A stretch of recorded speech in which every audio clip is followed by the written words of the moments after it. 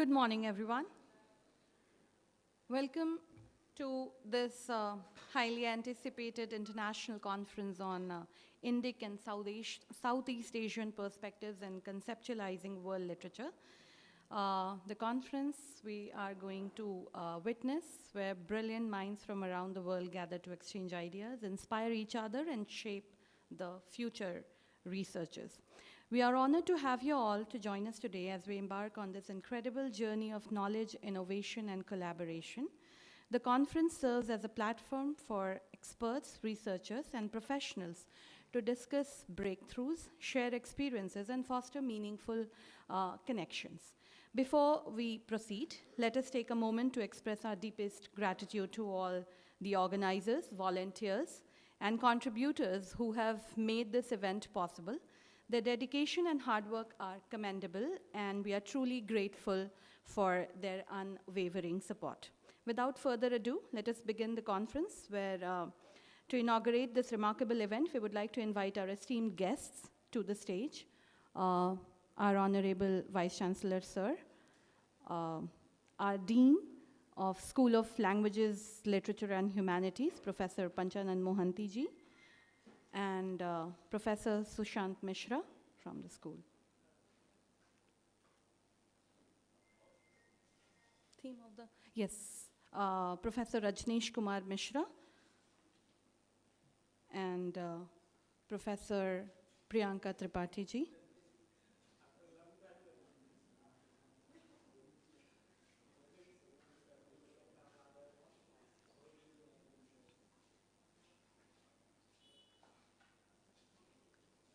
Thank you for gracing us with your presence. We are privileged to have such distinguished personalities among us who have significantly contributed to their respective fields and continue to inspire countless individuals worldwide.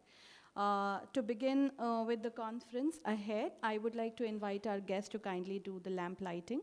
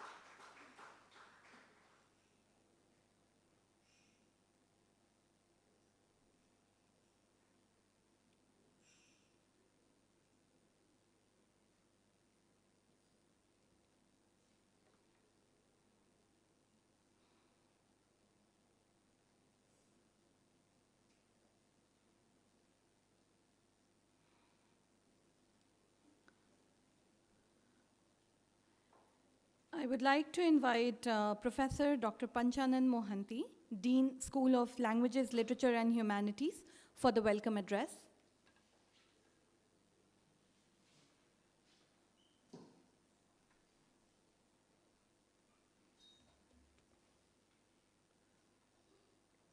Namaskar, good morning. It's a pleasure to discuss something which is beyond one's boundaries. The reason is simple. In academics, we must cross the boundaries. If we are within the boundaries, it means we are in the comfort zone. And in academics, there is no growth if we are in the comfort zone. We must stretch ourselves. It's a little difficult, it's risky, but that risk has to be taken, and we'll have to do that if we want the discipline to grow and our career graph also to become more impressive. The seminar that we are going to organize, international seminar, Indic and Southeast Asian Perspectives in Conceptualizing World Literature. You know, first of all, we are talking about that. The first question is, we are talking about world literature, which is very intriguing, I should say. The reason is simple. If you are talking about world literature, there is hardly anybody who knows more than 3, 4, 5, 6, 10, 20 languages, when there are almost 7,000 languages spoken in this world. When we are talking about literature again, is there anybody who can talk about all the literatures? No, that's not possible. So what should we do? Now, suppose somebody takes, let's say, Sanskrit, Latin, Greek, Hittite, something like that. These so-called classical, or Tamil, some classical languages, and talks about world literature. That's not really world literature again. That's the reason, because the world doesn't consist of only Sanskrit, Latin, Tamil, Greek, Hittite, Avesta, or Persian languages. There are many languages which are quite important, and that's the reason for which we have a distinction between culture and civilization. When we are talking about literature, we don't talk about civilizations, we primarily talk about cultures. Today, when we are talking about literature, we are not talking about metaphors, similes, this, that, we are not talking about that. Mostly we are discussing the goal is culture analysis. And we cannot do world literature without discussing or following or doing comparative literature. Comparative literature we'll have to do if we want to do world literature, number one. The other important thing is we cannot do world literature without doing translation studies. And there is a very important book by Emily Apter. The title is Against World Literature. There's the title. And there is a subtitle which is on the politics of untranslatability. Because there is a concept of untranslatability for which Quine is responsible in his book, Word and Object. He has discussed in detail. So when it comes to untranslatability, well, my personal view is that it's a philosophical concept. If we don't translate, we cannot survive. Because knowledge is there in certain languages, let's say English. If we don't translate something into, let's say, our languages from English, we won't be updated. We won't be, ready with whatever is happening the latest in the world. So we'll have to translate. So translation and comparative literature, world literature, they should be considered together. Okay. Now, coming back, the moment you talk about something at the level of the world, there are many issues. And here we are going to, if you ask me, though there are almost 7,000 languages, if you look at the type of sentences used in these 7,000 languages, it should be mostly 3, maximum 6, not more. Sentence types I am talking about. If you talk about the arrangement of subject, object, and verb in all the languages of the world, the dominant types are only 3, subject, object, verb, like Hindi, Tamil, etc. Subject, verb, object, like English, French, etc. Verb, subject, object, like Arabic, etc. So these are the 3 dominant types. And there are 3 other dominant types of syntactic word order types, I should say. I won't discuss those things. Very few languages belong to the other 3 categories. But all the languages can be divided into 6 categories only, 3 major, 3 minor. When we're talking about world literature, when before talking of going to the level of world, we should talk about, let's say, regional universals. Then we go to the universals at the level of the world. It's good that we have decided the School of Humanities, School of Languages and Literature / Humanities, Nalanda University has decided to discuss world literature with special reference to Indic and South Asian perspectives. And as you know that, Indic and Indian and South Asian, Southeast Asian, India is also called South Asia. That's an overstatement. There is a book by, somebody who has talked about the typology of languages with reference to South Asia. But most of the examples he has given are Indian languages, because Tamil is spoken in Sri Lanka, Bengali is spoken in Bangladesh, Urdu is spoken in Pakistan, Nepali is spoken in Nepal. So, that kind of thing. You see that, if you talk about Indian languages, you can talk about South Asia. So here we are talking about South Asian and Southeast Asian perspective. And we know that culturally, religion-wise, linguistically, South Asia, India and South Asia are very closely related. When we talk about Southeast Asian perspectives, I'm sure all of you know that very well, what kind of Buddhism we have there, what kind of Ramayana we have there, what kind of Mahabharata we have there, all sorts of things, Pali, Prakrit, languages, all sorts of things, you can see that. Now, it's a pleasure that we'll be discussing the world literature in the context of these. That means we are trying to, world literature doesn't mean that we are talking about all the literatures of the world. We are talking with the trends with special reference to India and Southeast Asian countries. I'm sure I have looked at the program, and the program has very interesting presentations, and some of the leading scholars of the country are participating.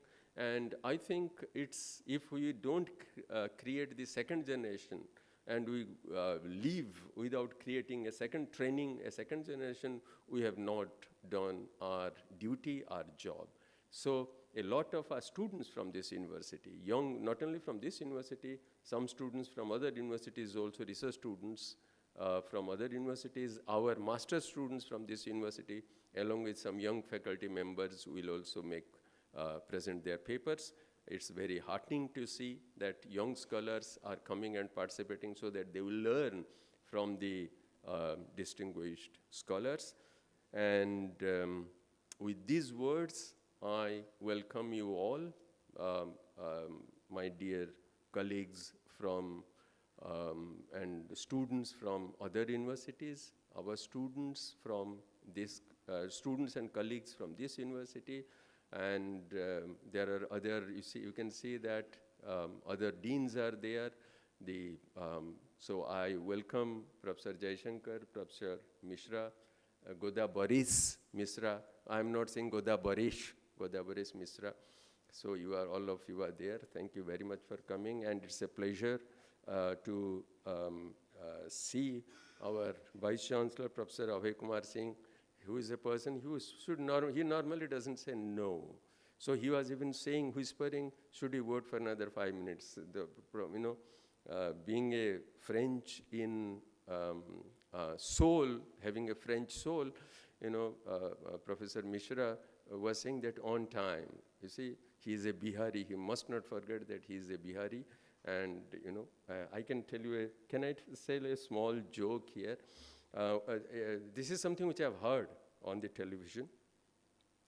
Professor Atal Bihari Vajpayee was the opposition leader, and Mr. Atal Bihari Vajpayee was the opposition member, and Mr. Narasimha Rao was the prime minister. And Narasimha Rao wanted something to be passed in the Lok Sabha. So he spoke to Mr. Vajpayee the day before, and Vajpayee agreed. But when he came back, his partymen said that, no, we are in the opposition, we must not agree to that. So he goes by, he's a very democratic kind of person. So and on the floor of the house, when it was proposed, put on the table, Mr. Bajpayee said, no, we don't accept it. Then Mr. Narasimha Rao said, Atalji, your name has Atal. Yesterday we agreed, today you are saying no. Then Mr. Bajpayee said, Prime Minister ji, I am Atal, at the same time I am a Bihari also. So with these words, I welcome you all. Thank you very much that you have come here, and I'm sure you have food for thought in these 2 days. Thank you very much.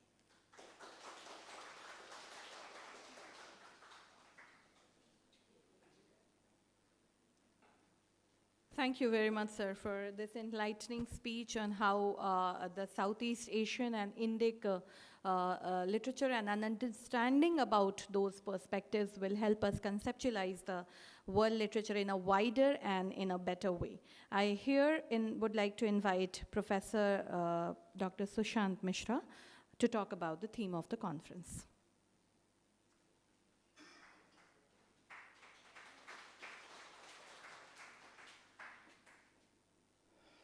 Thank you, Dr. Smita. So, the whole idea of this conference began with a few words, encouraging words of our Vice Chancellor. He is the idea behind it. He asked me one day, he called me and asked me that you should conceptualize something and try to organize something related to the studies that are being done in your school. Well, I was new to this university, and I don't have so much experience as Professor Panchanan and others. So I started conceptualizing, and in that context, I started thinking whatever little I have learned in my life. Sir mentioned a few languages, so I have also learned a few Indian languages and a few European or American or whatever languages we may call them. And I have been studying some of the texts related to world literature because that is part of my profession. So one of the basic texts by René Valek, he mentions very clearly that this literature, under various names, comparative literature, cultural studies, translation studies, and we call it now world literature, is primarily doing international relations through literature. That is one of the basic ideas that comes in this context. So in that context, I started conceptualizing because this is what I deal also. In my classes, some of my students are here and they know, Shivadi is smiling, they know that I keep talking about that because this is what I have learned from the texts. And the other issue that I faced to our esteemed Dean, Honorable Dean, hinted that I'm a Bihari. So I keep the time, Bihari is the name of Krishna. So in love, see, love is epitomized by Krishna or Buddha, whoever you say. When you meet, you must keep the time. And when you depart, it is better to be delayed as much as possible. So I embody both. And this is the approach that I tried to understand here also, that when I started calling for papers, there is a basic concept paper is available with everyone because I somehow feel our friend from Argentina is here, she often keeps agreeing with me that the whole idea of world literature, because I would call her friend because though she is a student here, but she knows the field very well, in fact, prior to coming here. So she also often agrees that the theorization that happens mostly in Europe, under various phases of history, and then the way it is taken by US, and then after that, the way it is exported to the world. These are three different phases of theorizations, and the way we understand whatever US exports, at least to our context, we don't take anything directly from Europe. We always try to take, that's why you will always find our professors are going to US to lecture, But on what? On Buddhism. Why do you go to US to lecture? On Hinduism. Very trivial things because they don't know. Our people should be better. They should come here to learn. But this is the mentality that we have created. And in that context, I conceptualized. Because somewhere going to US becomes more important than participating here. Participating, I mean, not only our university, but in the entire academia. That comes, and this is what I learned in my university since my BA days, since my graduation days. The theorization has to come from our context. So somewhere, even in the context of world literature, you can see that I started from the Portuguese because the Portuguese started conceptualizing for the first time what we call the world literature today. The first translations that you find in 17th century, 1660s, etc., of the texts from Orient, whatever Orient is, and you can see the slippery meanings of Orient in the Edward Said's preface of the text by Raymond Schwab. So you can see that, and the shifting notions of Orient and the shifting conceptualizations of Orient since 16th century till 21st century, because we are living in 21st century, that becomes a very focal point. And somewhere I see that the scholarship does not take into account many of the Eastern languages. So I think that I was fortunate that my Vice Chancellor asked me to conceptualize in a university which is run by Ministry of External Affairs, where we are working on today not only look east but act east policies. So from look east to act east, now we have to conceptualize that international relations through our theorization processes, where we can contribute to that act east policy. And this is just a small effort, a squirrel effort, as they call it in Ramayana, Gilhari Prayas, a squirrel effort. How much, you know, it is a story from Ramayana that a squirrel is putting, when everyone was making the bridge for going to Sri Lanka, a squirrel was also bringing some sand and putting there to contribute to the construction of that bridge. And everybody asked, what are you doing? So they said that, well, I am doing whatever I can do little bit, but I must do it. So this is just a conceptualization on that basis, where we can try to provide the alternative frameworks to understand the world through literature, to understand the international relations and the relations between the societies and the conceptualization of each and every society, because I come from the culture where we have always talked Vasudhaiva Kutumbakam. This has been an oft-translated and quoted. And when we talk of Vasudhaiva Kutumbakam, you see Vasudha, that the entire earth is one. Yes, we conceptualize the entire world as one.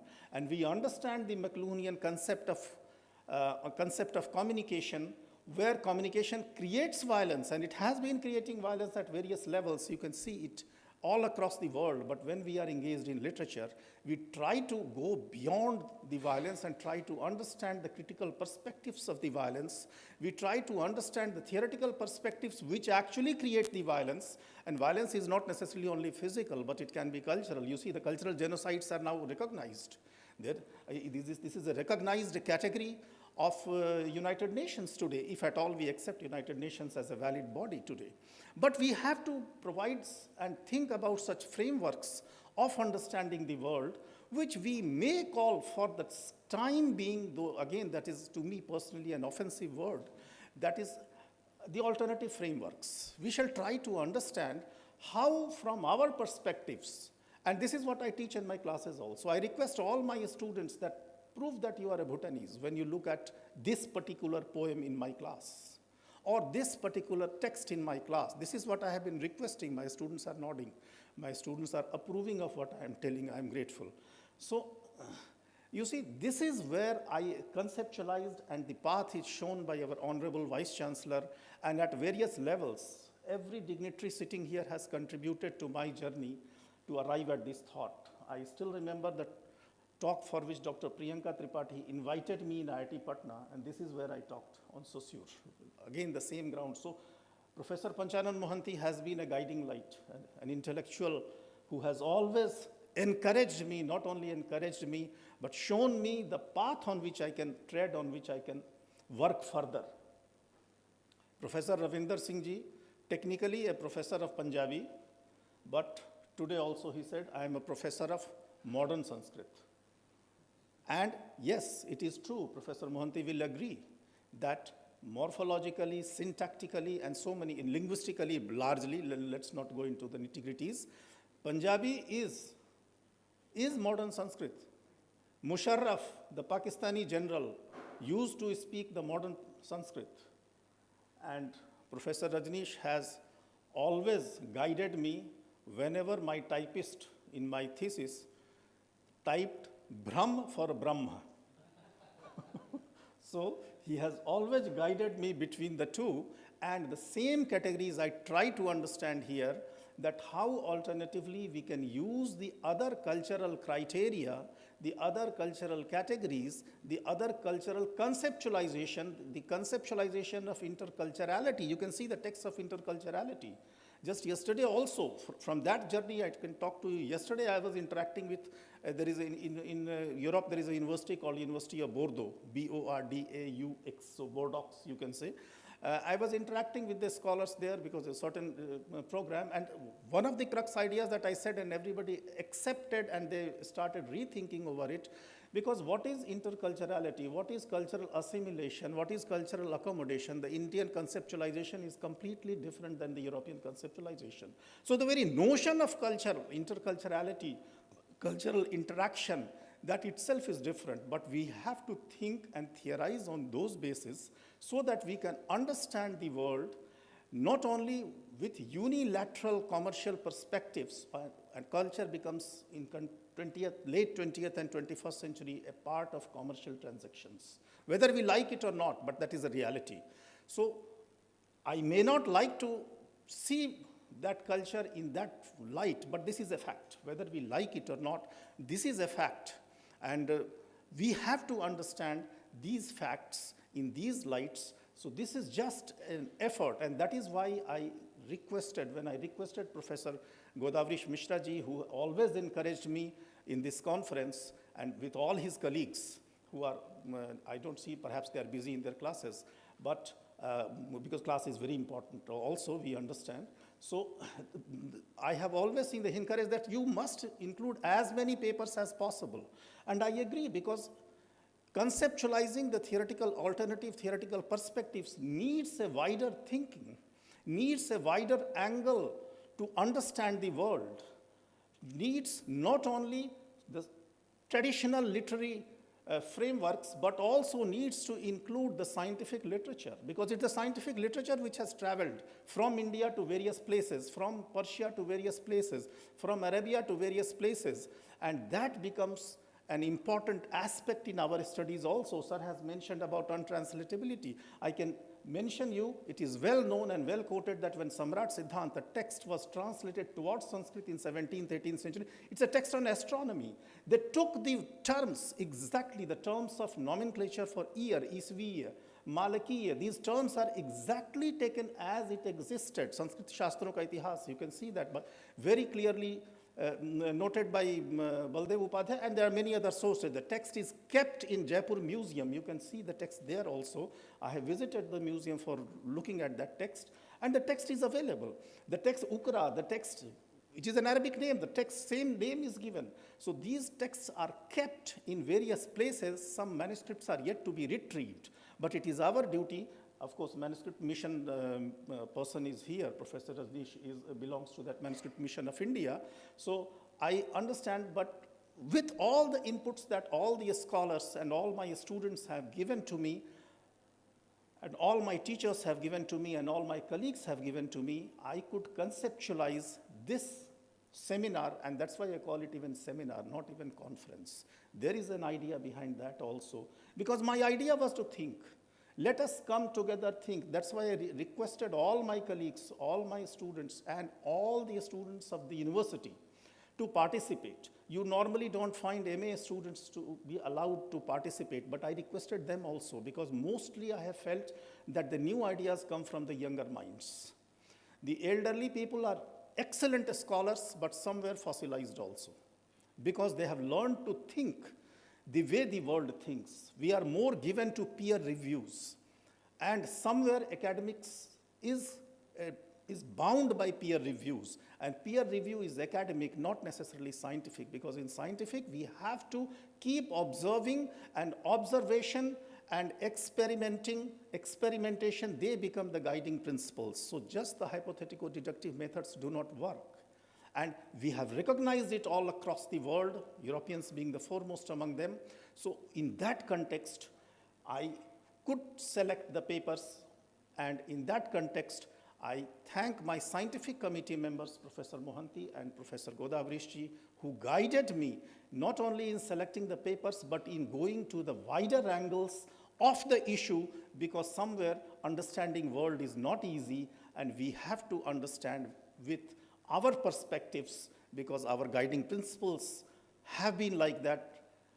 This is what I thought about this conference, and these are the basic themes that I can present. And I requested all the invited scholars also who kindly agreed to come. Some could not come. They have very clearly regretted, two of them, Professor Girishji and Professor Dhananjayji, because they are extremely busy.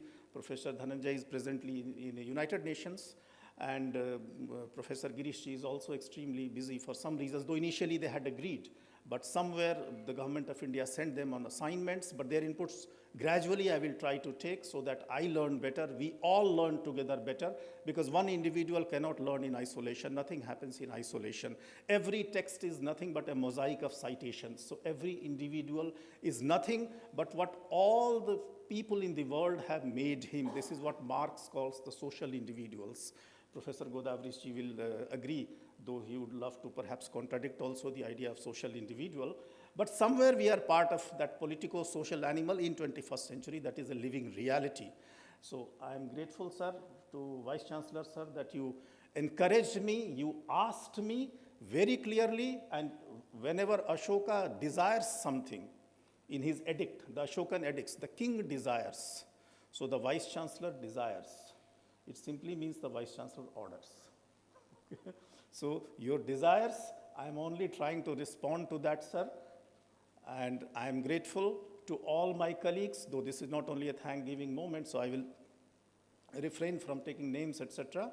But I am thankful also to all my colleagues, all my students who have kindly helped me in fulfilling the task, in accomplishing the task that my Vice Chancellor had given to me. I am grateful, sir. Thank you.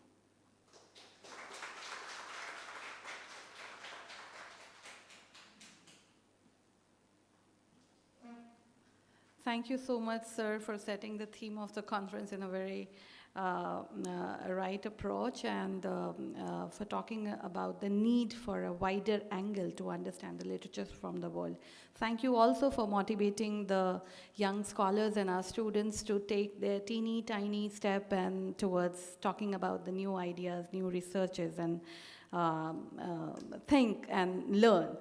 So here I would like to invite for the presidential address. It's a moment that promises to set the tone for the conference, definitely.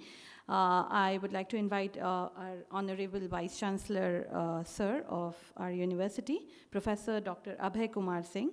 Sir is a visionary in his field, renowned for the groundbreaking research and the profound insights. Please join us in welcoming Sir.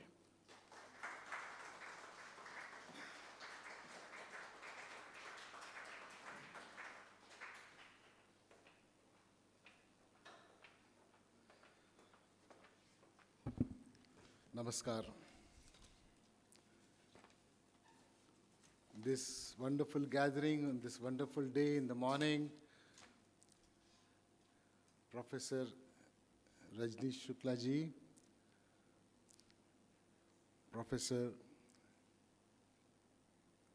Priyanka Tripathi ji, I have the honor to welcome Professor Kapil Kapoor ji, who will be here shortly, I believe, but I would not forget mentioning his presence here because he has come all the way from far off to join us here. We have a wonderful gathering, particularly we have the professor who is from the National Manuscripts Mission also, as well as a scholar of Punjabi, Professor Singh here. My very good colleagues, our Dean, Professor Mohanty, Professor Mishra, Dean for SBS, the faculty members I see here. And of course, finally, I would say that I have a word of thanks for Professors Mishra, Sushanji. I'm happy to know that people take me seriously if I said something and you acted on that. But I think that I just want to take my duties and my responsibilities seriously. What is Nalanda and what Nalanda has to do? The holding of these seminars, I think, is one thing that is our religious duty. The great campus that you see, professors or visitors here, has been done by the tremendous effort of our previous Vice Chancellor. Now what is to be done is to carry on the academic part, which had already initiated long ago, but it needs to get more pace. I am fortunate to have good colleagues in this university, and as we were talking about this present moment, Professor Sushant Mishra came up with the idea which appealed to my little knowledge of the subject, finding a relationship with what we have been doing at Nalanda, connecting us to the world, and maybe through that the world becomes eager to connect back to us. Professor Mohanty has been also giving wonderful ideas on different aspects that the world literature or the literature, I don't want to divide, as he's rightly said, as literature and culture require today to be addressed in a way which is different from our own mindsets. When this theme of this present international seminar came up, I had, of course, a great expectation, and today I'm very happy to see the titles of the papers that I see here, and there's a big number coming from scholars and young scholars. You call them students, I say young scholars. I think that we are not even gauging the importance of this moment, the contribution that everybody who is participating and sitting here is making and going to make would be realized after a few years. Because we are setting a tone. We have started the ball rolling. We don't know when and how, but surely it would reach a goal. And that would be the goal that would go to the credit of Nalanda University. I am very much thankful for your participation, sirs and ma'am. You have come to Nalanda, and this is what we would be always indebted to you.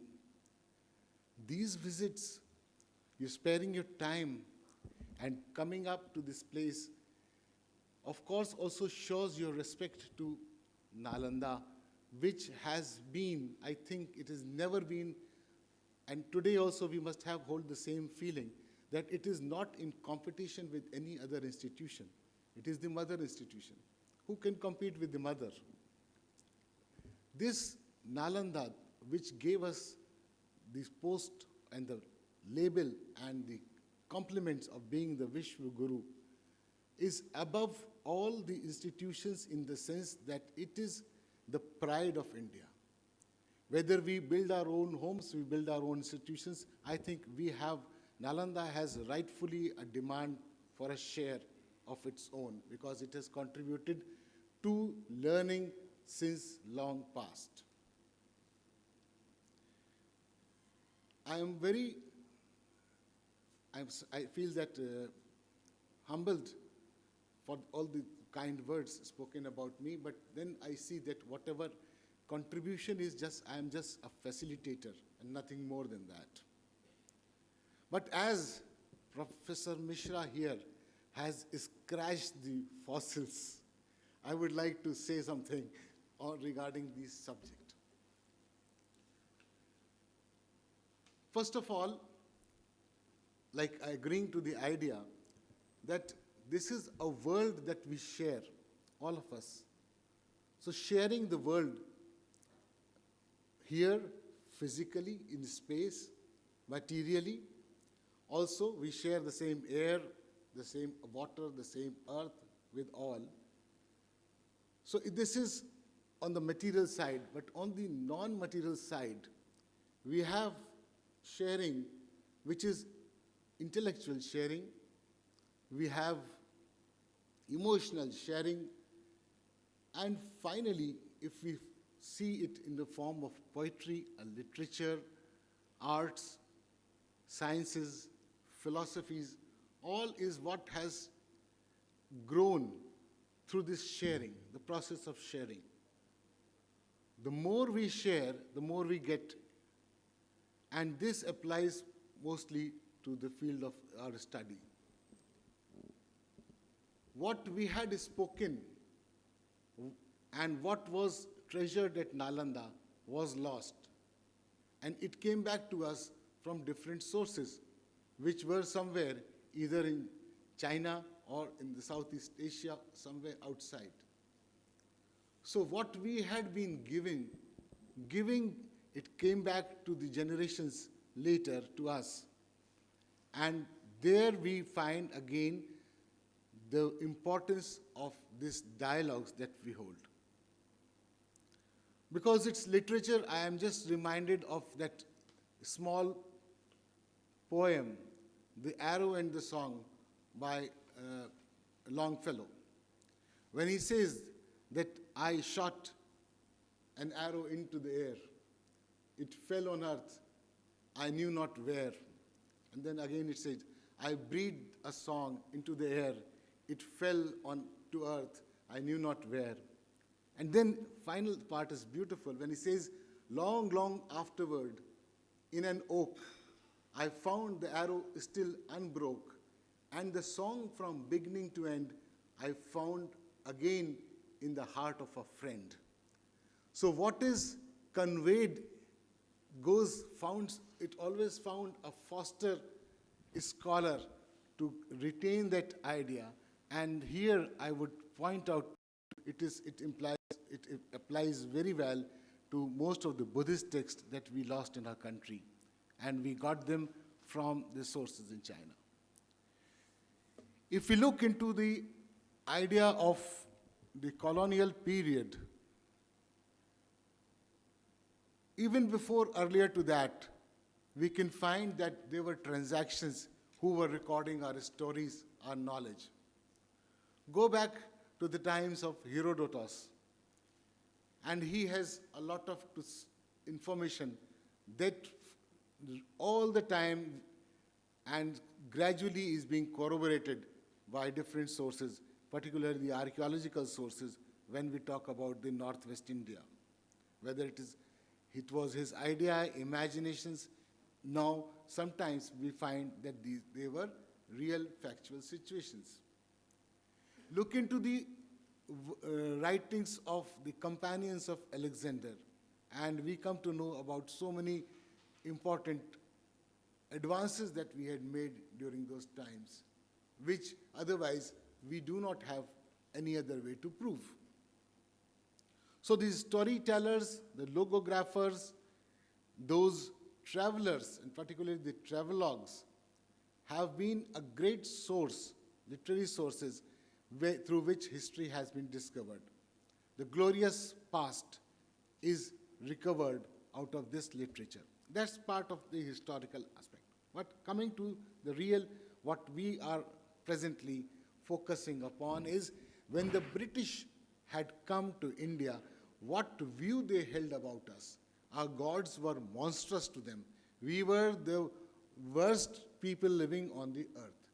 It was the discovery by William Jones And Colebrook, if you read the books that are how, maybe a very simple book like India Discovered by John Key. William Jones used to ask people whether do you have something like a theater in India, and nobody was able to find something that could. But there was one Panditji who was teaching him the language. He says, yes, we have. And that's how he took him to a small village theater, and he came to know about Abhigyana Shakuntalam. Earlier to that, look into the works of Dara Shikoh. He was the person who took up the study of the religious text and the translations done by Dara Shikoh, and at his behest introduced the Indian philosophy and particularly the Upanishads to the West, just as William Jones produced the Shakuntalam's, and Shakuntalam's translation went to all Europe and created a wave, almost like a sea change into the view that Indian literature is something, is an excellent, it has excellent collections. The translation of Bhagavad Gita, you can mention Colebrook here. And also, if you come to the later times, the works of Edwin Arnold. These translations have done much. The Light of Asia, all the West, like it is flooded with that light. You know, that's the. So literature, I think, is something where we have, whether it's world literature or it sweeps the world, that I don't know what would be correct. But of course, it's a world heritage. And we have to respect that world heritage. But understanding and misunderstandings come because of the aspect of the translation, for which I think Professor Mohanty is an expert, he would say, and the importance of the correct translation, and also the admission of the fact that certain things cannot be translated, certain words cannot be translated. They need to be explained at length so that a person comprehends the meaning of that. This is what is most urgent and most important for us. I would also mention that how the philosophy has passed into literature, not within our own country, but beyond. What George Bernard Shaw was writing is that the will that he talks about, that is from the Ishopanishad, and it has gone through Schopenhauer. So the transmission has made a lot of impact in literature, about which I think that it crosses across, as Professor Mohanty had said, it cuts across the borders, crosses the borders, and reaches far and distant places, and it saves the whole idea of the greatest thoughts that we have with us. I may mention about Kalile Damini, that is the Panchatantra, and also Aesop's fables, the tales of Sindbad, so many other things that have been from long past. Professor.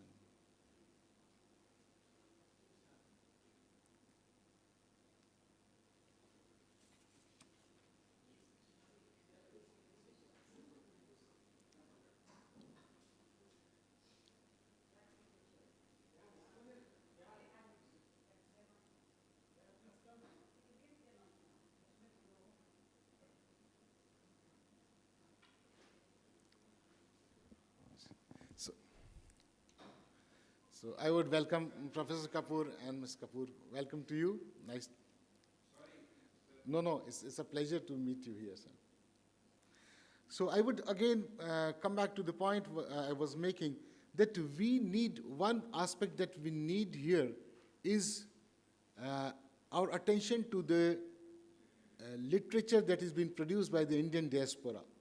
Because I have personally seen that a lot of writings in Hindi, in Punjabi, and in other languages are coming from the people who are residing abroad. People who are the Indian diaspora is contributing a good number of novels, essays, poetry, and all that needs to be I think, brought into our focus somewhere if we need to enlarge the sphere of our literary studies. And lastly, I leave you with a question that how the copyright, the intellectual property rights would be affecting our approach. Because I think in India we had a tradition that storytelling, tale-telling, and it is even when we come out with certain, what I think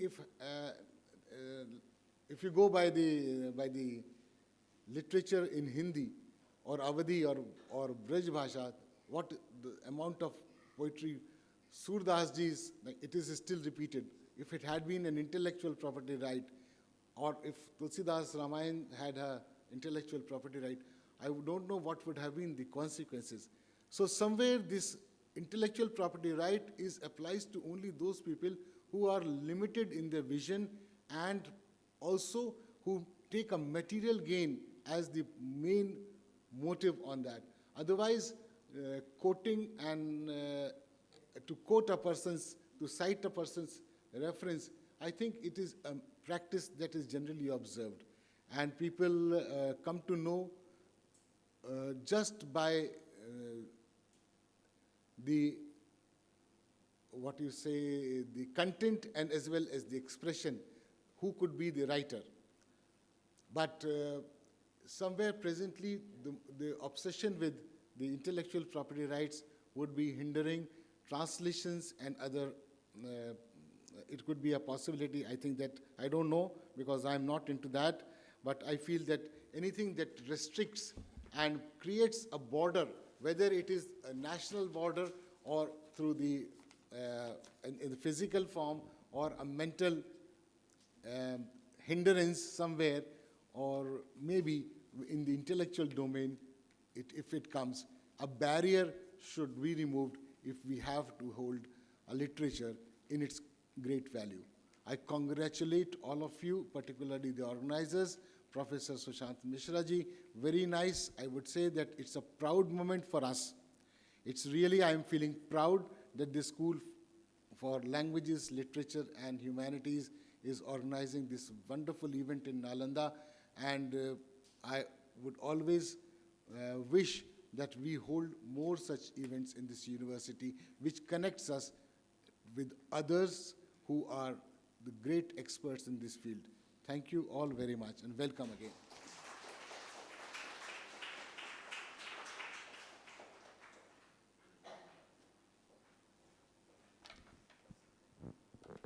Thank you, sir, for that enlightening speech. Your words have truly sparked our imagination and ignited a passion for exploring new frontiers. Now, before proposing the vote of thanks, I would like to request our Vice Chancellor, sir, again to kindly felicitate our guests. So, yeah.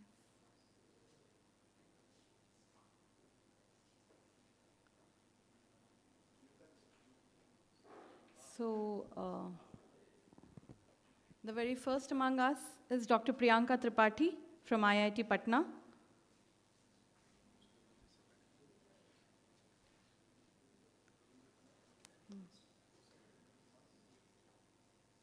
We also have Professor Ravinder Singh from University of Delhi.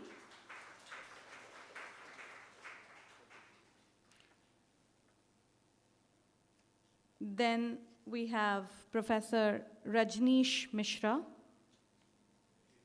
from JNU.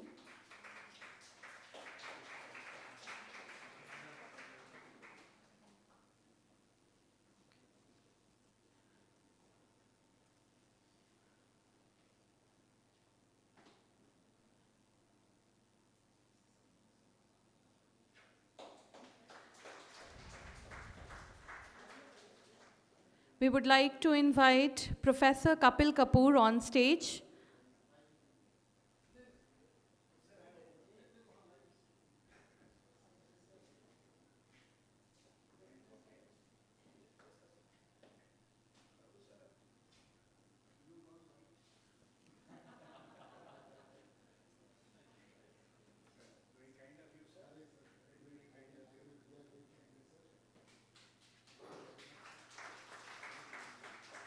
We have with us Professor Ranga Kapoor.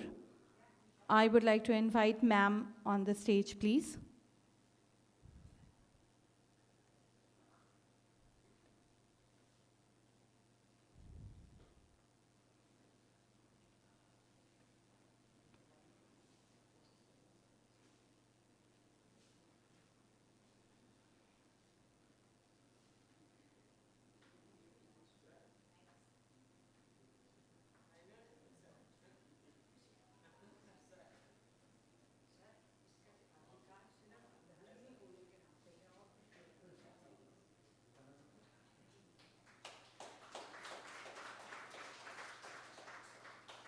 Thank you so much, everyone. I would like to here invite Dr. Kumar Prasad Acharya to please propose the vote of thanks.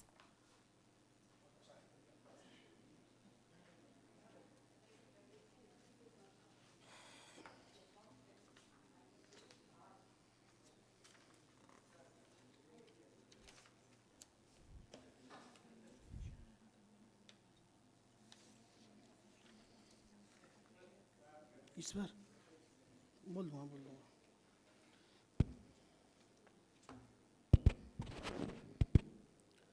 सामे वसतु जीवायां वीणा पुस्तकधारिणी मुरारी वल्लभा देवी सर्वशुक्ला Saraswati.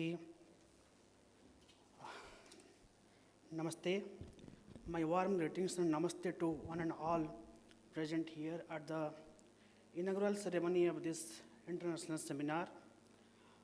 Respected dignitaries on the dais and the scholars assembled here, it is my foremost duty to offer the vote of thanks at the inaugural ceremony of the international seminar organized by our school. On this occasion of this August assembly of the international seminar on Indic and Southeast Asian perspective in conceptualizing world literature, in which the scholars from different parts of the globe assembled here at Nalanda to witness the churning of the ocean of knowledge. I offer our heartfelt gratitude and thankfulness to our Honorable Vice Chancellor, Professor Kumar Singh, for his kind encouragement and guidance for organizing this seminar. I would like to offer my thankfulness to our Dean, School of Languages, Literature and Humanities, Professor Panchanan Mahanti, who is always a guiding force for this event. I also offer my thankfulness to Professor Sushant Kumar Mishra, the coordinator of the program, who has conceived the idea of organizing the seminar and working tirelessly for the successful completion of this event. I would like to offer my thankfulness to Professor Rajnish Kumar Mishra ji from JNU, Professor Priyanka Tripathi ji from IIT Padma, Professor Ravinder Singh ji from Delhi University, and who is presently the fellow Indian Institute of Advanced Studies at Shimla. And on this occasion, we have Padma Bhushan Awardee, Professor Kapil Kapoor and Professor Ranga Kapoor, the retired Vice Principal of IP College DU amongst us. I offer my thankfulness to them for being with us. I offer my appreciation to the deans, faculty colleagues, and all the schools of our university for their continuous support and encouragement for this event.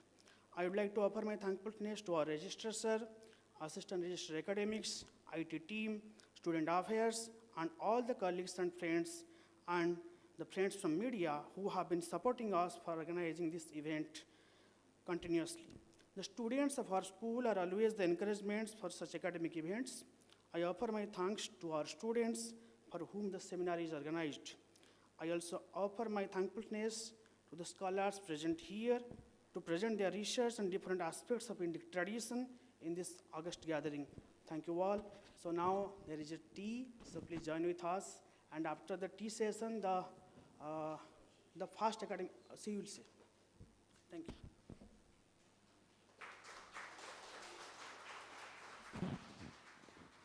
So let's acknowledge that this conference is not just about listening to new ideas, but also engaging in the meaningful discussions. We have an exciting lineup of paper presentations throughout the day, allowing you to delve deeper into specific areas of interest and interact with each other and experts from various disciplines. So before we take a small break here, I'd like to announce that our first presentation session begins shortly after the break at, I think we already passed that, 11:30, shall I say? 11:30? After tea. And it'll run till 1. The presenters for the sessions are Professor Ravinder Singh, Department of Punjabi, Dayal Singh College, University of Delhi. Dr. Priyanka Tripathi, Department of Humanities and Social Sciences, IIT Patna. Deepak Solanki, Research Scholar, CIL JNU. Dr. Sarafia Heitman, faculty from Nalanda University. Professor Rana Purushottam, Dean, Faculty of Buddhist Studies. Professor and head of the department, Nav Nalanda Mahavihar. So I would like to invite Professor Mohanty to kindly chair this session. So it's time for the tea break, please.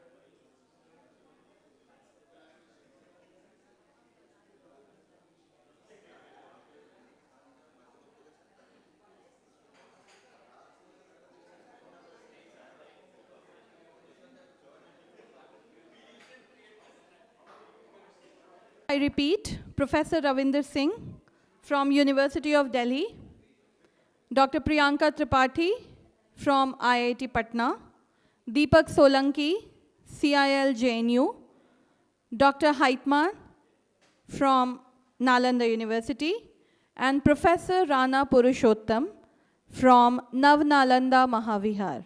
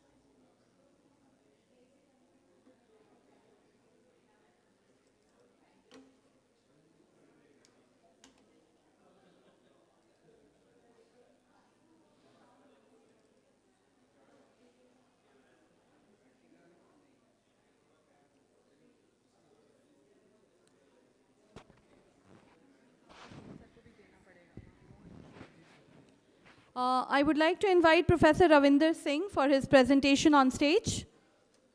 Thank you.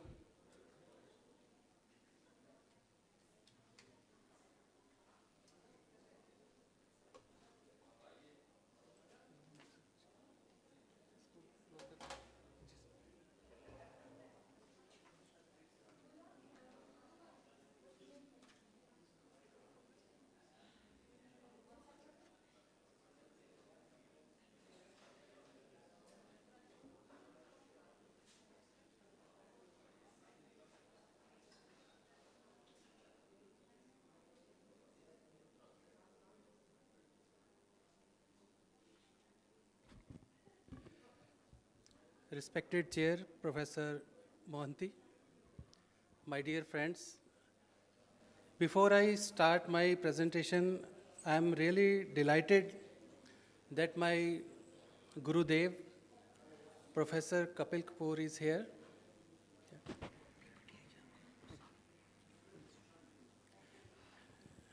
And this day is more eventful for us because today is his birthday, and we wish him happy birthday, sir. And I'm really feeling blessed that I'm going to make my presentation in his presence and in the presence of his partner, Professor Rangaji. I thank both of them. They reach here for my presentation. Without taking much time, I think I will take about 20 minutes for the presentation. To avoid deviating from the theme, I would like to read my paper. So basically, it's on the Indic Dharma perspective of literary practices, and I hope it will address some of the problems that we think about the East and West perspective of literature. There are different views on literature and Sahitya. So why we prefer the word Sahitya? It has different meaning and it evolved from our own society. So I will start my paper with these words. In the Indian context, the word literature has been taken from the sense of the Sanskrit term sahitya, which is a little different in its etymology. Etymologically, the term literature is derived from the Latin word literatura, which means learning, writing, grammar, and originally it was writing formed with letters. Along with this, the term was also been applied to spoken or sung text. Literature is often referred to as writing, or more poetically, the craft of writing. So I'll just skip the other definitions. Our approach towards the expression of word literature is somehow different, since sahitya is not confined merely to the expression of thoughts, but is more related to the quality of thoughts and its concerns with the human life. Etymologically, sahitya is an abstractive of sahit, that means together with or inclusive. It has some inbuilt quality of thoughts with concern and connectedness to well-being. The concern of literature as sahitya is located in the well-being of society and human beings as whole. It is important to ascertain how we perceive and respond to our social system order and its relationship with human beings. Sahitya is very much imbibed in this idea of inclusiveness of social order and its relation to humanity. This idea of inclusiveness epitomizes our worldview based on unique Indian knowledge tradition. The Indian social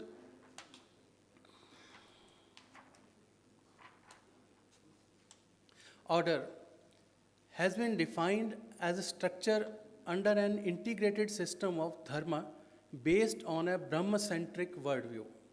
According to this view, there is no otherness beyond time and space, and in this time-bound existence, one should treat everyone as its own self.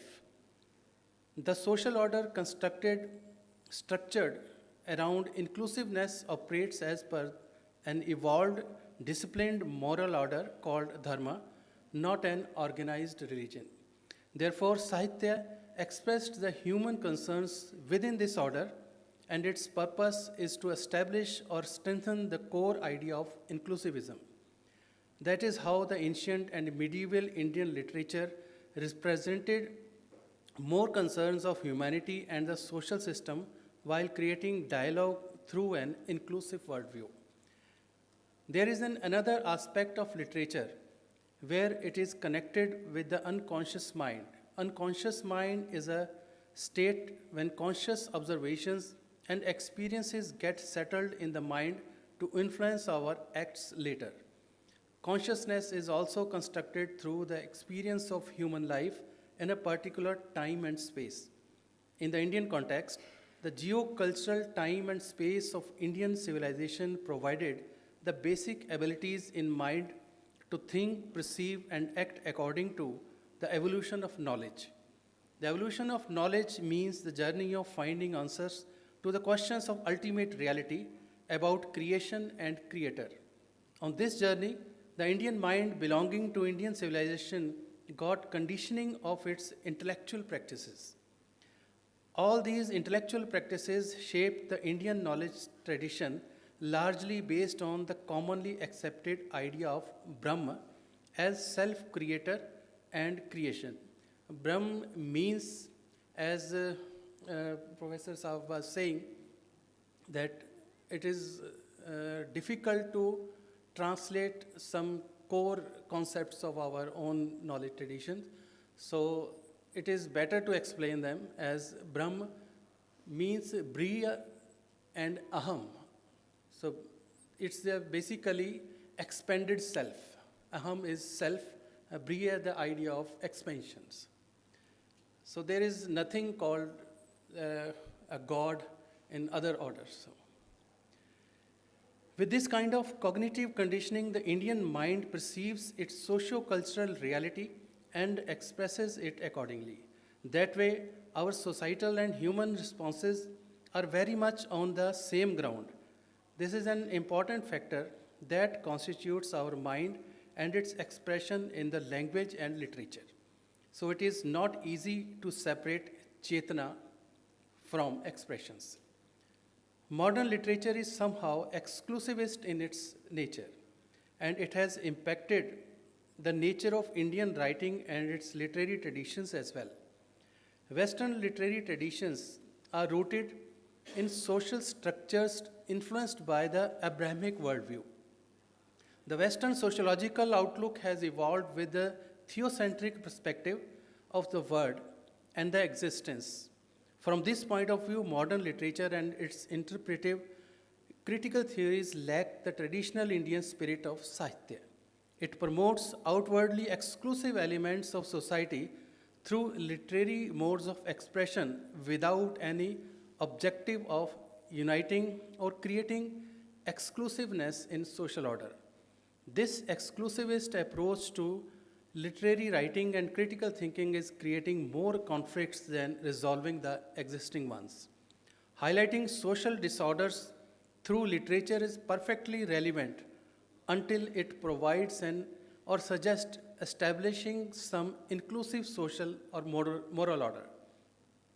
But only exhibiting the social cultural conflicts and utilizing several separate identities leads us to more conflicting and clashing societies. This character of literature is not similar to Sahitya, since it hardly shows any concern for resolution. In the present time, certain modern Western literary critical thoughts have pitted different social categories against each other. This exclusive character of literature promotes and strengthens the idea of otherness in society instead of resolving the differences created on the basis of otherness. Thus, the Indian literary tradition, with regard to its creativeness and analytical paradigm, has gone through an unwarranted change with the advent of Western modernist ideas in the last century. Reinterpretation of ancient and medieval Sahitya according to modern literary critical tools is unjustified, since both traditions belong to different perceptions of creation and expression. For instance, interpreting the Ram Katha characters, Ram or Sita, from the feminist critical ideology cannot do justice to the exposition of actual socio-cultural composition presented in the Ramayana. This epic is not a piece of literature but a Sahitya presented in a poetic form. Every event and characterization of various characters complements the narrative flow in the direction where the goal of inclusiveness and establishment of dharma is achieved. In this context, the Raj Dharma. This goal of achieving dharma is prime factor in all the ancient and medieval literary narratives. Thus, in Sahitya, the purpose of writing with intentions of creating harmony, propagating core moral values, and ensuring the well-being of society and humanity as a whole from an inclusivist worldview is much more important than merely expressing thoughts. Indian civilization is basically a dharma-centric and knowledge-oriented civilization. Here, the word dharma stands for a universal moral order operating in the world. It has given rise to four major dharma traditions, namely Sanatan Dharma, Jainism, Buddhism, and Sikhism. The ideas of a permanent, self-dependent, ever-present, ultimate reality, Brahma, impermanent, ever-changing, phenomenal world, Jagat, and the living beings inhabiting this phenomenal world, Jeev, are the core concepts representing the worldview of this civilization. Posting a fundamental unity of Jeev and Brahma, it represents a philosophy of Advait in which realization of the ultimate reality, moksha, is the core concern of all beings. This philosophy of life structures the relationship with the cosmos, nature, and human beings in a harmonious manner. Therefore, Indian epistemology is essentially Brahma-centric in relation to the Western epistemology, which is Abrahamic. The Indian thought process operates with the core narrative structures of its cosmological, anthropological, and sociological conceptualizations and ideas, which are based on ancient knowledge practices. Ancient knowledge and intellectual practices try to formulate explanation for pertinent questions about the human existence. While exploring the answers to human existence, these intellectual practices arrived at the ultimate conceptualization for defining creation and creator as a purely self-sustained system or an order named Brahma. The visible world and human existence are nothing but the manifestation of that order in material form. The visible world and human existence are nothing but the manifestation of that order in material form. That way, the darshan, means philosophy, of this knowledge constructs the consciousness of sansar as a Brahma-centric dharma, to be experienced as a social system. This whole knowledge has been perceived, memorized, and transmitted in socio-culturally structured language systems. Since abstract concepts are difficult to define without concrete examples, the idea of Brahma was explained in the easily understandable socio-cultural communication systems of language and narrativity. This is actually the connection between literature and our own knowledge systems. Literature is an extension of linguistic expression for socio-cultural existence. Literature and society are linked through the language of a particular civilization based on the epistemological insights of its darshanik knowledge explaining human existence. Indian literary tradition dates back to ancient times. Its origin is believed to be from the oral tradition of Vedic period. Vedic or Ved means knowledge, and that knowledge is articulated in a poetic form. Here, the poetic form was just an expression of intellectual practices related to the exploration of ultimate truth or reality. Oral traditions are successfully stored and transmitted that knowledge from one generation to the next while adding more and more meaning to it. In this sense, the rendering or as oral traditions used various forms of poetic expressions to transmit that knowledge to the masses. The knowledge of ultimate truth, that is the question of existence, were conceived in and as an abstract conceptual idea, and it has always been difficult to express abstract ideas in a concrete language without using prevalent socio-cultural structures and linguistic idioms. This peculiar situation shaped the expression of Vedic knowledge in literary form. Ancient Indian knowledge texts are composed in poetic and other literary genres, making them easy to perceive, memorize, and transmit.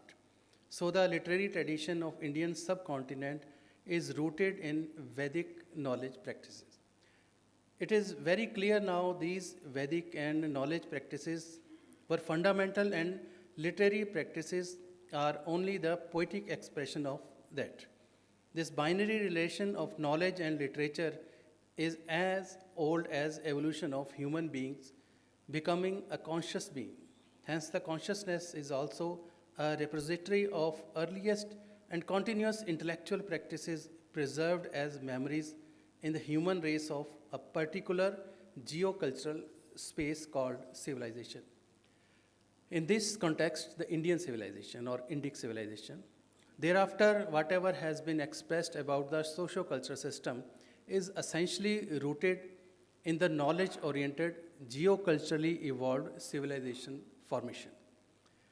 Indian literature traditions have their literary structures which operate through the definition and meaning of literature as sahitya. Discussions about the definition of Indian literature and its hallmark have been going on for a while. A major idea that emerged about Indian literature is that its scope or definition necessarily includes the literature created by the Indians in the geographical region of India. Like a renowned poet Subramaniam Bharati speaks of the unity of Indian literature is to recognize a commonality in the literature of all languages beyond the linguistic variation. Seppu mori padinettu odial, any chintanai on radial.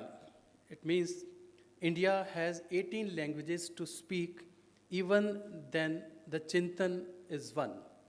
So I think I skip some part because it's taking time.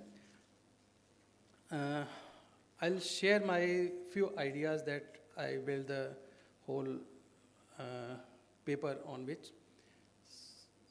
I divided the evolution of civilizations.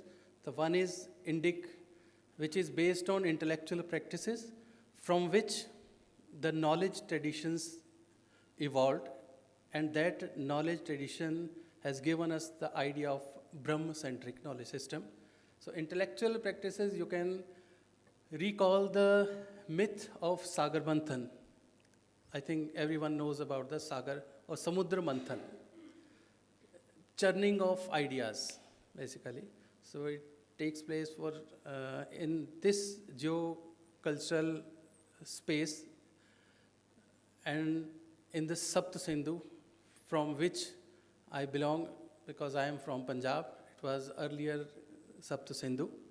So these intellectual practices were taking place in the Sapt Sindhu. For thousands of years, they reached to some kind of resolve. And the parties who were taking place and questioning each other and debating, one was Asur and other was Devas. So Asur party we can recognize as Assyrian or present time Iranian. So these intellectual practices were taken as a Sangram or fight as a Dev Asur Sangram. It was a intellectual or ideological war. So at time when they reached to some extent to a resolve, one built an idea of Brahma and other goes to West, and it was, I think, the first schism on ideology, and other was Abrahamic, I can say. So the whole system of East and West started from that earliest intellectual practices that were taking place. Later, that part was called Brahmavrat, and that idea later transferred and migrated, or you can say expanded to the east side up to the Southeast Asia also. So, and further I tried to establish that these intellectual practices, how the Brahma-centric knowledge system came up, and later this idea translated into our social system or moral order of Dharma.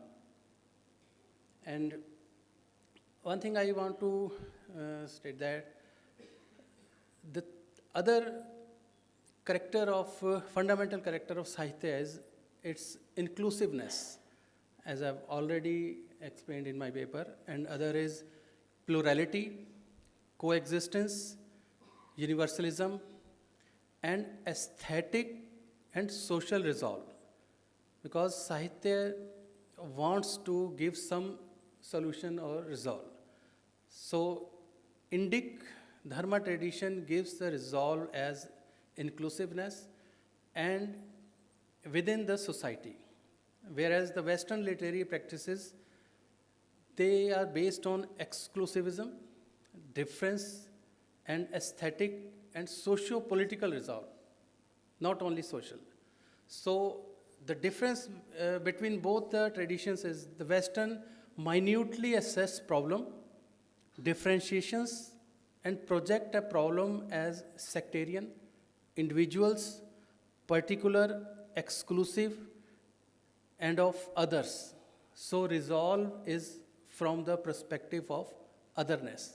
Whereas in Indian or Indic perspective, the problem is of society, not of individual, inclusive of society. So resolve is holistic and inclusive within society from the dharma-centric positions.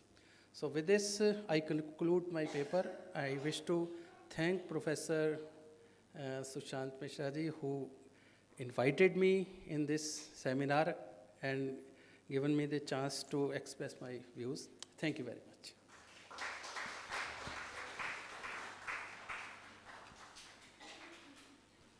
Thank you, Professor Ravinder Singh. If there are questions and comments, they are welcome. Any questions, comments? But questions must be questions, not long discussions.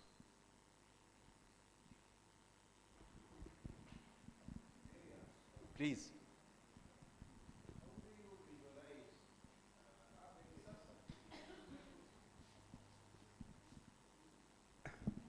You have drawn a sketch of the embeddings of Indian literature over 2,000 years, 3,000 years, 4,000 years. And you've drawn a kind of a parameter of a universal moral order.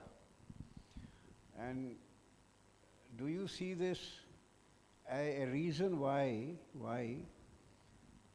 even today a large number of universities in the world, around the world, are studying, you see, ancient Indian thought? Do you think the West actually does respond to a moral order?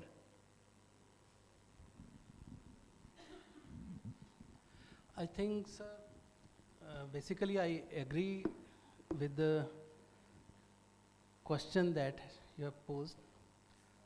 So this is the core difference between West and East. So what I believe, and what I have studied from your guidance also, everything in our existence or life related to the tradition of that moral order which is self-adopted, dharma. But the kind of schism happened during the time of pre-Vedic and Vedic time, from where the Vedic knowledge matures, and the other part with Ahura Mazda. What I believe that we cannot understand the Vedic tradition without the reference of Ahura Mazda or the other, because both have the references, inter-references of both the traditions. And if we try to find the answers only in the Rig Veda, we won't be able to reach to some kind of solution or some kind of full understanding of the situation. When I tried to decode the myth of Sagar Manthan, everything was so much clear that what was going on, and still it is going on between East and West. So their whole social structure is based on that myth of a creator God. And the social order based on that myth doesn't give you any scope of adopting dharma, because you cannot decide. It is already decided. But Ahura Mazda and Rig Veda both means the same. Ahur, Asur, and Mazda means Medha, intellect. Ved is the same meaning, so Rig Veda is a praise of knowledge, and that too was the praise of knowledge. From that perspective, when they defined, they left a little scope of explanation. When they reached to the explanation of Brahma, and Vashisht decided to explain it in Nasdiya, and the other was in Purush Sukta, they defined the sociology and the cosmology of our system. But when in Ahura Mazda, they said it is invisible. We don't say the creator is invisible. When they said it is invisible, it means there is someone who created, and from that idea, later the prophetism starts, because they said we heard. If we cannot see him, we can hear him. So these structures gave them, you all know they are built on, their social structure built on commandments. So these are the issues. I'm still working, sir. I'll definitely continue working on this. Thank you, sir. Okay, sir, if there are no questions, can I ask? Or maybe if somebody would like to ask, or I have a one. Am I chairing or you are chairing? No, no, I'm just asking, sir. No. Can I ask? No. Is there anybody who will ask a question?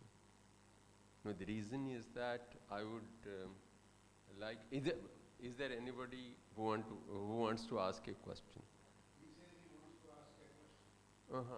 Okay. I have. Sir, can I ask? Please. No, it's okay. Sir, you talked about this model of assimilation that happens in the Indic tradition of understanding literature or texts or knowledge, whatever, which is not there in the West. West works on the difference. But why is it that in the late 20th century, we find that difference is itself being deferred? So why this deference to difference in the late 20th century as contrary to their entire tradition prior to the second half of 20th century? Can you just enlighten? And a very quick second question, sir, since you used the word ancient and sir also used, should we really use the word ancient for ancient Indian knowledge? I don't know if I should elaborate, but is it not sufficient to say only Indian knowledge system? What is ancient about it and why to use the word ancient about it? That's it. Answer to the last question first. I didn't find any other parallel or translatable word for Puran or Puratan or so. So ancient I used for my own convenience. And the other thing is, you are right that in the late 20th century and the beginning of 21st century, the impact of Western civilization and the impact of colonization was massive on our every part of thought of ideologies. Basically, everyone knows about the Macaulay and other. If I talk about the particular person, Macaulay, who first translated the Guru Granth Sahib into English. And his approach was theocentric. On that very basis, the current situation of Punjab, you can very well imagine how our dharma traditions, which were not codified, are now, we can identify them as Abrahamic religions. So for Sikhism, it was just a path of following the Guru's teaching, nothing else. There was no specific identity issues, but they have make them. And the person who suggested the Sikhs to reorganize themselves as a religion was the Macaulay. In his preface, he has written that I don't want to see who the Sikhs are. I'm suggesting who the Sikhs should be. And from that point, they started finding the differences from the Sanatan, from which these traditions were coming, and the current situation is the repercussion of all this. I think I've answered a little bit from that example, sir. Thank you. Seminars have a different tradition.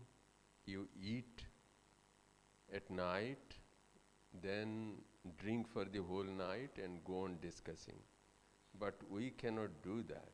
Otherwise, these interesting discussions are very important, and especially for all of us and the students to learn. We cannot do that. Now, with this, I request Dr. Priyanka Tripathi from the Department of Humanities and Social Sciences, IIT Patna. If you don't know IIT, Indian Institute of Technology Patna, for making her presentation. Please, Dr. Tripathi. The title of her presentation is In Search of a Silver Lining, Indian Anglophone Dystopian Fiction and the Emerging Imaginarium of Sustainability.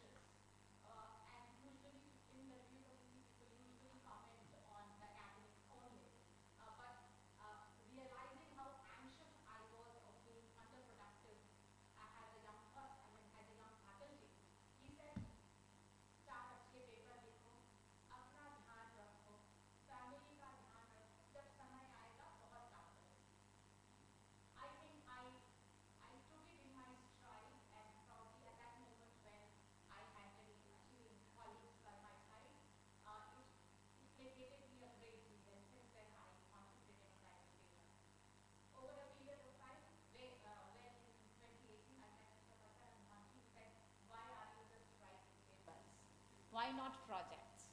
Why not conferences that will expand your horizon and make you interact with people, which will make your understanding much deeper into your subject?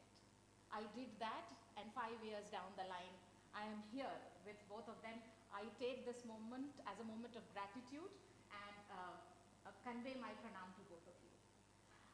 Thank you so much, Professor Mishra, for inviting me here. The title of my presentation, as Professor Mohanty said, is In Search of a Silver Lining, Indian Anglophone Dystopian Fiction and the Emerging Imaginarium of Sustainability.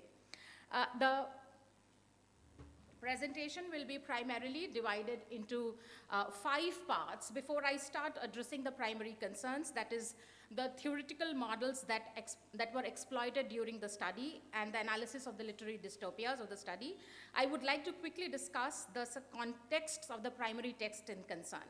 Then I move on to discuss the genres of the selected text and model of critical dystopias to explain its inherent connection with environmental consciousness. Hereafter, the presentation is furthered into the realm of dominant social paradigm, which I call DSP, and the new environmental paradigm, NEP. I intend to bring to notice how the Indic perspective towards nature has harbored the values of new environmental paradigm since the early hours of civilization.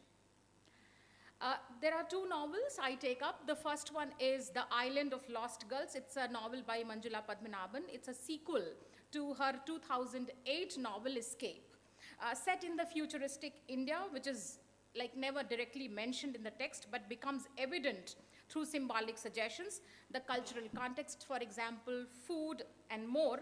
Escape presents a world where, after the systemic gendercide of women of all ages, in a country overrun with the male populace, 3 brothers. In the novel, they are named as eldest, middle, and youngest, who run an agrarian property and are trying to save a little girl, Maisie. With the event, when the event unfolded, the readers get to know that Maisie is the daughter of youngest, but she's unaware of the fact and addresses all of them as uncles. These brothers have put Maisie under medication to control her natural growth, and they are kind of saving her from, being regarded as a female, and therefore the repercussions that follow. The dystopian nation is run by a community of 12 cloned men sharing a neural network and in possession of superhuman physical and intellectual strength. It was them who initiated the gendercide in order to establish a collective breeding ethnic, while Escape narrates how youngest and Maisie left their homeland the island of Lost Girl narrates their journey into a utopian islands. Now here, the entire world is moving towards AI. We know that even when we type a message, there is a prompt. So many a times we are discussing about what has been our personal quotient. So in Island of the Lost Girls, we find a kind of a world where, this whole idea of AI intervention into human life is seen vis-a-vis its women, and how kind of futuristic India holds an utopian kind of a place with that dystopian vision. The second novel is, it's called After Annihilation. It's a Gauri Mittal's book. This was published online, and unlike the Island of Lost Girl, it offers a less complicated narrative. It's set in the aftermath of nuclear wars, and the survivors are trying to build a community called Shunya. The formation of the community is based in India, as it becomes evident from the narrative elements in the text. Madhavi, a young woman, could fortuitously escape the blast as she was drawn into a cave by her dog. Unlike many of her friends mentioned in the text, she was rescued after a week by a team of survivors led by Pranav. The story unfolds in many ways, but I intend to focus on the representation of nature and the rebuilding of society after the disaster. Mittal uses presence of the lake right outside the Shunya and discusses how it protects the budding civilization of survivors. Now, both these works share a sense of structural and thematic commonality. As far as a generic identification goes, these novels can be categorized into the subgenre of critical dystopias. Tom Mylan offers 5 symptomatic qualities of critical dystopias. I will focus on 2 most significant ones: the notion of militant pessimism and the concern regarding the decisions made in contemporary times as harboring the potential for future catastrophes. Besides, the representation of world is significant in both these works, as they end up depicting an antithetical demonstrations of 2 worldviews, the dominant social paradigm and the new environmental paradigm. Because in the Island of Lost Girls, the island functions as a utopian counter-narrative to that of the dystopian brotherland. Gauri Mittal showcases the importance of harnessing and protecting nature for the sustenance of humanity in general. The lake, like I previously mentioned in the Gauri Mittal's text After Annihilation, negotiates that space of symbiotic living in synchrony with nature. If we see either it is Padmanabhan or Mittal, through fictional depiction, fear the worst for the world and imagine imaginariums where civilizations come to the brink of collapse. Now, talking about critical dystopia, we Baggerson primarily borrows from Bloch's comment on human approach towards historical process. Now, Bloch identifies 2 threads of historical consequences. He talks about tendency and he talks about latency. Tendency represents the actual dimension or the actual direction of history, while latency is insight of the final, but not yet of concrete utopia. From here, he moves further to differentiate between what I had earlier mentioned, the militant pessimism, into 2 kinds of pessimism: the resigned pessimism, where the outcome of history is already decided and accepted. So we already know what is going to happen. And militant pessimism, where there is a hope for changes to come. No doubt, in the Indian context, we primarily operate on the element of hope, and these texts, through their dystopic imaginarium, talk about that hope.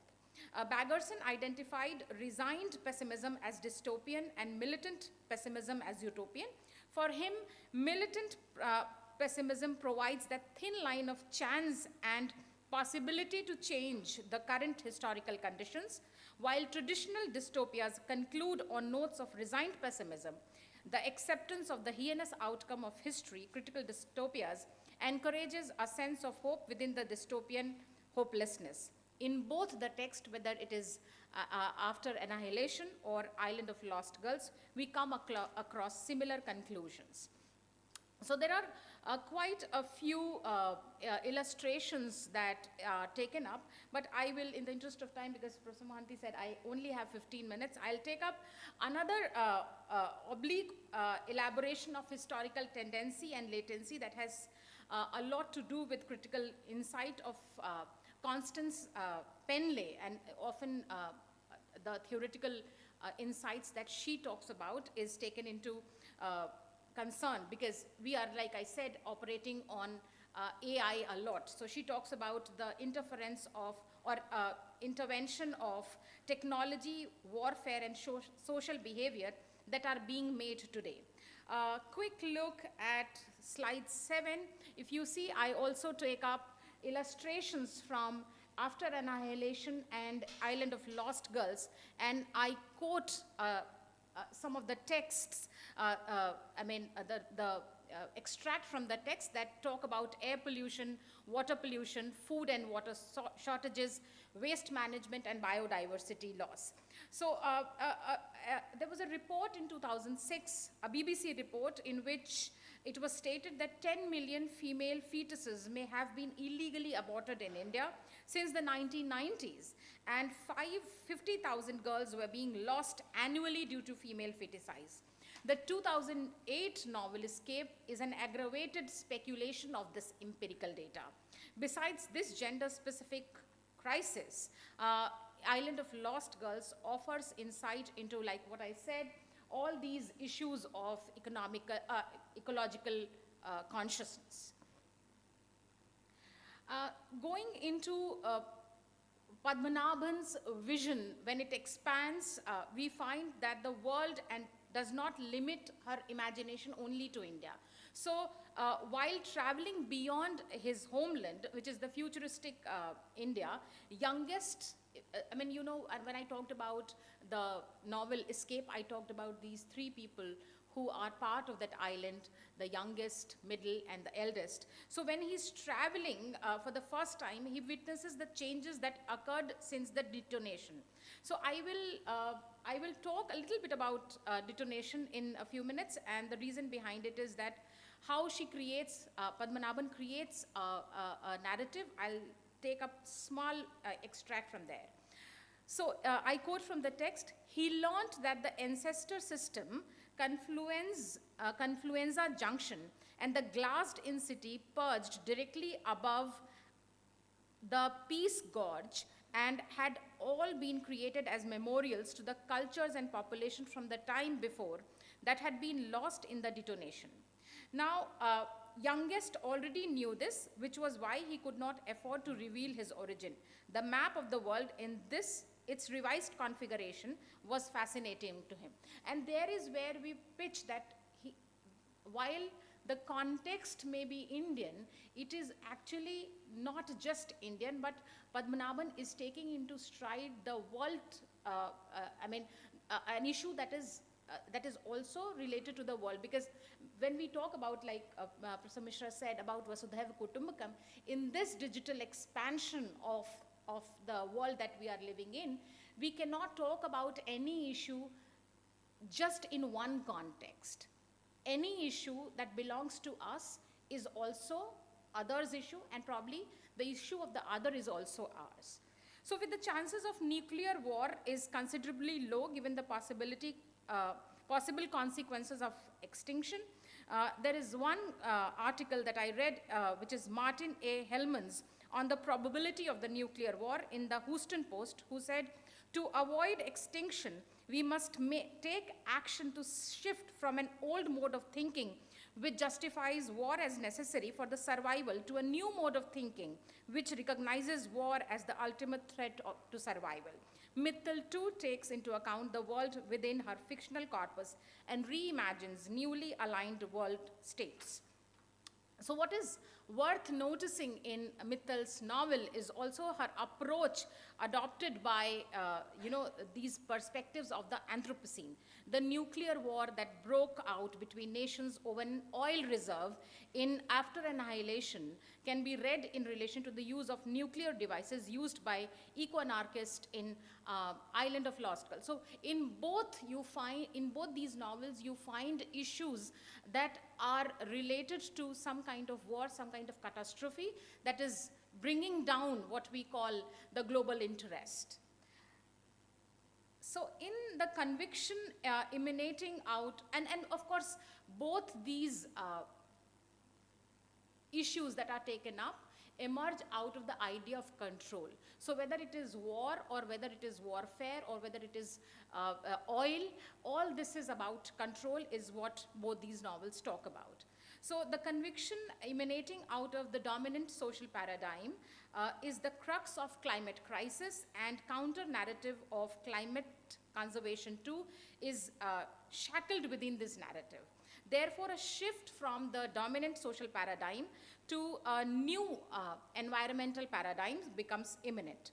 Considering the development of the phases of environmental consciousness, the idea of new environment paradigm was further expanded in the conception of ecosophy in the works of Guattari and Arne Nice. Both these scholars focused on the limitations of environmental perspective, which falls short of noticing the complex yet inherent connection between human and non-human components of the environment, which is nature and culture. And their development of idea of ecosophy anchored on establishing a connection between the environment and ecology and social ecology to avail a sense of harmony and equilibrium. Now, my study currently does not focus on the elements of ecosophy reflected in ancient Indian text, but what goes without saying is that the sense of interconnectedness prevalent in the human, non-human, and the non-living within the Indic tradition paves way for a well-integrated, answerable, sustainable tomorrow. So there is a very interesting article by S. Painadar, S.J. in Ecosophy, an Indian paradigm of eco-spirituality, who writes, and I quote, "Ecosophy is basically a contemplative attitude to reality, but this alone is not enough to ensure the protection of the environment. Though the Indian spiritual heritage offers such a sublime vision of human bonding to nature, somehow it could not withstand the onslaught of modern technological civilization." So what I want to say is that the scientific, I'll just take 2 more minutes, Professor Manti, if that's all right. I'll just conclude. So the scientific temperament within the Indian tradition has always been celebrated since its independence. Time and again, the scientific roots as practiced in ancient India has been traced. Among the scientific approach to life in general, the element that stands out in the tendency to blend technology with nature, the root of the essence of knowledge dissemination in India can be traced to the natural world.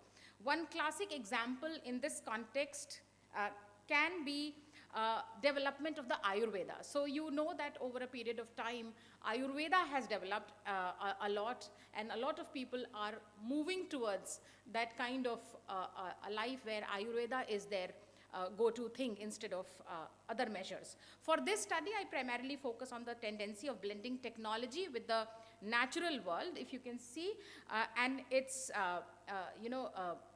because it aids to the development of the philosophical strand of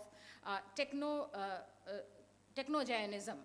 This perspective contrasts with the standard stance of radical environmentalists and a widespread belief that all technology inevitably harms the environment, suggesting that environmental recovery can only happen by minimizing reliance on technology.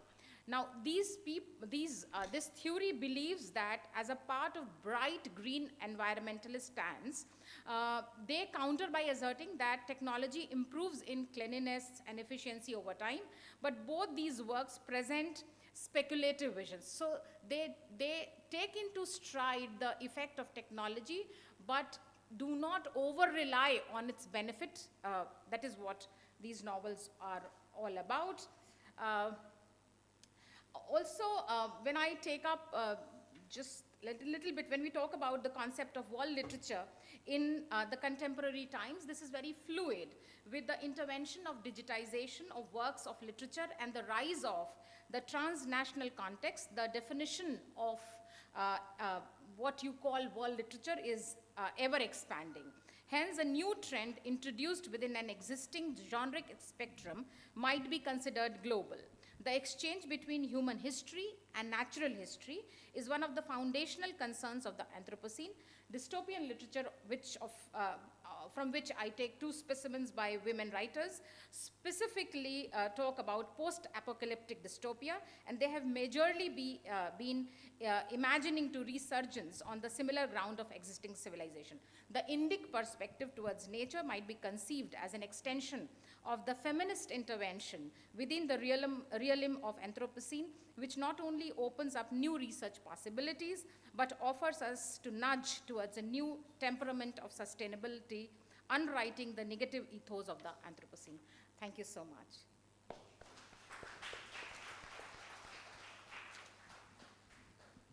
Thank you, Dr. Tripathi. Are there some questions? Yes.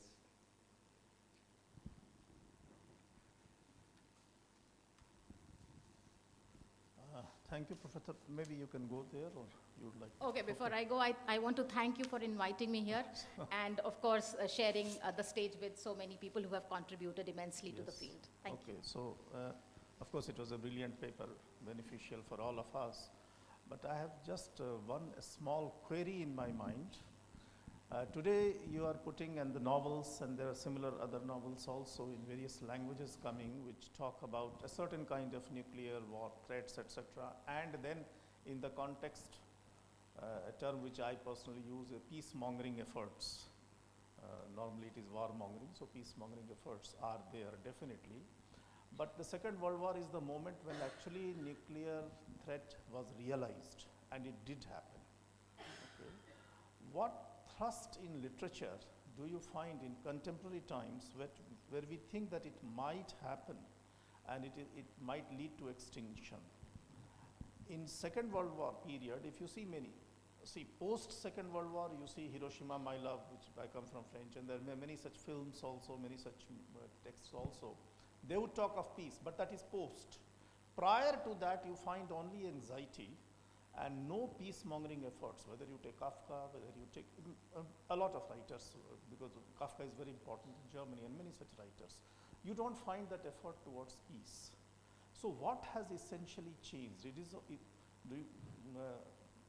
it only the threat of extinction, or there is something in the mindset which has changed? Because in Second World War, we don't find the peace-mongering efforts, whereas today, we find all the while reaping the benefits of a dominant language, and language itself is creating that violence.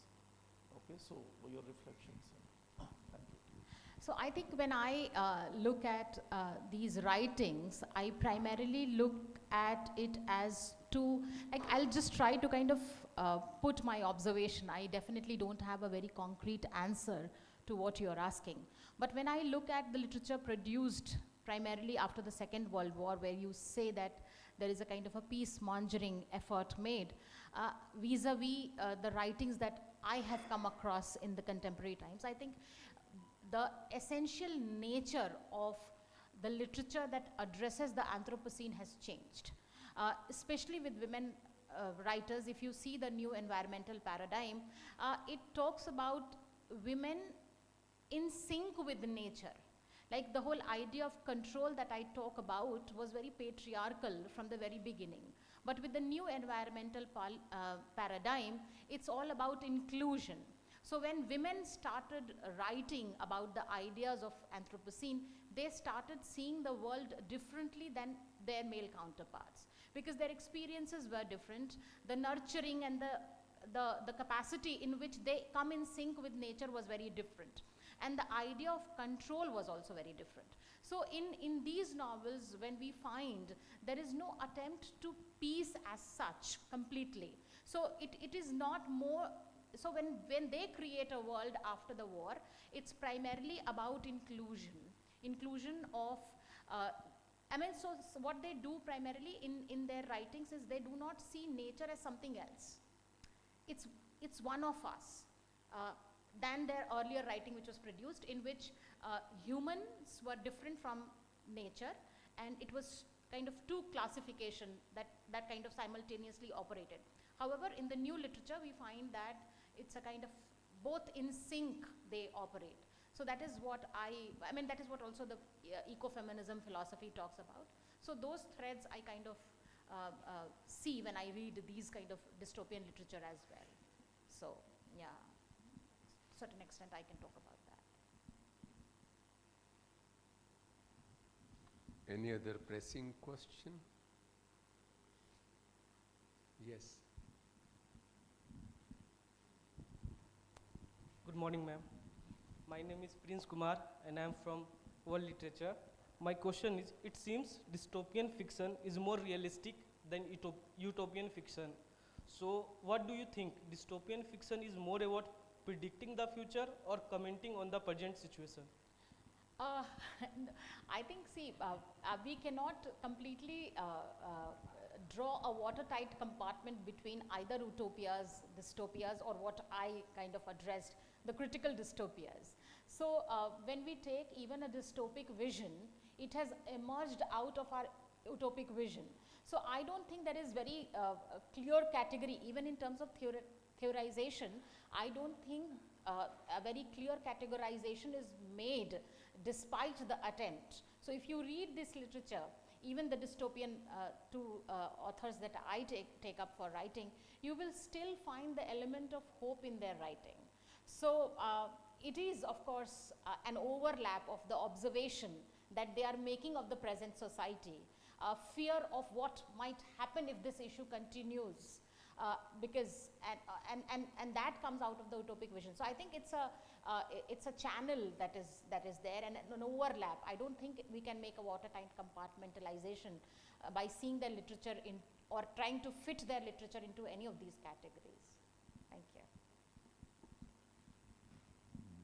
Thank you, Dr. Tripathi, for your excellent presentation. Now I would invite Deepak Solanki, a research scholar from the Jawaharlal Nehru University.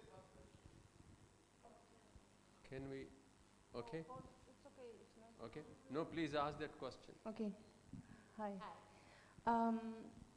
How do you relate, the first presentation that is about the literary tradition of Vedas and Dharma, and this new literary elaboration? If you have some, bridge between them, and then if you have if the idea of times in Indian philosophy, if you see, some resemble inside of this new type of literature. I totally see whatever Professor Singh spoke about was a learning for me. I have not known many of the things that he has spoken about, and I'm totally inequipped also to kind of comment on what he spoke, because that has come from many years of research in Indian philosophy, in literature that is very that has come out of Vedic times, and also the newer paradigms that are emerging in his field. For me, when I talk about the texts, and if the Indic tradition, I see that the Indic tradition is also contributing the whole idea of the decolonial perspective that we talk about.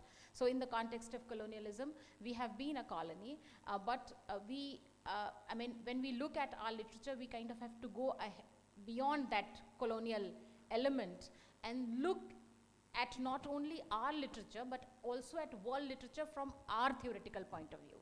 If you touch upon the Indian knowledge system or any kind of newer systems that are coming up, they are all emphasizing on looking at not just the world literature, but all aspects of worldly elements through your indigenous perspective. In this context, I try to read the issue of a dystopic vision from an Indic tradition. So the whole idea of Anthropocene. So that's what I did. But I mean, totally clueless of what I can comment on. Thank you. Yeah, Deepak, you can please make your presentation. The title of his presentation is Indic Lexicography Interventions to Inoculate World Literature. दिक्कालादि अनविच्छिन्न अनंत चिन्मात्र मूर्तये स्वानुभूत्येकमानाये नमः शांताय तेजसे. This is the Mangalacharan from Bhartrihari's Niti Shatak, where he says that super individual, that supreme being, who is not bound by time and space and etc., who is infinite and who has been manifested in all of us. But he also says this word Swanubhuti, Swanubhutyekamanaya namah shantaya tejase. Swanubhuti, he doesn't say whatever your construction is. He says whatever your experience of that supreme being is. That's what we are praying for, like praying upon with, that he will be present here and will make, we will reap fruits of our efforts. Thank you for giving me an opportunity, this wonderful opportunity. When I was given this opportunity and when I looked upon the schedule where my name was placed between so many professors, and there was this word, world literature.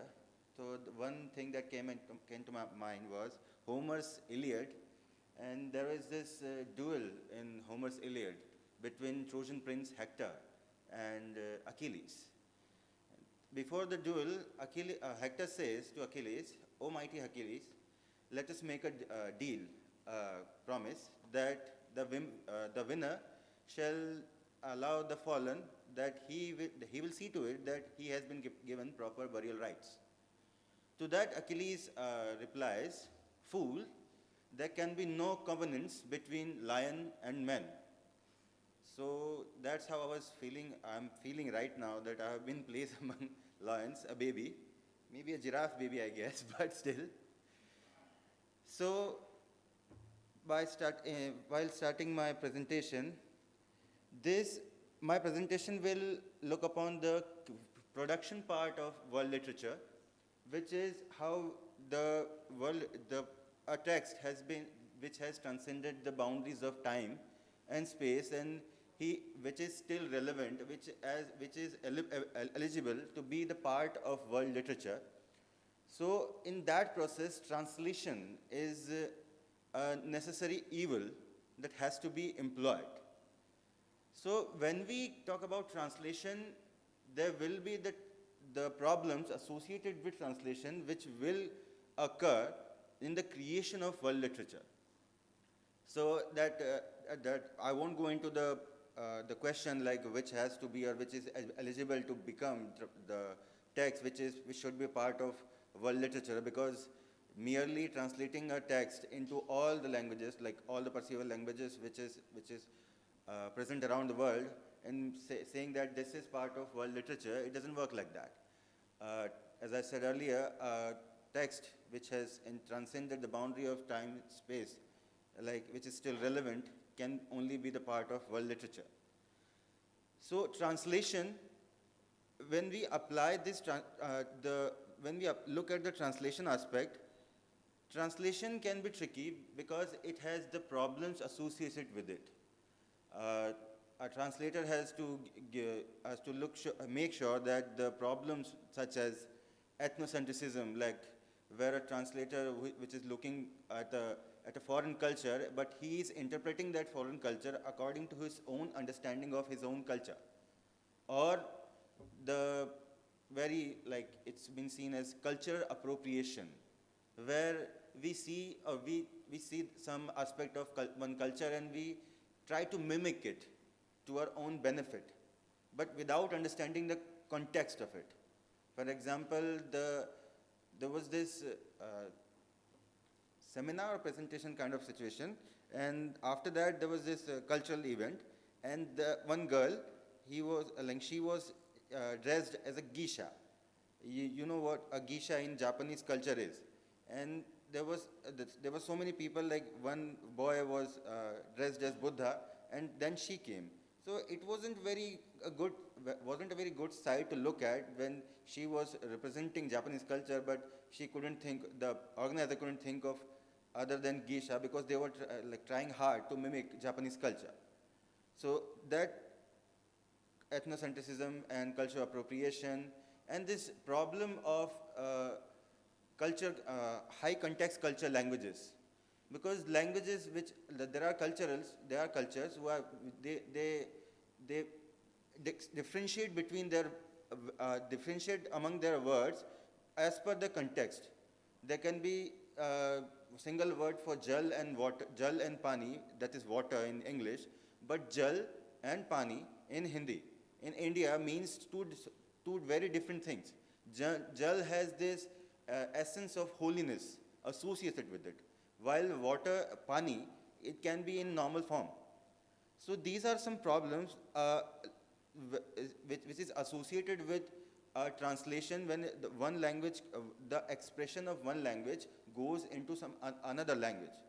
Because the main objective of the translation has to be that the true essence of the text, the source text, has to be propagated into the target language, so that the text which has been accepted to, like, which has been seen, which is being seen as world literature, should reach to the masses in its own true form.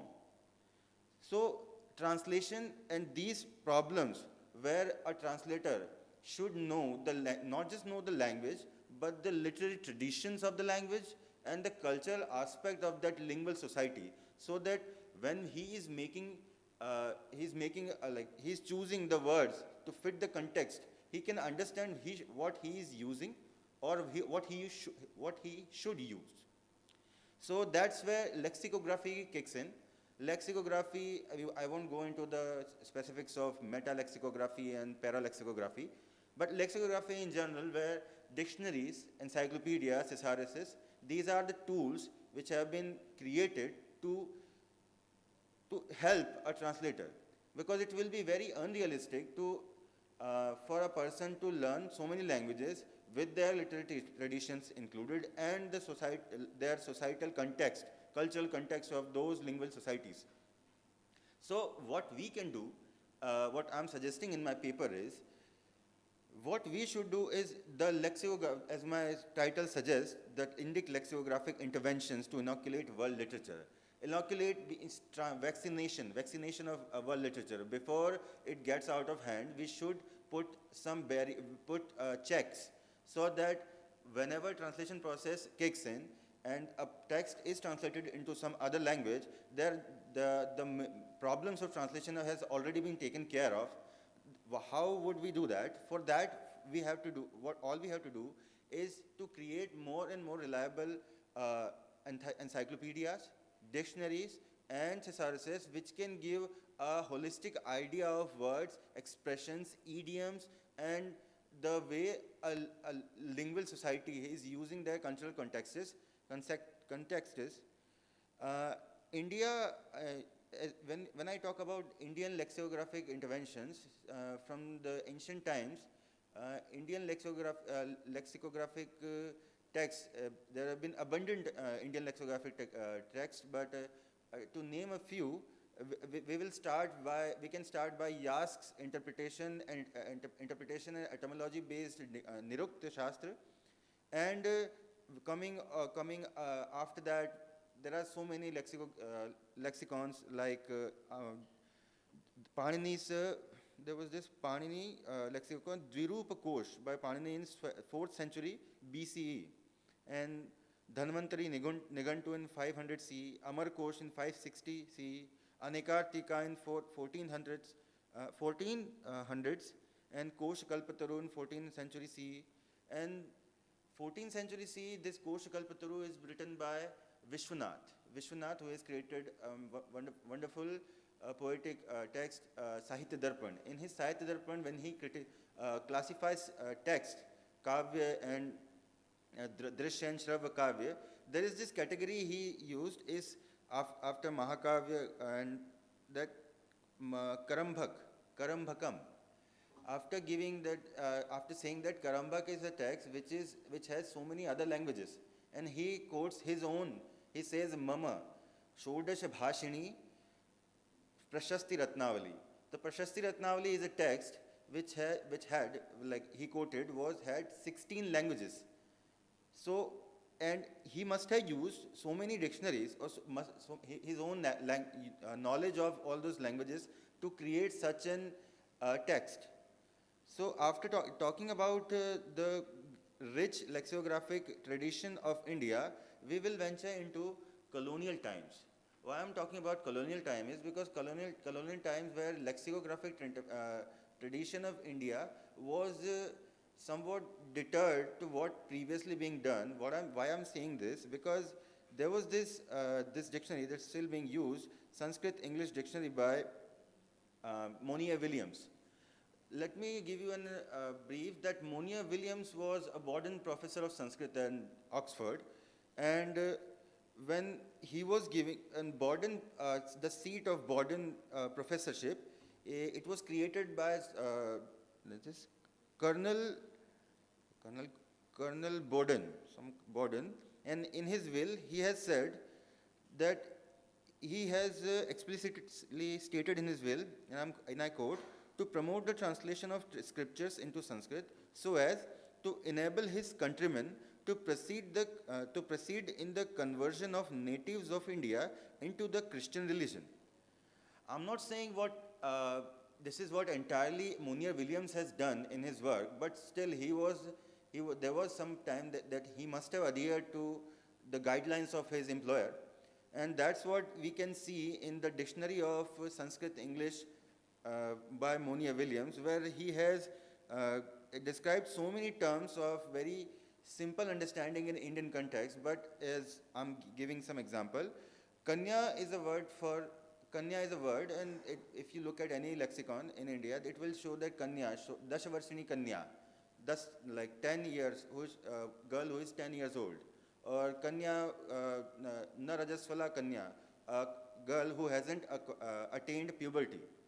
But what Monier Williams says in a single word, Akanya, the opposite of Kanya is Akanya. It stands for a girl who is not a virgin. And the other is Akushal Karya. Akushal Karya, like he doesn't, Akushal Karya stands for devil's work, devil work. Adham Bhritak. Bhritak, a servant. If you are multitasking staff, nowadays a term we use. Adham Bhritya, a Bhritak who is not doing his work properly, who is not attaining to his duties. For that he uses a word, a servant of lower class. Adham stands for lower class. Tapas. Tapas is, if you must have heard, like in the context of Buddha or tapas, tapasya. Tapasya can be translated as rigorous enterprise. You want to attain something, you want to achieve something, you rigorously do enterprises to achieve that thing. But for that, he uses word penance. Penance is, at the risk of repeating myself, you must know that penance is a word which is used when some monks in, I guess this is Opus Dei, this sect in Christianity, which uses to inflict pain upon themselves. So to revere, to like wash away their sins, whatever they have done throughout the day. So this is penance, and the tapas, which I have explained earlier, they have huge differences between them. So as you can see, and when I'm quoting Sanskrit, because I'm my master's from Sanskrit, so I will be focusing on Sanskrit lexicography. That's why I'm giving this example of Sanskrit English dictionary. And this dictionary of Sanskrit English by Monier Williams is still being used widely. I had this opportunity to meet this gentleman, Professor Oscar Pujol. He has created a dictionary of Sanskrit Espanol, and recently he has published Sanskrit Catalan dictionary. And this dictionary he has spent 12 years in Banaras, Varanasi, Uttar Pradesh, and compiled this dictionary, and what a magnificent work he has done. He has quoted where this dictionary can be used to interpret Vedas, where it cannot, and what are the limitations of it. He has done some extensive work that you can use his dictionary by understanding. And he quotes that, and I quote when he said, for a lexicographer, it's not his duty to prescribe words, as Mr. Monier Williams does. he says that for a lexicographer, it's his duty to compile all the words which are present, being used in the society for the vivek, the discriminating intellect of the translator, so that he can use a proper word according to the context and give the justice, do the justice with the text or the sentence for that matter. So these are some things which has to be looked upon while we talk about world literature, because when you talk about world literature, you cannot overrule or discount the translation process. Translation process has to be intact and has to create a text which is as good or gives the true essence of the text at hand. So moving forward, I have came up with solutions that we should imply, like in Sanskrit, that a new Sanskrit English dictionary, which could replace Monier-Williams Sanskrit English dictionary, should be compiled, because if we just take away all these assumptions that he was working for his employer, by the wishes of his employer, or he was being ethnocentric, but still it's a dictionary compiled in between 1872 and for the late 19th century. So it has been an outdated dictionary, so there should be an updation in that dictionary. Second point, the over-reliance of English as the bridge language among translations, because there are, for the translation process, we uses this language, bridge language, the concept of bridge language. If suppose we are to translate among Nepali and Telugu, and if we can't find a person who knows both Nepali and Telugu, so what we'll do is we'll find a person who knows Nepali and English, and we'll find a person who knows English and Telugu, so that he can convert his Nepali version to English and English version to Telugu.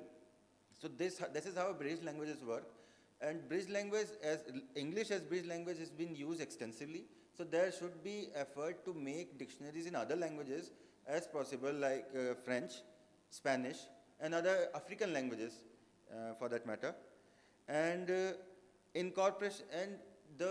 incorporation process in dictionaries should be like in context of India, that in the incorporation of new words in dictionaries should be done as like a committee of a single body comprising expert and linguists from all the Indian languages, which will not only enrich the vocabulary of these languages, but it will also eliminate the problem of creating new words separately for all these languages entirely. So it will give more efficiency. It will replace the problem. It will reduce the problem of repeating creating more words for something which means the same.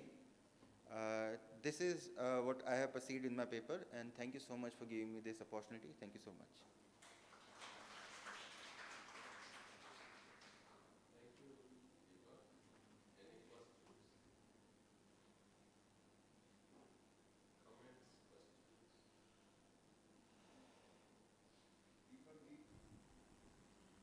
Yes, sir.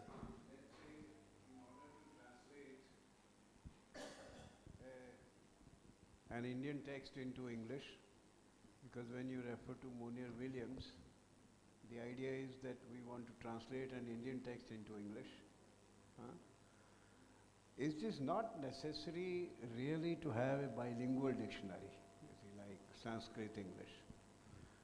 A person can depend on a monolingual dictionary like Shabd Kalp Dhrum. Yes, sir. And since English you already know, then you can decide what is the right meaning. But of course, as a critique of Monier-Williams, it is very well done by you. And also you have highlighted the dimension of translation for world literature, because world literature is accessed through translation by non-natives of a particular classic or something. But then Monier-Williams is still very useful. It is. Because it has been technically or technologically made very much more accessible. Yes, sir. Than even your Apte and others. You have you can just fill in a transliteration of the word or the original, and then you can get the equivalence. Yes, sir. And the dictionary, Monier-Williams, it does give you more than one meaning. It's not that it gives you only one. It gives you, the words I have written here, they had only one meaning. That's why I highlighted them. there's only two. But then where there are, it gives you a list. Yes, sir. And where then you have to exercise your choice, your decision. But your topic, inoculation, that is intervention, very important, great care. But what about words which, according to Rajiv Malhotra ji, are untranslatables? There is a recent book, Sanskrit Untranslatable. And in fact, way back, maybe I don't know Rajnish ji remembers or not, in JNU we had a Shastra group. You remember? You were a member then. There was the 90s, early 90s. And we had decided that we will not translate the conceptual terminology, but annotate it. So instead of finding an equivalent, maybe for the core conceptual vocabulary, you should recommend a kind of a paraphrase or something. Sir, that's why I use that lexicographic intervention, and I specifically said dictionaries, and I started with encyclopedias, dictionaries and thesauruses, so that they can give you a holistic view on what you have highlighted here, untranslatables. For those untranslatable, these are entries which need full exposure and expansion, like what does that mean and what the context is. And for those, we have encyclopedias which give the holistic idea of what they do. So it's not just about dictionary, it is about all the lexicographic interventions like apparatuses, dictionaries, encyclopedia and thesauruses. So I might think that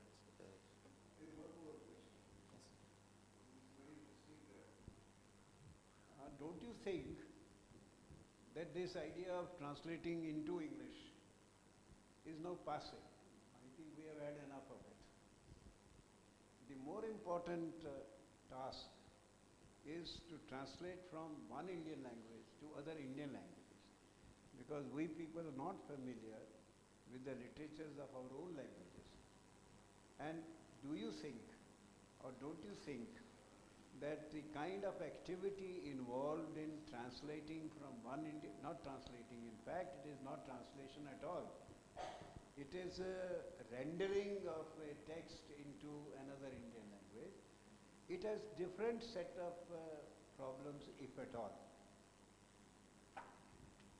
Sir, what you have said, it should be why only English and not, so I must admit that I must have over-focused on English. I should have mentioned some Indian languages translation, so that the national literature should reach national audience first and world literature. But while maybe I was so preoccupied with the word world literature, that's I may have overlooked it. I am so sorry for that. I should incorporate that in my. Thank you, sir. Thank you for pointing it out. And Deepak? Yes, sir. You mentioned about dictionaries, encyclopedias. Well, before that, what Professor Kapoor said, that, that's what Leela Rai mentioned long ago. To translate, you should consult a monolingual dictionary, not a bilingual dictionary, because bilingual dictionary limits your imagination. The moment you find equivalents, you think those are the choices available to you. Anyway, let me come back to what you were saying. Can you name a bilingual dictionary involving 2 Indian languages minus Hindi? 2 Indian languages minus Hindi.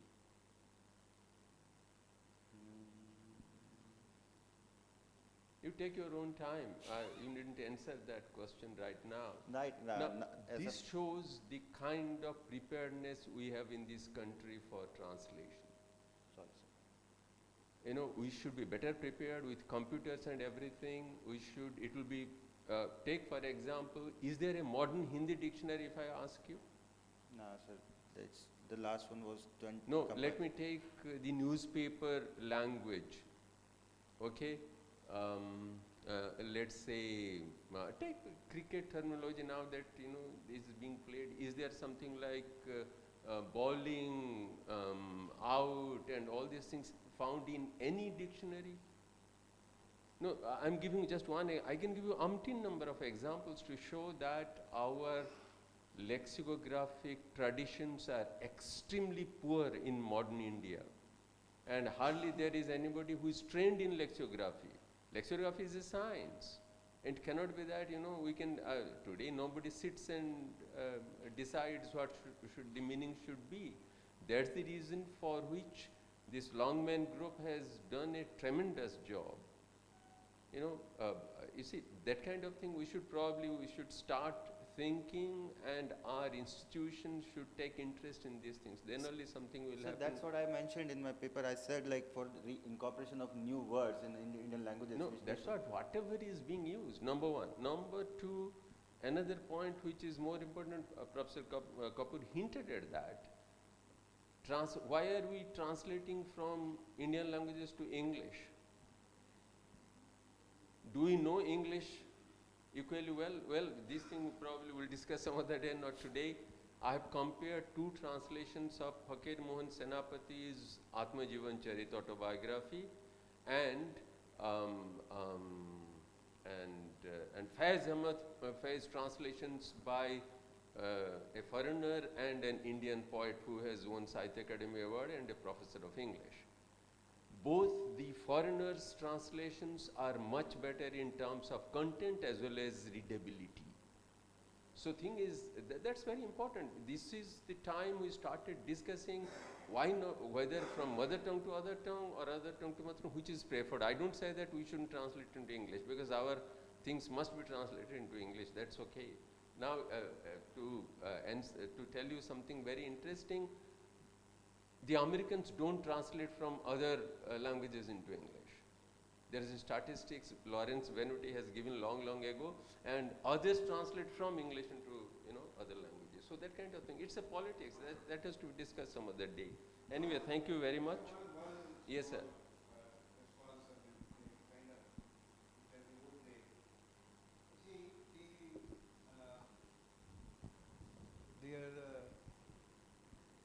Our concerns, as you say, modern concerns. But then in the 20s, Sir Ganganath Jha was working in the 19-something, 70s. We are very great translators. Sir Ganganath Jha, Maha Mahopadhyay Sir Ganganath Jha. He is acknowledged by both the traditions. He translated Kumaril Bhatt's, the Shloka Vartik and Tantra Vartik. And it took 25 years on translating Shloka Vartik. See? And it is such a difficult, it's a text of epistemology, and it is so difficult. In fact, in JNU, I took out the outer cover, I just showed them the content, and I asked them, when do you think this book could have been written? They said 1980s or so, written. I said it was composed in the 7th century, you see. Such a modern epistemology treatment, But then, 25 years. That was the time when scholarship, was above money. Sahitya Academy, in a way, has done a great damage by what I call Sahitya Academy translations. 10 rupee a page, 20 rupee a page, 30 rupee a page translation. So there, these are everything spoiled that atmosphere.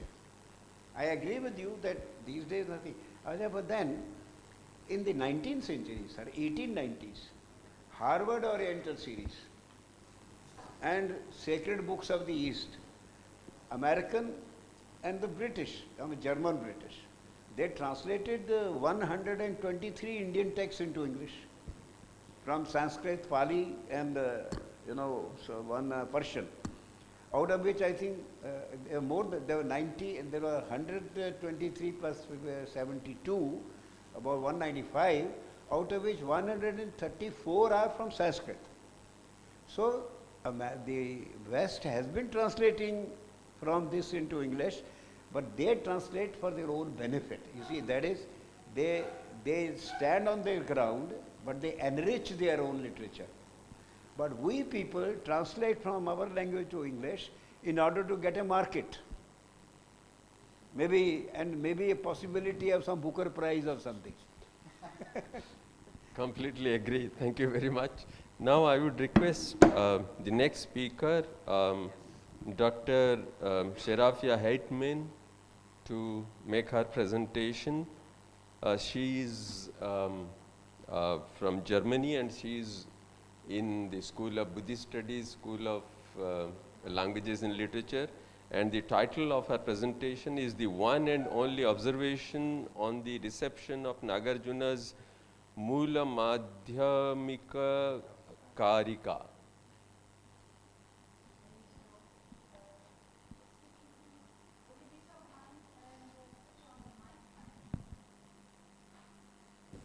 Hello, hello. Oh, yes, thank you so much.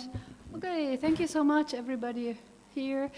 I'm grateful that I have the opportunity to speak to this audience. Many I know from daily contact, and many already know my topic. So thank you for having me, and thank you for this opportunity, and thank you for coming and listening also. So I am trying to speak on a topic that has been of not only national interest, but also of general interest in the world community. It is on the validity of Buddhist texts transmitted throughout the ages, not only throughout the ages, but also especially throughout the cultures, such as the Mula Madhyamaka Karika that has been translated into English, of course, German, of course, Tibetan, Chinese, Japanese, you name it. So we have here a very valuable text. And looking at the history of Buddhism, transmitted orally or otherwise, we face overall a multitude of often contradicting information about what was, has been, and still is considered to be belonging to the creed. The many loose ends found, among others, in canonical collections do not make up for a coherent picture. Instead of presenting, when speaking about the history of Madhyamaka, 1,000 pieces of seemingly endless puzzle, the focus of inquiry is put on a text composed around the 2nd century AD. It has raised notable attention in cultures of South and Southeast Asia, Central Asia, and East Asia, among others. The investigation is based on historical methodologies known from historiography, evaluating sources of relative authority. Surveying the many testimonies, observations will substantiate my thesis of a perennial historical substratum reflecting ancient Indian Buddhist messages stemming from a pre-Christian era till the present day. The investigation will evidence the historical turbulences of numerous subsequent hermeneutic efforts of explication and their dependency on the fountainhead of Madhyamaka, the Mula Madhyamaka Karika. The paper anticipates the early formative period of Buddhist philosophy resulting in the Mula Madhyamaka Karika of Nagarjuna, henceforth known as the Karika.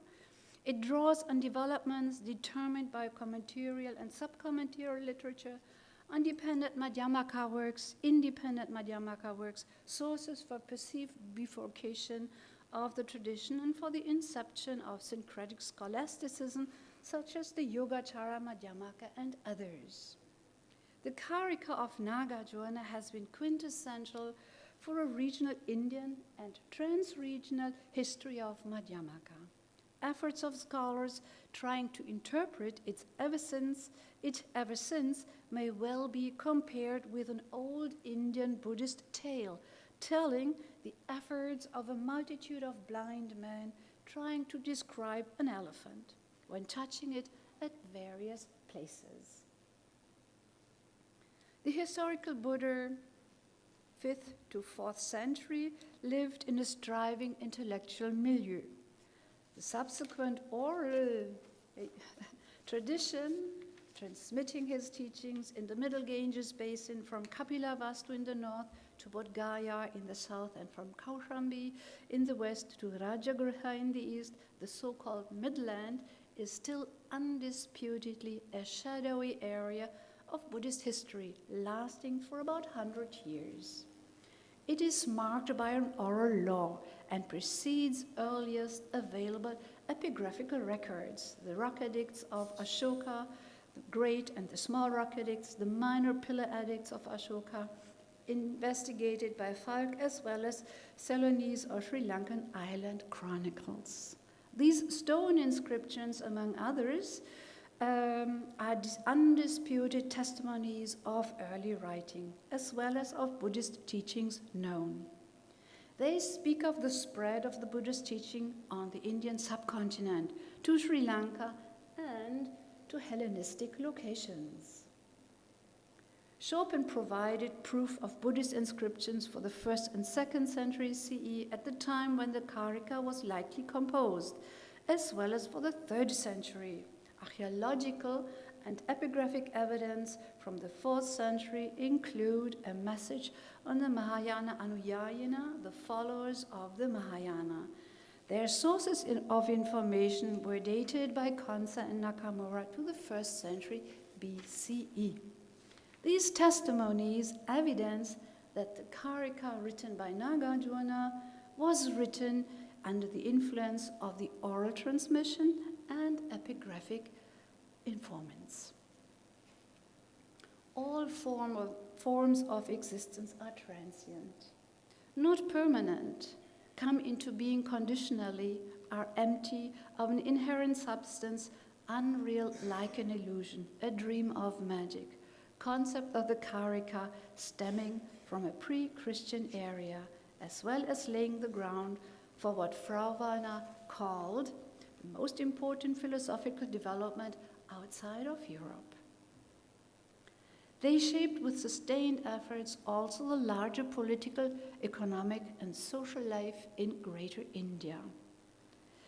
Frau Wallner tried to prove that the first lists of relevant doctrinal concepts of the historical Buddhist teachings were formulated already at the time of the historical Buddha, transmitted orally until they were laid down in epigraphic evidences and scriptures in the time CE. The Karika itself, as known to many of Buddhist students, is a mnemonic short lines dispute. Is in short mnemonic lines, disputes notions of impermanence, suffering, dukkha, bondage, bandhana, liberation, moksha, time, kala, and dualistic notions of asti, na-asti, tenets. However, it adheres to a reality of a twofold truth as a conventional samvritti and absolute paramartha. As you may read it in Karika 8 of the chapter 24. This is the raison d'être that qualifies Nagarjuna's Karika as a soteriological work. With the fourfold reasoning of his Chatushkoti, it confutes dictominous structures resorting to arguments of arising independence, pratitya samudpada, and of emptiness, shunyata, thereby explicating the middle way, as you may read in chapter 24, Karika 18. I'm chucking off the Sanskrit because of lack of time, I guess. No? So, and in the 18th chapter, Karika 8, conventional reality is understood as a nominally mediated reality, whereas absolute reality is devoid of all views that adhere to being and not being sat asat. Resorting to formal analysis of diverse positions, a developed form of discourse under the influence of the early logic tradition, the Karika is understood as a precursor and initiator of Indian doxographic writings. Whether this doxographical style was inspired by contacts with the Hellenistic world of Greece, in particular the Academy of Plato, in Athens, or a genuine Indian development remains still to be investigated. The Karika is among those very early texts that set the impulse and was subsequently also translated into Chinese. With Kumarajiva as the spearhead of the translators and with Pingala commenting on this very text in China. So, other works of Nagarjuna, such as the Yukti Shashtika, Vaidalya Prakarana, Vigraha Vyavartani, Shunyata Saptati, Ratnavali, Surleka, Sutra Samuchaya, and so forth, are undisputed. They are considered as genuine and have been taken up throughout India's history, time and again, commenting upon, quoting them, citing them, and so forth. The first commentary on the Karika was probably written in as early as Nagarjuna's time. The historical development of commentary literature has been recorded for Buddhist, Brahmanical, and Jain circles. It has promoted the consolidation of a philosophical school, commentaries of a later origin, hermeneutical efforts for a clarification and propagation of the Karika, and evince diverse Madhyamaka expositions and led to the formation of a variety of Madhyamaka schools upholding distinct tenets about and modes of interpreting the messages of the Karika. The earliest known commentary is the Akutubaya. Its authorship, however, is still disputed. The Indian scholar Buddhapalita in the 6th century wrote the Mula Madhyamaka Vritti. Bhava Viveka, known also as Bhavya in the 6th century, wrote the Pranya Pradipa, and Chandrakirti in the 7th century, the Prasanna Pada, consolidating the Madhyamaka tradition, but not without dispute. Furthermore, the Akutubaya mentions as early commentators on the Karika Deva Sharman, Gunnashri, Rahulabhadra, Gunnamati, the founder of the Vallabhi school, Stiramati, Gunnamati's disciple, and Avalokitavrata also named 8 commentators on the Karika in his Tika, Nagarjuna, Buddhapalita, Bhaviveka, Chandrakirti, Deva Sharman, Gunnashri, Gunnamati, and Stiramati. Most of them, unfortunately, are lost for us and are not therefore available. So, as Kajiyama pointed out, this does not include the Chinese tradition with commentaries such as that one written by Pingala. So the tradition to write commentaries, the Indian foundation of Indian doxography, was superseded in time by a trend to compose independent works on Madhyamaka, offering new perspectives and evoking their own commentaries. One may raise the question whether Indian doxographical writings were inspiring these independent works or not. Nagarjuna's thoughts were taken up by Aryadeva in the 3rd century.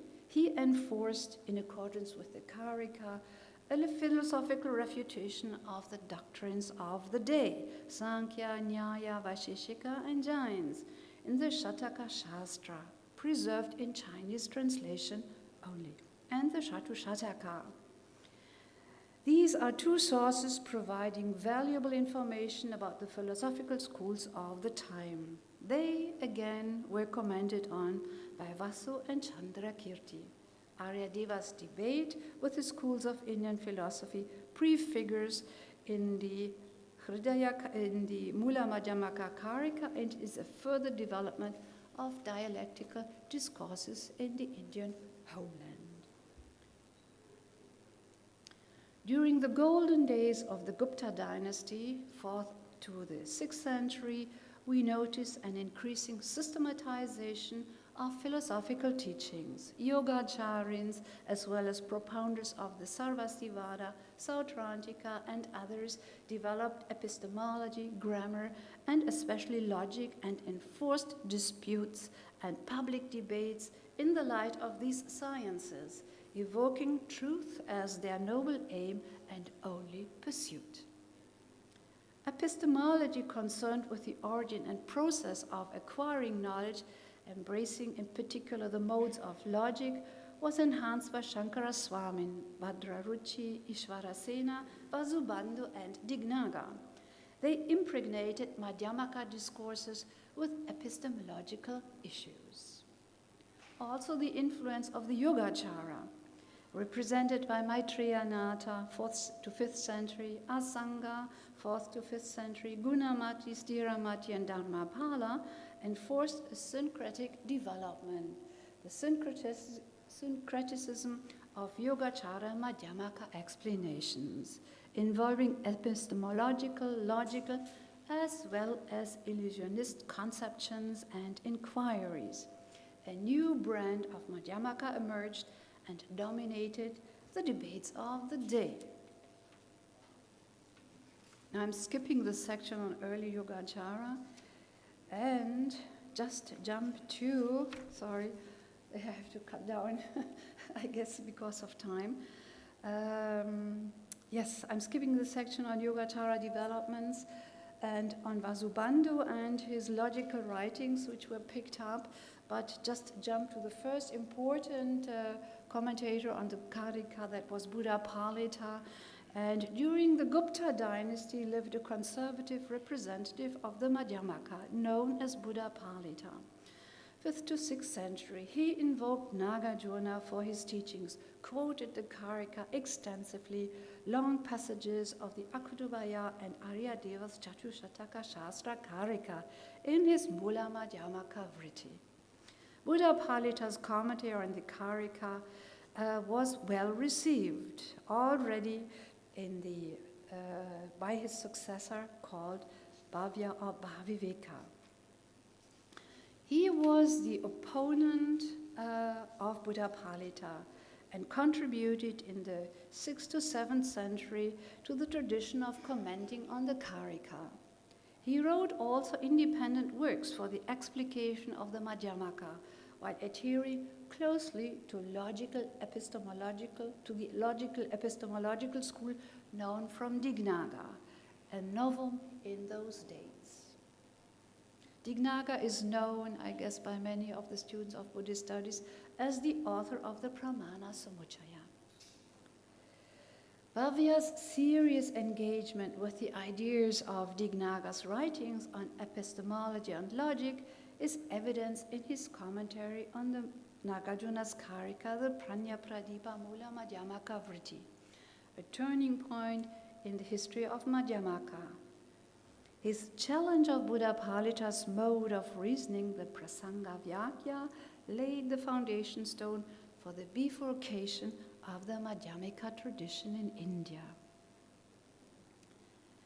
Bhavya's independent doxographical works, the Madhyamaka Hridaya Karika and Kachvala, display his efforts to formulate to autonomous syllogisms, Svatantra reasoning, for the first time in Indian history, thereby leading to a new interpretation, a new hermeneutical effort of interpreting Nagarjuna's Karikas.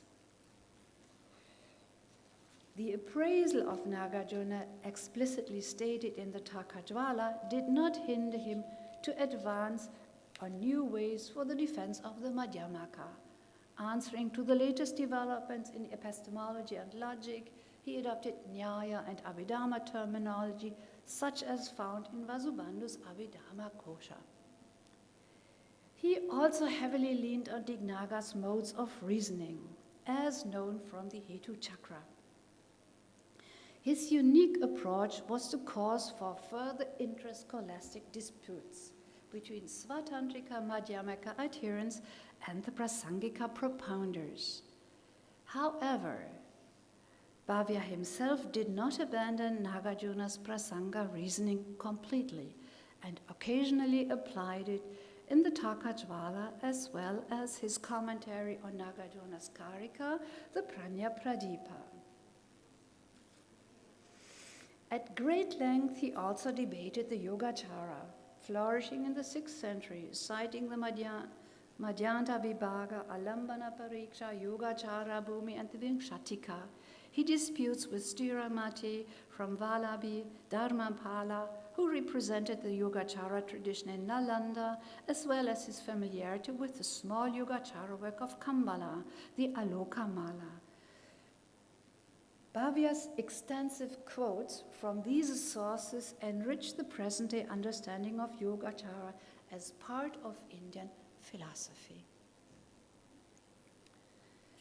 So, Bhavia's authorship of the Madhyamaka Artha Sangraha, an account of different levels of reality, Parama Artha Satya, Samvritti Satya, Aparyarya Parama Artha, Sahparyara Parama Artha, and Tatya Samvritti and Mithya Samvritti, is contested, however, in the present-day scholastic cycles of India, Japan, and Europe.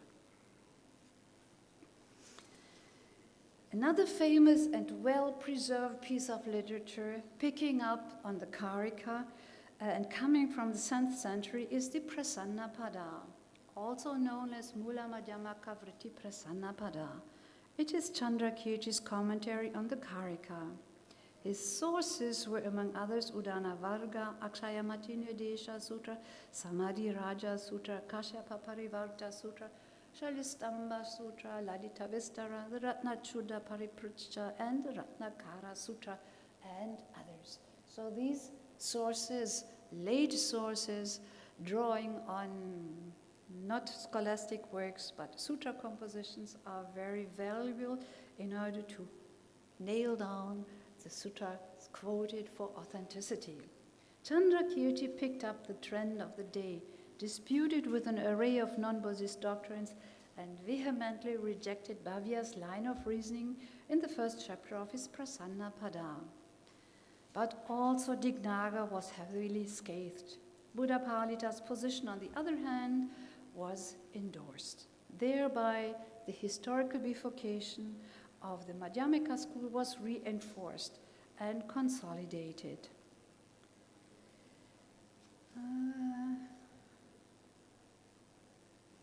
Thank you so much. Yeah. Well, I will comment on this to you. Okay, so,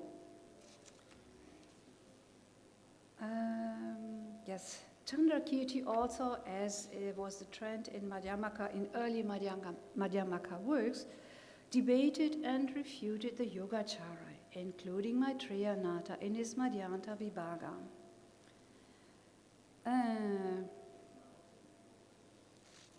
The authenticity of Madhyamaka Avatara Prajna as a work of Chandrakirti, however, has been doubted by Seifert Ruig but attributed by Lindner. However, the Yogacara was not considered an appropriate explication of Nagarjuna's Madhyamaka till the 8th century AD. The arrays of independent works propounding the Madhyamaka reached a new peak with Shantideva. Prajnakaramati commented later on Shantideva's Bodhicharya Avatara, and also another work of Shantideva, the well-known Shiksha Samuchaya, has remained as a work full of quotations and a rich work on the 8th century Mahayana literature. Late doxographic texts, however, like Haribhadra Shura Sat Darshana Samuchaya, Madhava Sat Darshanam Graha, and the Nibandhana of Bodhibhadra from Nalanda, teacher of Dipankara Sri Jnana, are late informants in the history of Indian Madhyamaka.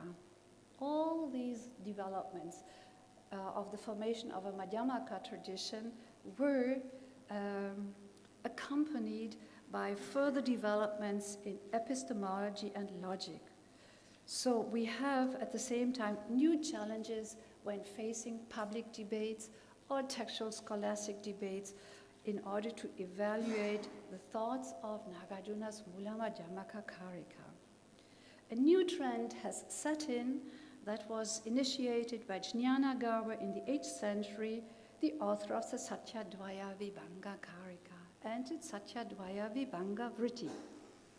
With him, we witnessed the merging of the Indian tradition of logic, as well as the defense and explication of Nagarjuna's Madhyamaka Karika once again.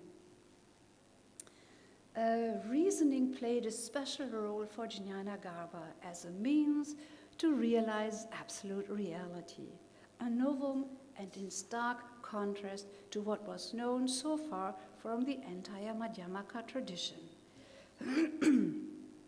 Jnanagarbha was well received by his disciple Shantarakshita and debated his opponents Dharmapala, Stiramati, and Devendra Budi and Dharmakirti.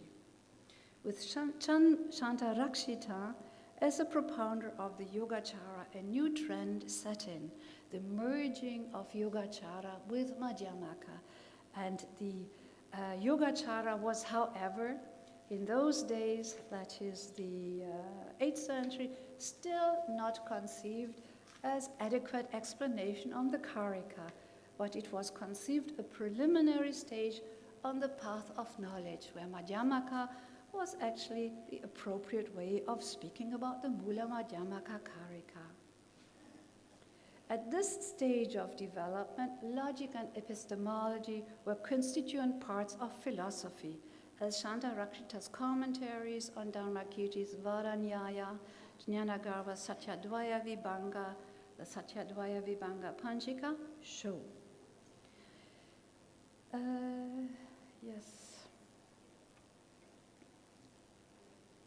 A late propounder, a disciple of Shantarakshita, promoted the non-substantiality of reality and wrote his Tattva Sangraha Panchika. And everybody knows that it was written by Kamalashila, the disciple of Shantarakshita. And here we also have the merging of Yogacara philosophy with Madhyamaka, traditional Madhyamaka approaches, leading to the Yogacara Madhyamaka developments as later evinced in the 8th and 9th century by the scholar Haribhadra, who lived at the time of the Pala king Dharmapala, and who founded the monastic university of Vikramashila. His writing is connected to the Ashtasahasrika Pranya Paramita, a work stemming from pre-Christian days.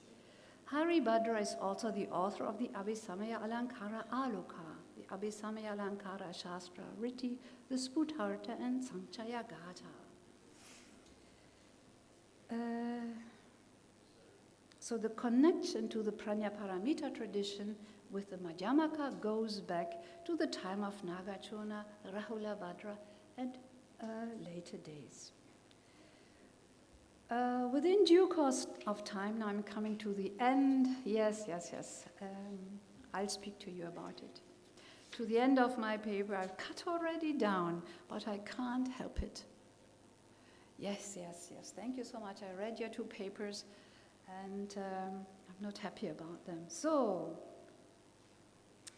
from early post-Christian times, tantric works were written by authors who advocated the Madhyamaka. These include Aryadeva's works on the Guhya Samaja tradition, Aryadeva's Tarya Mela Paka Pradipa, Chitta Vishuddhi Prakarana, and so forth. So, others were known from this tradition were Abhayakara Gupta and Arya Nagarjuna from the 7th or 8th century CE. This merging of the Madhyamaka tradition with new trends leads to typically Indian syncretic interpretations of the Mula Madhyamaka Karika. So around the year the 11th and 12th century, a new trend has set in, and that was the translation of texts to the Tibetan environment. The Chinese already had their go, and the Tibetans got hold of this from Nalanda. The transmission was started and fluted the Tibetan culture, where Bodhibhadra of Nalanda, author of the Nibandhana to Aryadeva Padas Jnana Sara Samuchaya, Dharmakirti Dharmapala, authors of the Shiksha Samuchaya Abhisama, were at the forefront of the translations, text translated.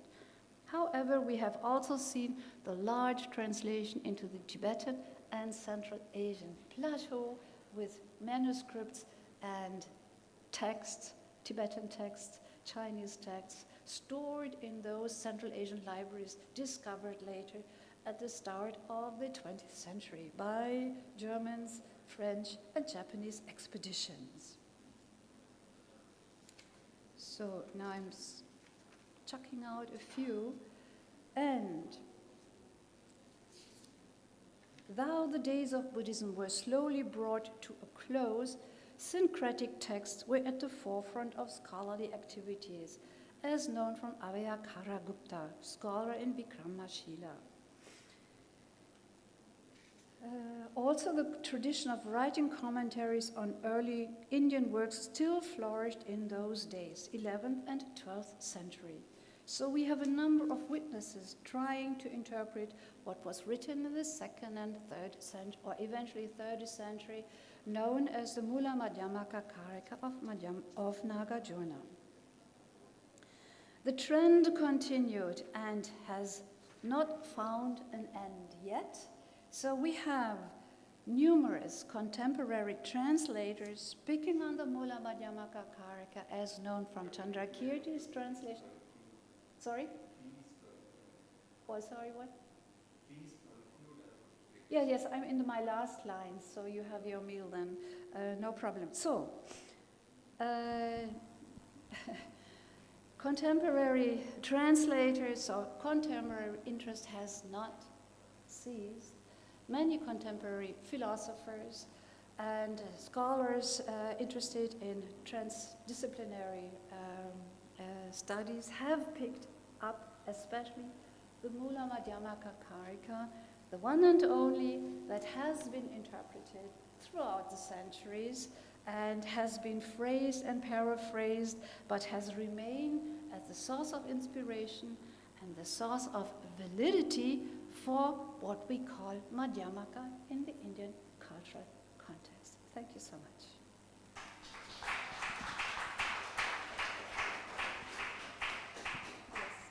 Any questions? Yes. Okay, thank you. Now I would request Professor Rana Purushottam to make his presentation.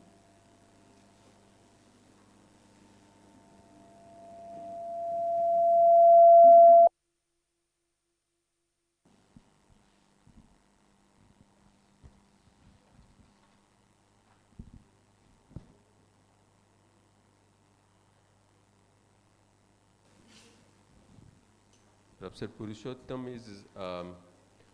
is the Dean Faculty of Buddhist Studies, Nalanda Bihar, here. And the title of his presentation is Globalization of Ramayana and its Impact on World Literature.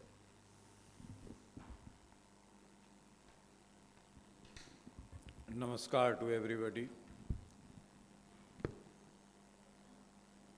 particularly the senior most professor and legend of Indology in contemporary India, Professor Kapil Kapoor, Madam Kapoor, chair of the session, my fellow scholars on the dais, Professor Mishra,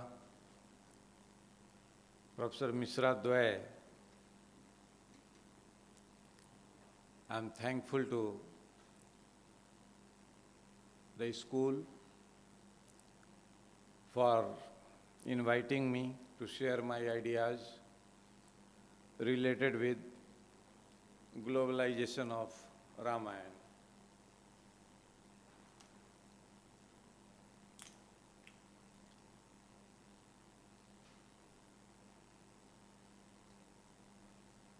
Actually,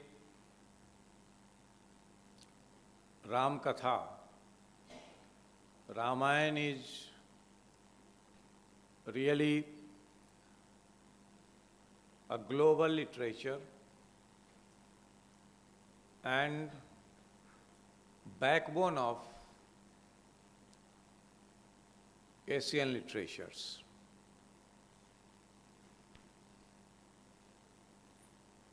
14 Ramayana versions are available in different countries,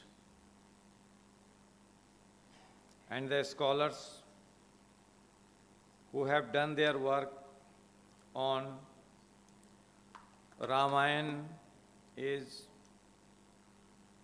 the most important is Father Kamil Bulke, Professor Raghavan, Professor Sachidanand Sahai,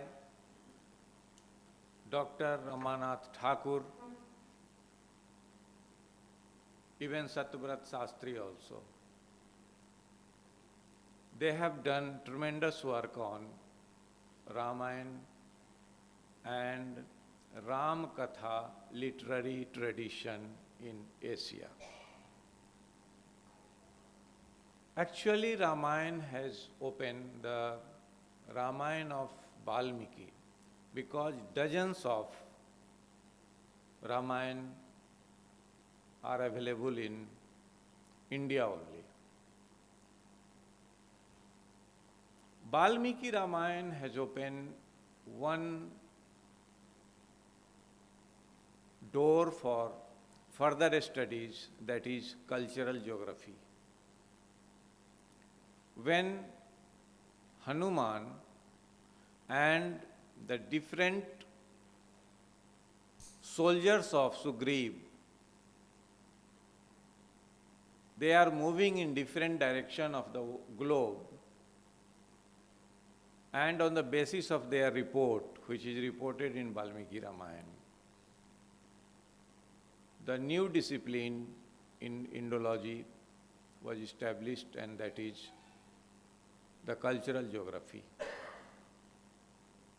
They have discussed about the places of Indonesia, Malaysia, Thailand, and now modern scholars are identifying the places, the names of the places in Ramayana and in the contemporary world. So this is very important, and the literatures of the countries of Southeast Asia, East Asia, they are moving around Ramayana, Valmiki Ramayana, and the Ramayans of their own society.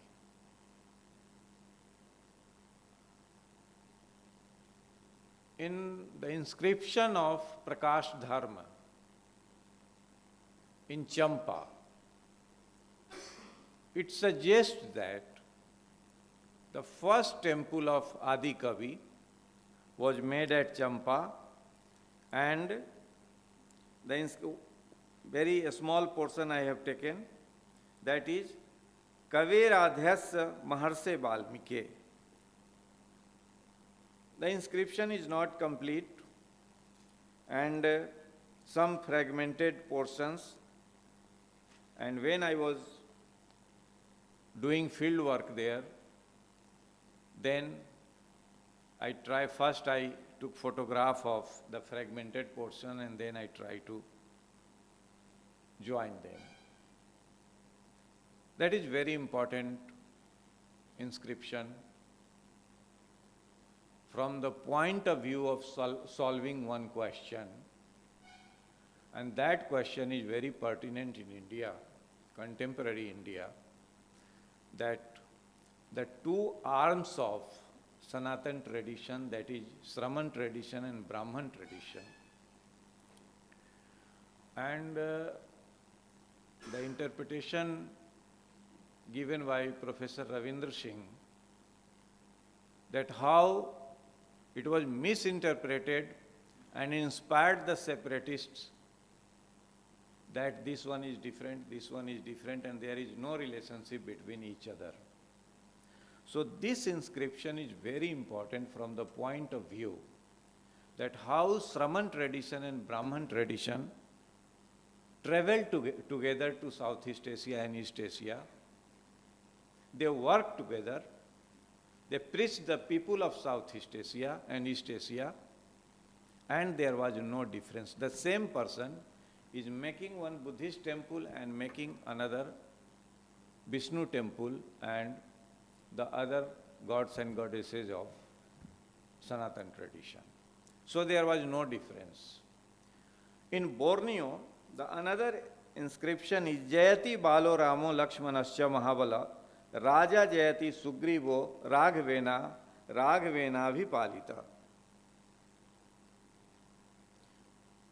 There is difference, literary difference between the same words in Valmiki Ramayana and inscription in Borneo. Borneo is named after Varun,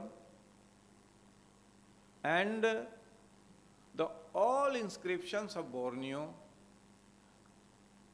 is from Ramayana and Mahabharata, but there is little bit difference, literary difference. Then I have started survey from Indonesia. The Ram Katha in Indonesia is called Ramayan Kakwin. Ramayan Kakwin is of 26 chapters, and the existence of Ram Katha, it shows that the existence of Ram Katha was in BC, before Christ, in Indonesia. Then, and fragmented inscription in Brahmanan, that is called Prambanan temple. Now this is called Brahmananda temple in Java. So the inscription of Brahmananda temple in Java, it shows that the Ram Katha was very much clear in Indonesia even before Christ. And there was a link, cultural and religious link between the countries of Southeast Asia and East Asia. And the thread of the link was Ram Katha, Ramayana and Buddhism. Buddhist philosophy, Buddhist scriptures and Ram Katha. That is why I choose this topic, because the topic of the seminar is Indic and Southeast Asian perspectives in conceptualizing world literature. How this world literature became the binding thread between the literary activities, for the literary activities of this vast region of the globe. Now in Cambodia, the Ram Katha was known as Ram Kirti, that is Ram Kirti. And Ram Kirti was the most precious, the volumes of Ram Kirti was the most precious gift given to the scholars and to the kings of other countries. One inscription of Cambodia says that Ramayan Purana Bhyam Sesang Bharatang Dadat. Ramayana and Puran, the king used to give to the scholars and the kings of other countries. This was the importance of Ramayana in Cambodia. And Ram Kirti of 16th century, the final edition of Ram Kirti in 16th century, the another edition in 18th century, and the latest edition in 19th century. So, Riam Kher in Java, they just, in that Ram Katha, they philosophize the personality of Ram, Lakshman and Sita. They says that the Ram represents consciousness. The Lakshman, Laka, represents the mind, the fickleness of mind. and Hanuman, that is Pranavayu, and Sita, Adi Shakti. This was the concept of Ramayana, Ram Katha in Java. Here, there is combination of Buddhist philosophy, Vedanta, and Ramayana. How they treat mind, consciousness, vitality, the mental forces and physical forces, and then the Shakti, Adi Shakti. The next version is Ram Kien of Thailand. The final edition came in 13th century. King Phan Pai, they just elaborated Ramayana with commentary in 1658, and last Ram Katha, the last edition of Ram Katha, came in 1921. And in the novels, poetries of Thailand, they move around the two stories, the story of Ram and the story of Buddha, nothing else. So both the stories are going together in the society of Thailand. That is evident from the main temple, that is the Emerald Buddha temple, and on the walls of Emerald Buddha temple, the Ram Katha and Mahabharata have been depicted. There is no separate entity of Sanatan and Sraman and Brahman tradition in Southeast Asia. Another country is Laos. This is very important information, that during Kalinga War, scholars from Kalinga, they shifted to Southeast Asia, and particularly in Laos. In Laos, we have 4 versions of Ramayana: Fralak, Fralam, Sri Ram, Gwaya, Dorbhi, Pom Chak, Lanka Noi, and Ram Jatak also. So here in Laos also, their literary activities roam around the Ram Katha and Buddha. No new literary traditions, new literary styles and content have entered into the society of Laos even till today. In Myanmar, we have 16 Ramayana, the 16 version of Ramayana like India. I am mentioning only 5, that is Annapachan Ramavathu, Ram Sakhyan, Sita Rakhyan, Ram Rakhyan, Ram Prajapat.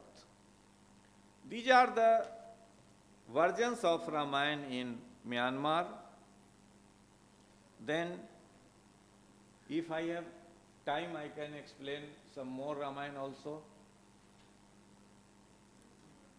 In Malaysia, Hikayat Seri Ram, it was of 7th century, and Malay Ramayana, that was finally edited in 1633, Bodleian Library, and the first manuscript of Malay Ramayana was traced from Bodleian Library. And now, even today, they are working on the Ram Katha directly or indirectly in Malaysia. Even Malaysia is Muslim country. And the most surprising thing is Tibet. Even we have 4 Tibetan versions of Ramayana, and the original name is Tun Huan, Daman a stone Ram Katha, Sangh Sri Ram Katha, Rins Puns Ram Katha. And we have Ramayana of Turkestan, Khotani Ramayana, which was translated by H.W. Bailey. In Turkmenistan, they had their own Ramayana and Ram Katha. Then Mongolia, they have Ram Lila tradition, and we have in Japan 2 Ram Katha, Sobto, Ikotoba Katha, and Hobutsu Katha. This is the literary traditions of Southeast Asia and East Asia. Here, the great scholars of English literature are sitting, Priyanka ji and my chairman, Mishra ji. You are the combination of Indic and English literature also. What about the tradition in English literature about the victory of truth over sins? The victory of truth over a victory on bad elements over good elements. In Macbeth, in Hamlet, and even these are the many literature, many novels and poetry in English literature. Even in Russian literature. I surveyed some, I just put, before coming to this place, I surveyed some Russian literature. What is the tendency, psychology of Russian tradition related with good and evil? And they have a lot of literatures. Created a relationship between good and evil, which is the backbone of Indian literature. So, I am not saying even the 3 witches in Macbeth, the greed to become powerful, and so on and so forth. So, Ramayana, I am not claiming that Ramayana has done, but it's a matter of introspection and matter of investigation.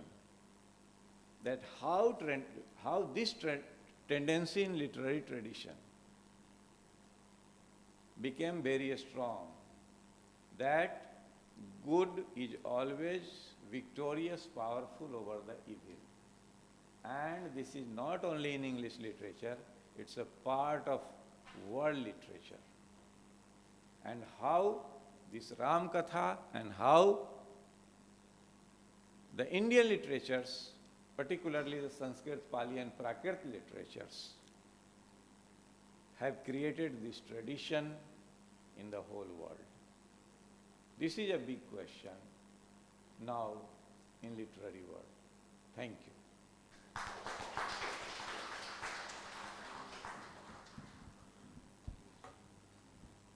Thank you, Professor Rana Purushottam.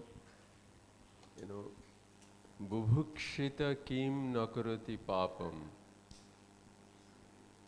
Now that, you know, it's going to be 2 o'clock, most of us are hungry. I apologize for all these things. I should have requested all the presenters to make presentations. Then we would have discussed. I thought we should have a discussion immediately after that.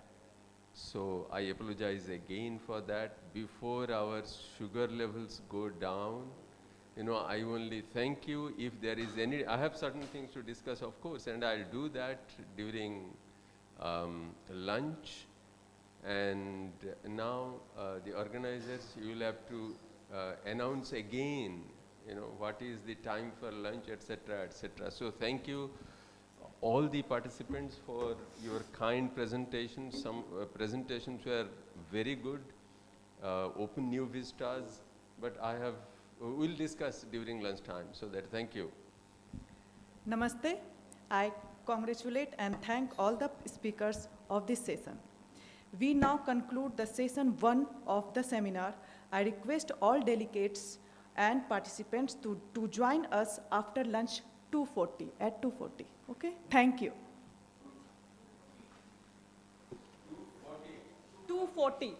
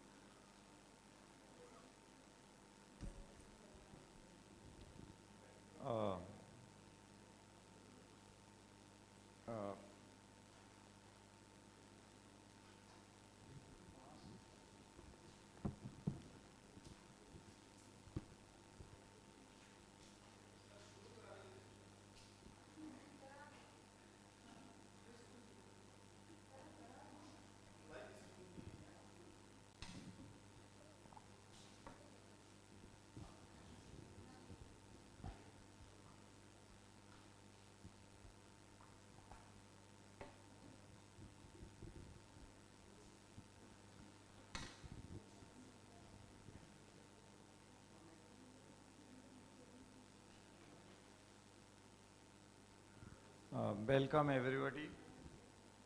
Now this is session 2 of the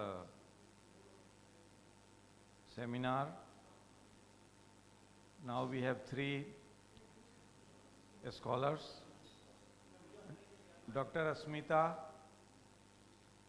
Dr. Tosa Banta Pradhan, and I think Pooja Dabral. So I invite Asmita, faculty, School of Languages and Literature, Humanities, Nalanda University. And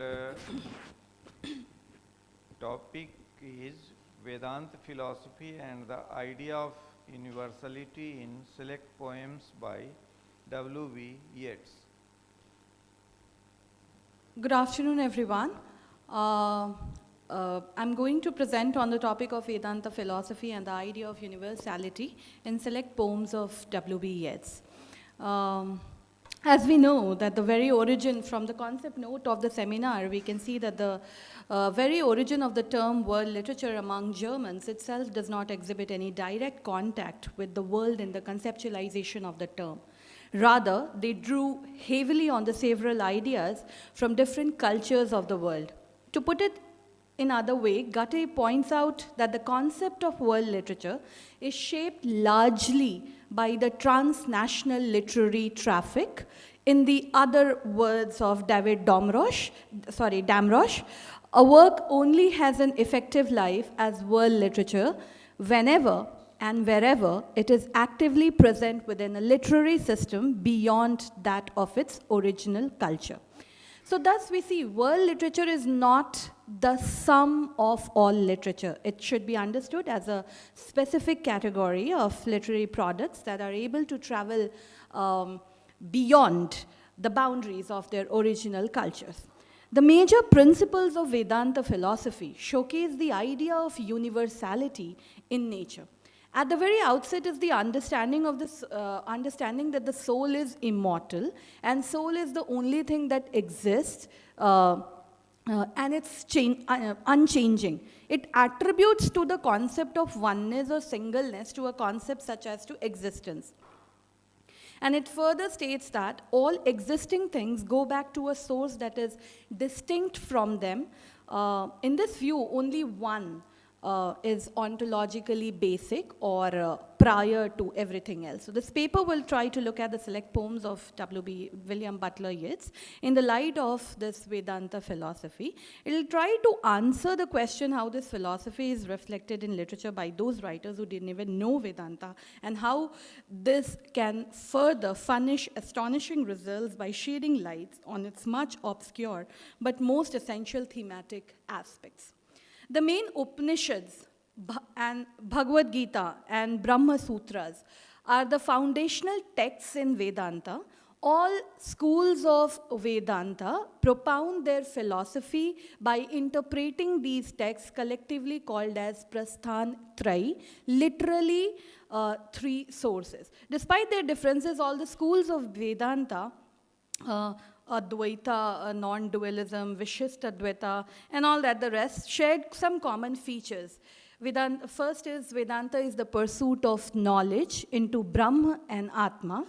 The Upanishad, the Bhagavad Gita, and the Brahma Sutra constituted the basis of Vedanta. Brahma, Ishwar or God, exists as the unchanging material cause and the instrumental cause of the world. The self, Atma or Jiva, is the agent of its own acts, karma, and the recipient of the consequences of these actions. And the last is believe in birth, samsara, and the desirability of release from the cycle of rebirths, that's moksha. Though Yeats has talked a lot about this concept of oneness in a lot of his poems titled Gyre, Vacillation, Sailing to Byzantium, Supernatural Songs. There are yoga poems by Yeats. There is a poem titled An Irishman Foresees His Death. A lot of other poems, they single-handedly deals with this concept of universality of Vedanta philosophy. I would rather take up his Supernatural Songs, published in 1934. In fact, I say that the supernatural songs integrate the philosophy of the Upanishads, written as the consequence of meeting Purohit Swami in 1931. So the cycle of 12 lyrics followed step by step the journey of a 90-year-old Irish monk that he takes, the journey that he takes through the meditative process until he finally reaches a state of consciousness like Turiya. Turiya is technically known as the intuitional consciousness, when one has a vision of ultimate reality, the mukti, release from samsara, cycle of incarnations, leading to nirvana when one becomes part of Brahma, from the 13th cone, which is a sphere. So, in the philosophy, the world is the individual mind's rich fantasy, known as Maya in the original language. The Upanishads teach this as a simple fact. Those trapped in unreality are ignorant. The texts then concentrate on the freedom of detaching from the illusion, repeatedly constructing the mental process, the way to experiencing the metaphysical state by propounding the doctrines of immanence and transcendence. For classical Advaita Vedanta, Brahma is the fundamental reality underlying all objects and experiences. Brahma is explained as pure existence, pure consciousness, and pure bliss. All forms of existence presuppose a knowing self, and Brahma or pure consciousness underlies the knowing self. The Advaita Vedanta upholds Nirgun Brahma as the ultimate reality with its Maya theory. Maya further is the empirical reality that entangles consciousness. It has the power to create a bondage to the empirical world, preventing the unveiling of the true unitary self, the cosmic spirit, also known as Brahma. So this philosophy offered Yeats an insight into the path of ignorance as well as revelation, the intense drama of entanglement in ego and desire, and the chaotic world of love and hate as well as silence and stillness beyond it. All experiences of value is this way of thinking, as the heterogeneity of the world had issued from the one source that is without time, that is without space. So anything in time and space can return to that source any moment. The human mind has the capacity to understand this process backwards and forwards from the individual to the eternal. And Yeats seized this idea of unity in diversity and channeled his works through it. The 12 lyrics of the cycle, Supernatural Songs, there are 12 poems here, are the initial sign of a major change in the direction of Yeats' personal philosophy and his poetic expression. Individual poems can be viewed as stages on a journey to revelation. So demonstrating the renewed confidence Yeats had developed in his own writing, the harmony that he discovered in Upanishads. Debate between natural and supernatural could now be resolved, as well as the dichotomies of body and soul, life and death, young and youth and age that mark the progress of his poetry to this point. The soul's journey to peace is his theme, and his supernatural songs convert the philosophy into poetry. His lyrics produce the process of gradual detachment from religion, history, passion, and sense. There is a last poem, Meru, which actually was written the very first while composing these supernatural songs. This poem is the doctrine of the Upanishads in its essence, for it's described the moment of eternity that is established when all the ties with thought and action are relinquished. It describes hermits on the mountain who have withdrawn from the world into the Upanishadic condition of Turya. Rib was a protagonist. Rib was a hermit in the poem, the main character, and was created later to embody the ideas of Western religion and civilization, all of which he discharges on his solitary pilgrimage. There is a deliberate marriage of poetry and philosophy in his supernatural songs. The two systems merge in metaphor and aphorism, and finally in silence of revelation. His construction, Yeats' construction of this Irish monk, Rib, as the narrative voice behind the series of revelations, transgresses Western, particularly Christian assumptions, for there is finally no religion, no offering of an elixir for life, no sacrificial flesh from the distant past, no dualities of heaven and hell, or youth and age, good or evil, sense and spirit, natural, supernatural, to buttress the dream of the nature. Spiritual life is rather perceived as the renunciation of all dreams and dualities in the eternal moment in the Upanishadic philosophy. So Rib becomes here the exemplar of the spiritual life. He's portrayed as reaching the serenity and repose, the Upanishadic detachment, his voice finally silent in the act of creation. Yeats' supernatural songs follow the ascetic Rib on his path to self-knowledge and self-mastery, so that it seems his phases return to their source. Yet stage is huge here, the universe with its play of light and dark, civilizations as they rise and fall, and the mind tricked by its own projection of the body and the sensual and mortal. PS3 published the essay on the influence of Vedanta on the mature poetry of Yeats in the Swansea Review to show how Yeats' collaboration in the translation of the Upanishads resulted in the insights that he incorporated into the cycle of these supernatural songs. Shri argues, however, that Yeats ended the sequence on a tragic note by stopping short of Turya. He argues this is probably because he felt that once everything is lost in Brahma, there can be no more individuality, no more self, and no more self-assertive poetry. The loss of the ego or the self may be a victory for a saint like Sri Hansa and the source of unlimited bliss, but it's a defeat for an egotistic poet like Yeats. So yet we see, as when we analyze all the other poems that he has written from the lens of this Vedantic philosophy, we would see that he conveys a sense of completion and satisfaction in the works as the values of Upanishads and Vedantas are put into practice. Talking about the conclusion, I would like to say that if we look at this Vedanta philosophy, we'll find that it's universal in nature.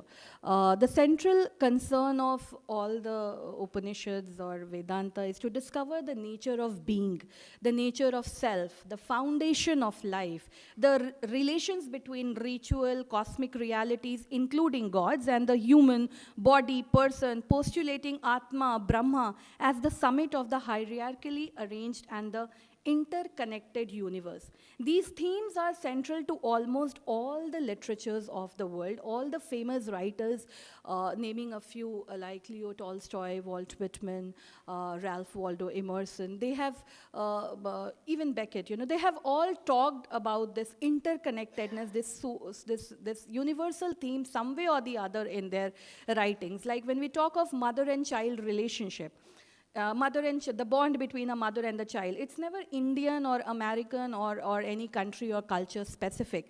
It's universal. The relationship is universal, no matter whichever, who writes about it, from which country or culture do they belong to. They talk about this idea of universality. So, because when we talk of this universal idea, all these writers have talked about this as their major theme, because somewhere down the line, these ideas are enduring, immutable, unchanging. They can apply to the entire universe. So all these writers have portrays those aspects of human life which are common everywhere.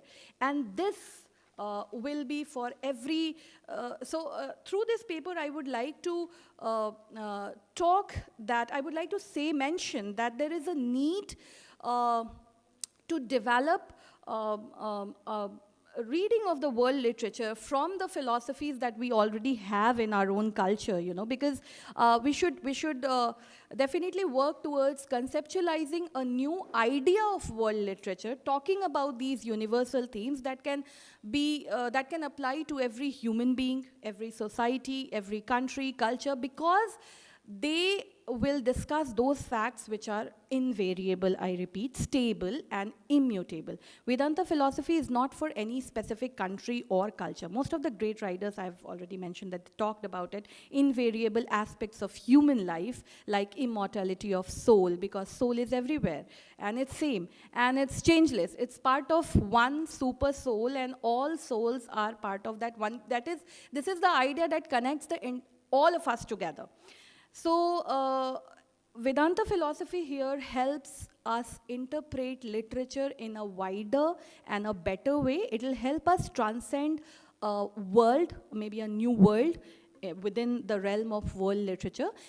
Along with this, I would also like to talk about that Professor Mishra also mentioned while he was talking about the theme of the seminar, the need to develop our own discourse to look at these texts, because when we are talking about any theoretical tool that we name of, any tool for that matter, they are all Western. So if we are looking at the texts from an Indic perspective or from Southeast Asian perspective, there is a dire need that needs to be developed to look at those texts, a dire need to develop that Indic angle to look at those texts, so that what we get is not a fragmented or a fractured picture.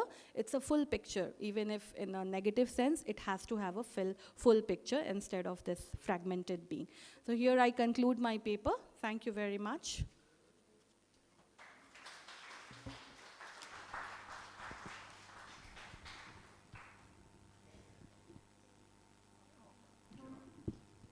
Thank you, Smita. Now, our second scholar is Tosha Banta Pradhan, faculty, School of Historical Studies, Nalanda University. The topic is exploring Rajgir in ancient literature, historical geography and recent archaeological findings. So, now you can start, Dr. Tosha Banta. Hello everyone, very good afternoon to all of you. Respected Chairperson Professor Rana Purushottam, Professor Godavari Mishra, Professor Mishra, Susan Mishra, respective all the senior faculty members, and also the students. So well, basically say I'm not a linguistic, I'm not a person from the literature, but this presentation is all about relating how the literature to the archaeology, okay? So we see that Rajgir is one of the very important city since the prior to the 6th century BC in fact, and then it's continued to remain occupied till at least about 6th century CE, and in fact it also continued to occupy. But what we have seen that the city has found mentions in many of the literature, and the literature are those are the Buddhist literature, those are of the the Jain literature, the the epics, the Indian Ramayana, Mahabharata. They're all mentionings about the Rajgir itself, different places about the Rajgir, different historical geography of Rajgir itself. Can you please go to the next slide?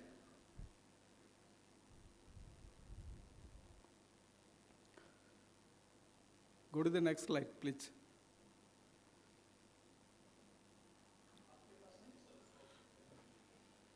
No control panel here. It's closed. It's closed here. Nothing is there. Okay, done. Okay, this one.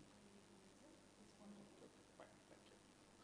So well, let us have a geographical, little bit geology and the geography of the Rajgir Hill. See, the Rajgir Hills actually basically is part of the Purana formations. It's actually the extension of the eastern hills that that we find it. And here the major type of rock that we find in the Rajgir Hill, that is the quartzite and the phyllite. It's a major rock type that mostly we find many of the sculptures or the inscriptions that is there in the case of the Rajgir. Now, what you find in the case of the Rajgir also that there are plenty of the forested areas are there, caves are there, you have the hot springs are there on the foothill area. Then also you have many rivers that is surrounding to this Rajgir Hill is there, river and the small streams are there. And then this area all is surrounded by agricultural land. And this was supported for the establishment of one of the earliest cities in India. And keep in mind Rajgir is one among the the earliest cities in India, and that's what these resources that provided for the establishment of the earliest city. Now we know that the city has, it was surrounded by 5 hills. In fact, not 5; it's actually it is 7 hills. So what you see in front of this hill, this is the Vaibhavgiri. The other side that you see, that is the Biplagiri. And then the next to it is the Ratnagiri, then the Saila Hills. And then the other side, the opposite side of that, what you find towards the Gaya Road, that is actually the, the Udaygiri, and the other side, that is the Songiri. Now, what is also interesting about, the Rajgir is, it was actually the center of diverse, religious sect. Not only the Hindus were there or the Brahmins were there, but it was the seat of the Buddhism and the Jainism. So this is the place where Buddha, he meditated here for at least more than 3 years. One of the texts says that he stayed here for more than 50 years. Another if you look into the Jain text, why this place is also important from the Jainism is the Muni Subrata. He was the 20th Tirthankara. He born here, and also he died here. The next year, coming to the 24th Tirthankara, the Mahabir, he's coming here, and then he spent 13 rainy season here. So all along this hill is, that's why it's considered the sacred hills. And you do find many of the places the remains. If you go to this Viber Hill, you have multiple places, you have archaeological remains are there. And what also we find is that the Jain, in nowadays, you see a lot of Jain temples are found in all along the hills. And what actually they have done is they have built a temple over the archaeological remains. That is very unfortunate, in fact. But they have believed that because we find the remains of the stone structure, we find the remains of the temples, we find sometimes the sculptures are found, and that's why these Jains are there building temple over it. Now, coming to the archaeological remains in the Rajgiri, what generally we find here is we find many of the stone and the mud fortification wall. If you look into the outer part, I'm just saying that if you go towards the Rajgir hill, on the top of any hill if you go, you'll find this cyclopean wall. The cyclopean wall, actually this was a defensive architecture. It was meant for protecting the city from the outside danger. Also there are many interpretations behind that. This wall was known for maybe also for transporting the soldier or maybe quick movement within the hills. Now also you see that there are the internal city. There are two cities were there in the Rajgiri Valley itself. One was we call the inner city that was found inside the valley, and the other one was outside the city, that is called the new city.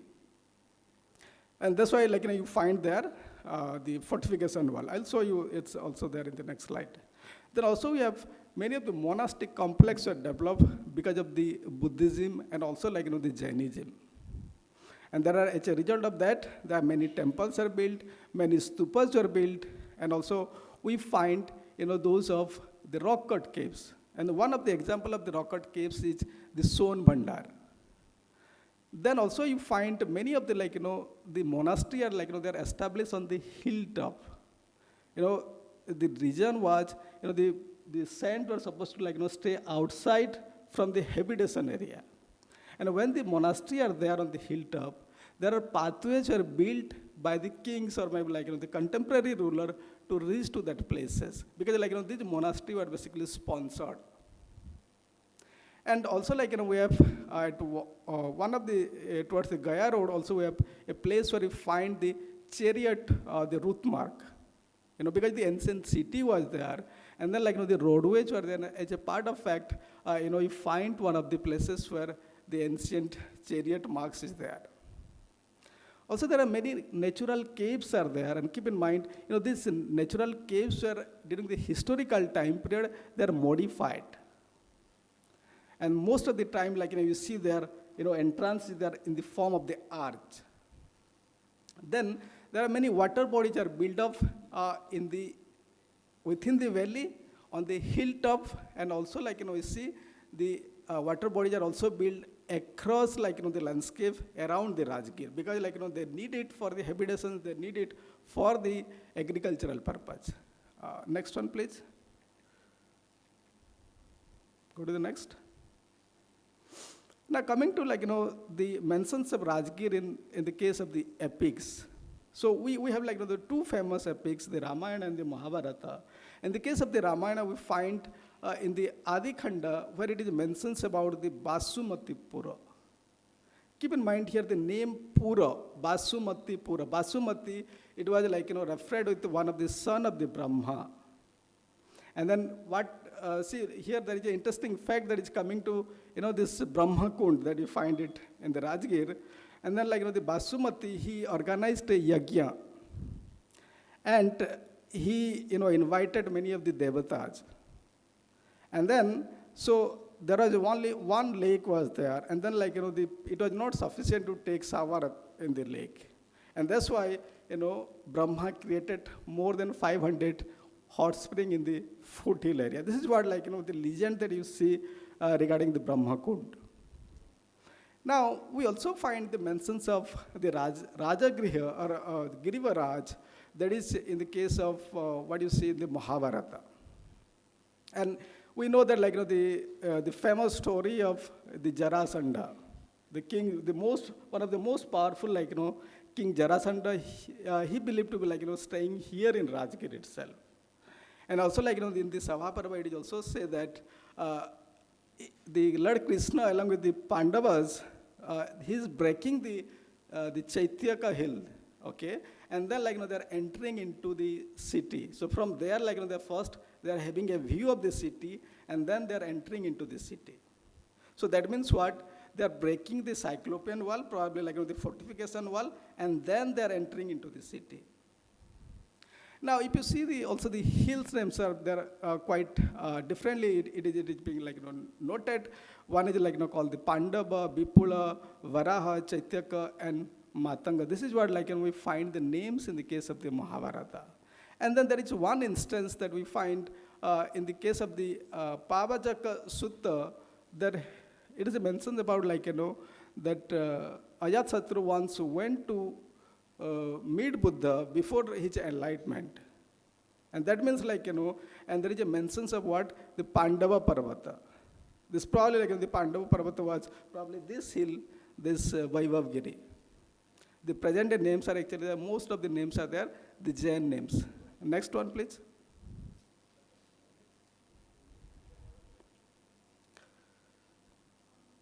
Now coming to the Buddhist text, see, as I say that like, from the Buddhist perspective, the Rajgir hill is very important because as a matter of fact, like, we find many of the Buddhist texts, they are referring to the Rajgir.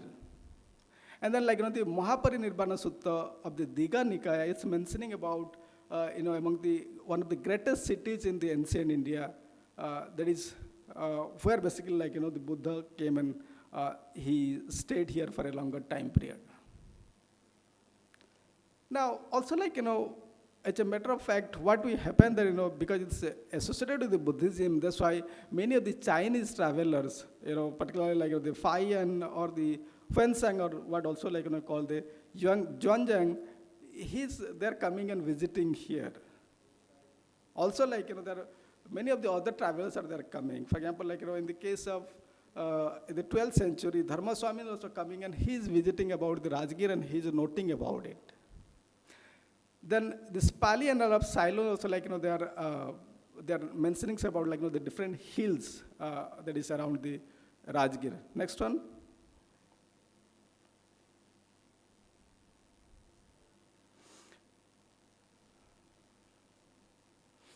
Well, the popular names of Rajgir basically also like, is also called as the Brihadrathapura, that is, we find it in the case of the Santiparva.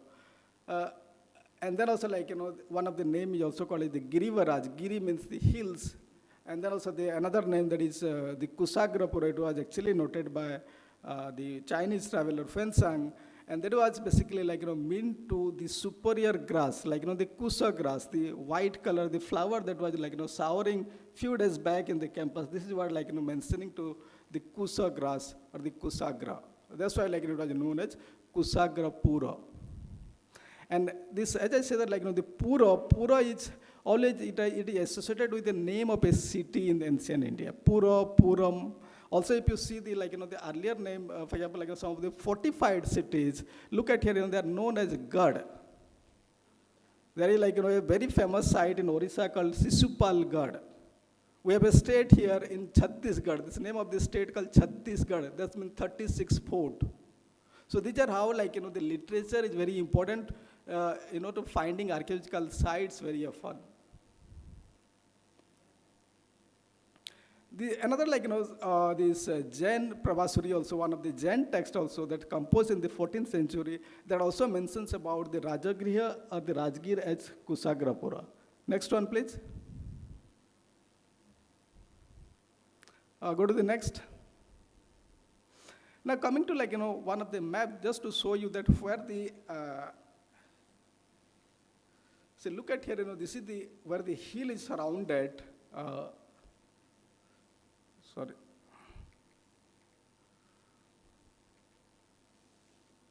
Can you go to the next one?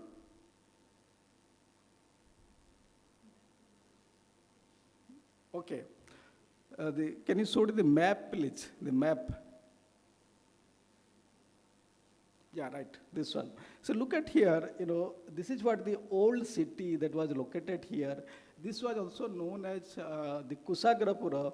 And once upon a time also, this is known as the Hamsapur, this city.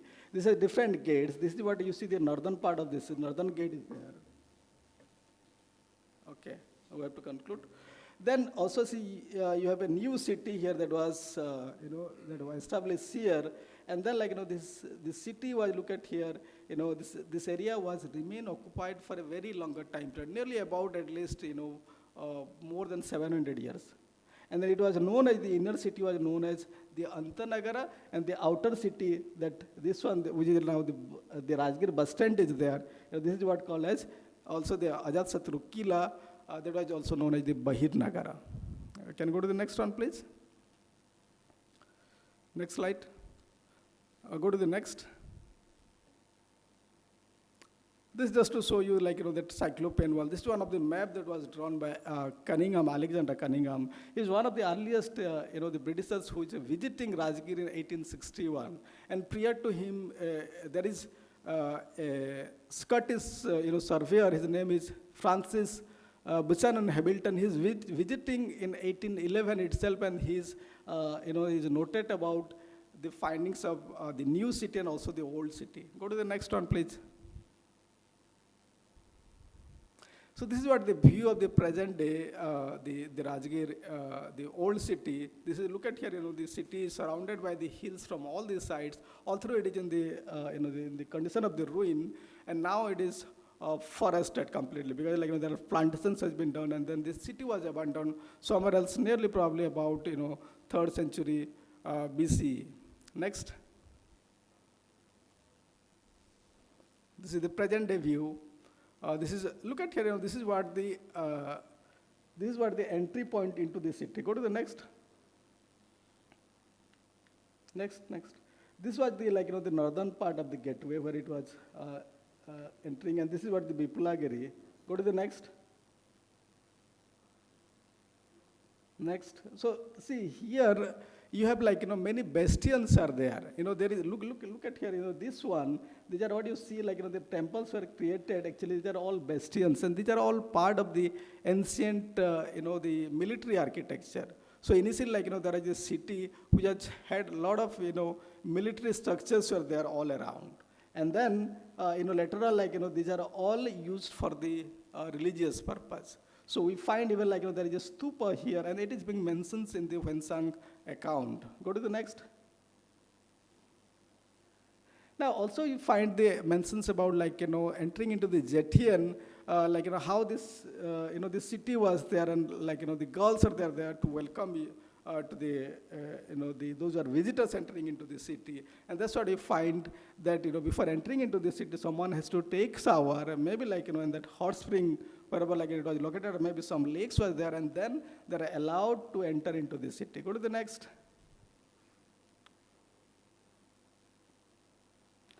Now this is what the new city. So look at here, in the case of the new city also, these are what the fortification wall is there. And then you have there is also a mound, stupa mound. This mound was also excavated. And then, what they found here is actually this is a mud stupa. It's not a brick stupa. Brick stupas are actually later. But what is interesting about the Rajgir is we find here the 3 different kind of stupa. One is the stone stupa, that is the earliest one probably. The next one also you find, those of the mud stupa, and another one is the brick stupa. Go to the next. How many minutes? 5 or 2 minutes? 2 minutes, okay. So I'll just conclude it. You can just pass on the slides. So, see, look at here, what is interesting is we do have a lot of archaeological sites. Those are maybe the Bimbisar jail. Keep on passing the slides.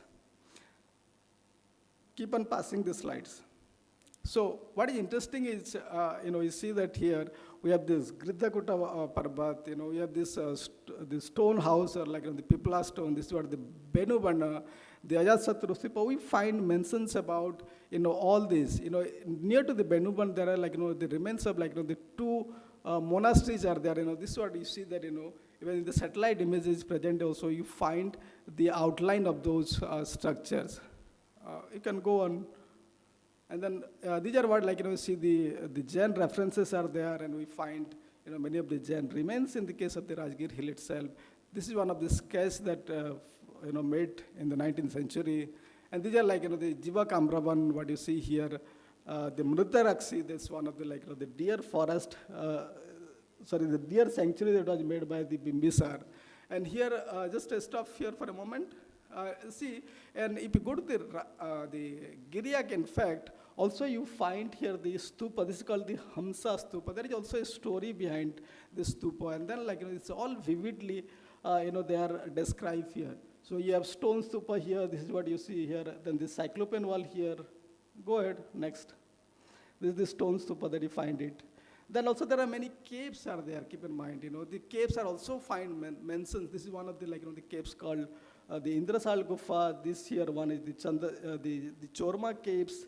And then, like, the Chorma, this is the next village that when you exit the hills, you find actually this Chorma cave is there. And this probably, like, one of the, you see the important, village was there. That's called the Chora Prapata, okay? And this is, like, you see the Jetian hills. So Jetian hill is, like, known as the Yestivana. And this is what you see that, all along that area, you find a lot of remains, a lot of, there are stupas are there, a lot of structural remains are there. And that's it, you find all along the Rajgir Hill. If you have any questions, you may please. Okay, thank you.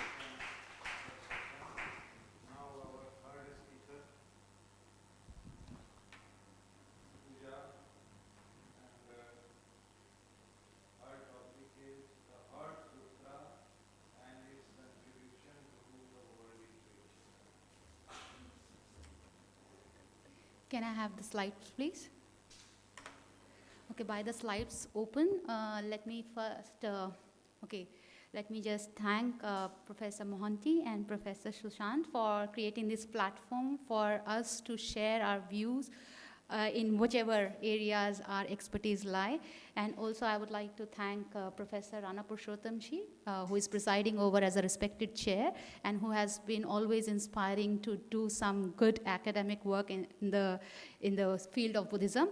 And also I would like to thank our Dean, Professor Godabaresh Mishra ji, because I remember when this conference thing, Professor Sushant came to me to invite, and then he asked me if you're presenting. And then he always encouraged me that please do present. So it's coming from a dean that, okay, you can be part of other schools' presentations and contribute there. It's very, very encouraging. So thank you, Professor Mishra. And of course, audience here. So the topic, as already on the slide, Heart Sutra and its contribution to the world literature. And then the purpose, in fact, that this sutra is taught by Buddha Shakyamuni. And the purpose of this sutra lies in one verse, which the previous panelist, Mool Madhyamika Karika, written by R.A. Nagarjuna. And in chapter number 18, he gives the purpose of teaching this sutra in just 4 lines. So in Sanskrit, it reads, Karma Kalesh Chayana Moksha, Karma Kalesh Vikalpataha. Te prapanchat prapanchastu shunyatayam nirudhyate. So in English, it reads, ceasing of karma and affliction, nirvana is achieved. Karma and affliction arise from distorted conception, which in turn arise from elaboration of grasping a true existence. Elaboration cease into by emptiness. So this is the content of this sutra. And what is this sutra? Why I have chosen this sutra? Okay, let me try if I can change the slide. Otherwise, I'll request. Okay, please change the slide. Okay, yes. So as you read the Heart Sutra, also known as Bhagavati Pragya Paramita Hridaya Sutra, in English, the heart of the perfection of wisdom, the Blessed Mother. So this is the most frequently recited, used, and studied and practiced sutra in many of the Mahayana Buddhist countries, which flourish, such as Japan, Korea, China, Vietnam, then Tibet, Mongolia, Bhutan, parts of India, Nepal, and many other. So this is one of the very important sutra. In fact, this sutra is a part of some practitioners' daily recitation. And then also the cryptic delineation of the meaning of shunyata. And of course, very concise sutra on the perfection of wisdom. The final, if I may say, the final essence of Buddha's teaching, which is known as Shunyata, that is being explained in a very concise and succinct manner. And then another few facts about the sutra. If you see the sutra, this sutra which is called Pragyaparamita Sutra, it really flourished during the Pala dynasty, and then from 8th to 11th century, one of the king of the Pala dynasty by the name Dharmapala, he instructed to build some 50 centers for study and to study Buddhist texts. And from those 50 centers, he asked to dedicate these 35 centers just for the study of Pragyaparamita literature. From there, Heart Sutra is one of them. So this is the importance of the Pragyaparamita Sutras. And of course, if you go to the Tibetan culture and also the Himalayan region in India where Buddhism is there, in Ladakh, Sikkim, Bhutan, all those areas, any auspicious thing they do, they recite this sutra in the beginning. And the significance is they say that it is to ward off the evils, it is the ward of the obstacles. And then superficially it will appear like a superstition, but the logic behind is that what could be a better way to ward off the obstacles through wisdom, right? Because all the obstacles, all the problems, agitations, afflictions that we have, they are finally grounded to ignorance, Buddha said. And then wisdom of Shunyata is the wisdom which can remove this ignorance, which is the ground for all the obstacles and evil. So therefore, this is the significance of reciting this sutra and the mantra associated with the sutra. Next slide, please. And on the previous slide, the information was that this sutra has been so popular that many translations of the sutra is available, and to the extent that in China, Japan, and also in Tibet, you will find the folios where the sutra is written with the gold ink. So this is the respect accorded to the Heart Sutra. And also you will find very expensive wooden blocks on which the sutra is engraved. And also, of course, it is engraved on the walls. These are called stone stelae. Next slide, please. Then, how to place this sutra with the entire corpus of Buddha's teaching. So if we know the Buddha's teaching, we know that, okay, finally the teachings of the Buddha is for the purpose of removing the suffering and to inculcate or to have lasting peace and happiness. So all the teachings, some say 80,000 sutras Buddha gave, or some say 84,000 sutras. So whatever is the count, the point is the essence of those sutras can be confined or grouped under three. The sutras are to train us in three high trainings. What are they? Training of the Shil, Samadhi, and Pragya. In English, ethical discipline, meditative concentration, and wisdom. Finally, this practice of ethical discipline and meditative concentration is to ripen us, is to strengthen our wisdom, which cuts the ignorance, which is at the ground of all our problems. So this is, and then, as I said, the essence of this sutra is about the wisdom. What is this wisdom? That is required to remove the ignorance, which leads to all kind of suffering through a chain of action and reactions. So this is the placing of the sutra. Now, one of this author by the name Jamyang Shepa, he puts it very nicely that, okay, somebody asked that, you pay so much attention to the Heart Sutra, but what about the other disciplines like epistemology, psychology, and then logic, and also Madhyamika philosophy, and also many other disciplines that are studied in Nalanda tradition, Nalanda monastic institution, ancient Nalanda University, passed down to many monastic institutions in Tibet. For example, even now in Gelug and 4 schools of Tibetan tradition, you will find the study of the Heart Sutra very extensively. So then when this question was asked, he puts it very nicely. I would like to read this quote to you. He says, if one examines Madhyamika philosophy, it represents the philosophical standpoint of the perfection of wisdom literature, which is Heart Sutra. If one examines the study of epistemology, it represents the method of inquiry that are essential, a medium for understanding the perfection of wisdom. If one examines the Vinaya, the monastic code of conduct, it presents the precept that practitioner of the perfection of wisdom must undertake. And if one examines the Abhidharma, one finds that its taxonomy of reality is central to the perfection of wisdom literature. So this is how he connects that how this Heart Sutra and how it should be read, reflected, and meditated upon. All other disciplines are like important for that. Please, next slide, please. Now, just for information, there are two different versions. In fact, there are several versions of this Heart Sutra available. One is called a brief version, and one is called the extensive version.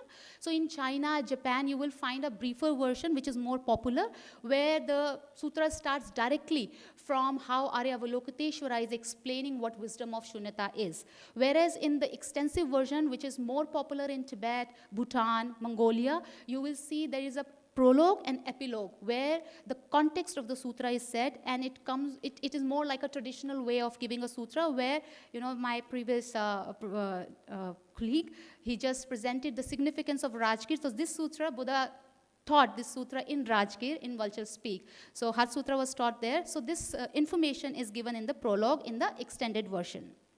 Next slide, please.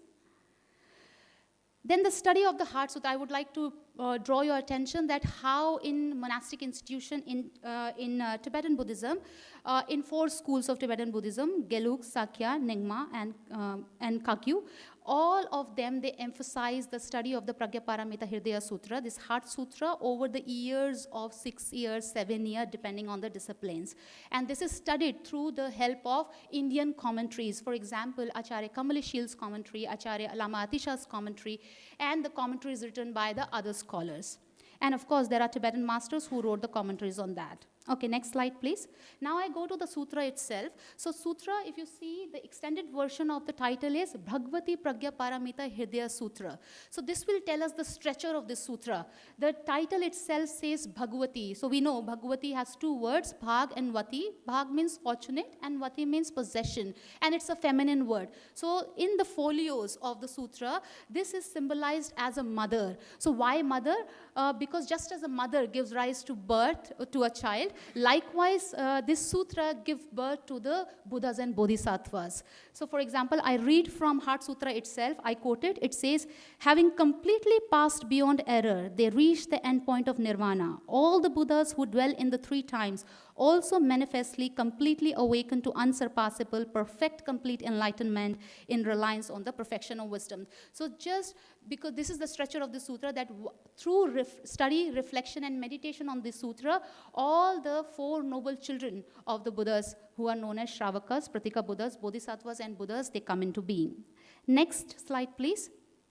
Next part of the title is the pragya. We know pragya means pra plus gya, which means the supreme of the wisdom. So it is not supreme because Buddha taught it. You know, some kind of, because it's a Buddhist religion, so they will call it pragya. Why it's the supreme of the wisdom? Because what do you mean by supreme of the wisdom? Which helps us to get the highest goodness, not the temporary happiness which can be easily changed into suffering, but something which can eliminate the cause of suffering for good, and therefore takes us to the highest goodness of complete fearlessness and infinite happiness. And these 2 things, in technical terms, we call it nirvana and Buddhahood. So because this pragya, or this pragya of Shunyata, takes us to the highest goodness, the lasting peace and happiness, the title is pragya, or supreme wisdom. Next slide, please. Next is the word is the paramita. What do you mean by paramita? So Sanskrit word par plus ita. Par means to the beyond or other shore. And the ita is to go, in past tense, having gone, right? So this is also translated as transcendental wisdom. Why? Because this wisdom takes us to the other shore. What do you mean by other shore?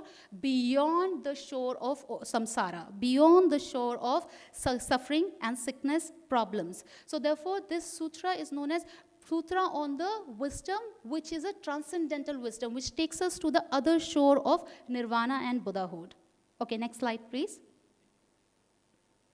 Now the Bhagavati Pragya Paramita Hridaya Sutra. So what is the importance of Hridaya? Hridaya, here the Hridaya means heart, right? Hridaya means heart. So Hridaya as heart, it is in 2 contexts. One, you must know, please, next slide, please, that there is an entire corpus of Pragya Paramita literature, right? Buddha did not teach only one Heart Sutra. There are many other Pragya Paramita Sutras. For example, Perfection of Wisdom Sutra in 25,000 lines, in 100,000 lines, then Diamond Cutter Sutra, and one in 8,000 lines. And also there is something called Pragya Paramita Tathagata Mata Ekakshara. So in one syllable, the wisdom is taught. So all this sutra, when the essence of that sutra, so this Heart Sutra makes the heart of all those Pragya Paramita literature. This is like the main sutra giving the essence of those Pragya Paramita literature, and therefore the word heart comes there. It is like the distillation of what has been taught there in terms of view or wisdom of Shunyata in this one sutra. Okay, next slide, please. So now, as I said, there are two versions. The extended version has a prologue, and then as the significance of Rajgir. In the prologue, it says, the Buddha was dwelling on mass of Vulture Mountain in Rajgriha, together with a great community of monks and a great community of bodhisattva when this sutra was taught. Next slide. And then the three perfect, previous slide, please, sorry. So three perfect conditions. So in the commentary, it is said that, there is a mention of the Mahayana tradition that three things come together, then the real miracles happen. Not just the ordinary miracles, but the real miracle of transformation happen, where the three perfect conditions come together. What are they? Perfect teacher, perfect audience, and the perfect place. So perfect teacher, we had fully awakened Buddha Shakyamuni there. Perfect audience of the monks and the bodhisattvas who were ripened to listen to that teaching and were interested to remove the cause of the suffering. And these two things combined together make a place a perfect place. Okay, next slide, please. So Rajgir become a perfect place for that sutra. Then the Heart Sutra, what is the content? So if I may summarize, it's like a 1.5 page. If I may summarize the essence of the sutra, so what is very important for us to pay attention, there are three things. The protagonist of the sutras are two. In fact, Buddha Shakyamuni being there, in the presence of the Buddha Shakyamuni, Arya Avalokiteshvara, who is called the Bodhisattva of compassion, he responds to the question asked by Venerable Shariputra, who is one of the foremost disciples of Buddha Shakyamuni and known for his intelligence in the disciples of the Buddha Shakyamuni. So Venerable Shariputra asked a question, and then Arya Avalokiteshvara responded to that question. And finally, at the end, what is the endorsement that comes and how Buddha endorses that response? This is the content of the sutra. Next slide, please. So I'll go a little faster, passing on the slides. So what is the question asked by Shariputra? That is the content of the sutra. The Venerable Shariputra asked that how should any child of the lineage who wishes to practice the activity of the profound perfection of wisdom train? Meaning anyone who wants to perfect the wisdom, who wants to have the perfection of wisdom, what should they do? Next slide, please. Then to this, Arya Avalokiteshvara responds, Shariputra, any son of the lineage or daughter of the lineage who wishes to practice the activity of the profound perfection of wisdom should look upon it like this, correctly and repeatedly beholding those 5 aggregates also as empty of inherent nature. So Shunyata nature of 5 aggregates. And these are the 4 most popular lines which you must have heard. Form is empty, emptiness is form, emptiness is not other than form, form is also not other than emptiness. Next slide, please. And then most important thing is what is said by Buddha at the end of the sutra. So he says, he endorses the response given by Arya Avalokiteshvara, because many people question whether Heart Sutra is taught by Buddha Shakyamuni or not. So in the Mahayana tradition, there is a mention of, there are 2 kinds of sutras, or sutra can be grouped into 2 kinds. One where the Buddha directly uttered the sutra, and secondly where Buddha did not utter, but endorses what was happening and uttered by the other protagonists during the teaching. So this is the second category, where Buddha said, well said, son of the lineage. It is like that, it is like that. One should practice the profound perfection of wisdom, just as you have indicated. Even the Buddhas or Tathagatas rejoice. So next slide, please. So finally, I would like to, and this is the mantra in the sutra, which we recite. You must have heard when Buddhist communities, they recite, they have some auspicious thing. They recite the sutra, Tyatha Om Gate Gate Para Gate Para Sam Gate Bodhiswaha. So this mantra is a very important mantra because it delineates the 5 paths of Mahayana tradition and how to attain full awakening the way Buddha Shakyamuni did through following the 5 steps. These are known as path of accumulation, path of preparation, path of seeing, path of meditation, and path of normal learning. And each of the Sanskrit word has an etymology which explains all these paths. So there is an entire literature on studying the 5 paths on the basis of one symbol mantra. So when we recite the mantra, this should be reminded that I have to follow the 5 paths of the Mahayana in order to reach the full awakening goal. Next slide, please. Okay, as I said, the content matter of the sutra is Shunyata and which is the final coming, which is the purpose of Buddha's coming into on this earth, to discover this wisdom, that how everything, okay, can we go to the last slide, please? Just to conclude.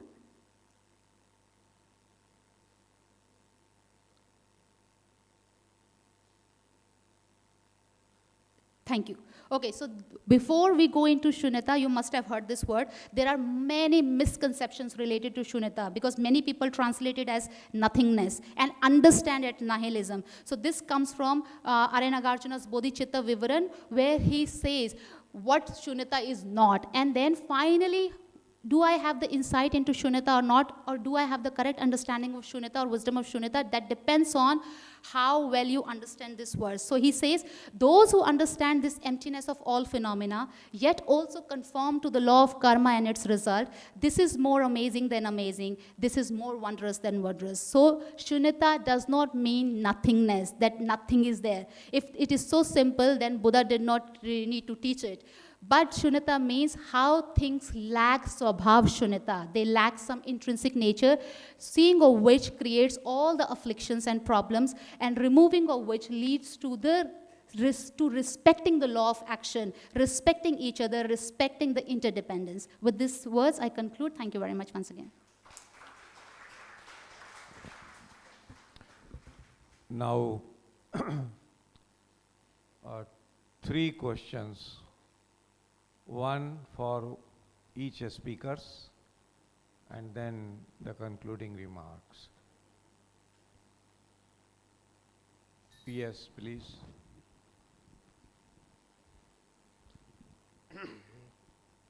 Thank you, sir.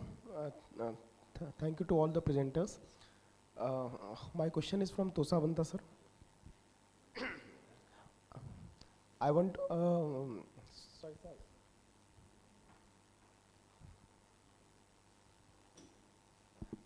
Yes, Ajat, please.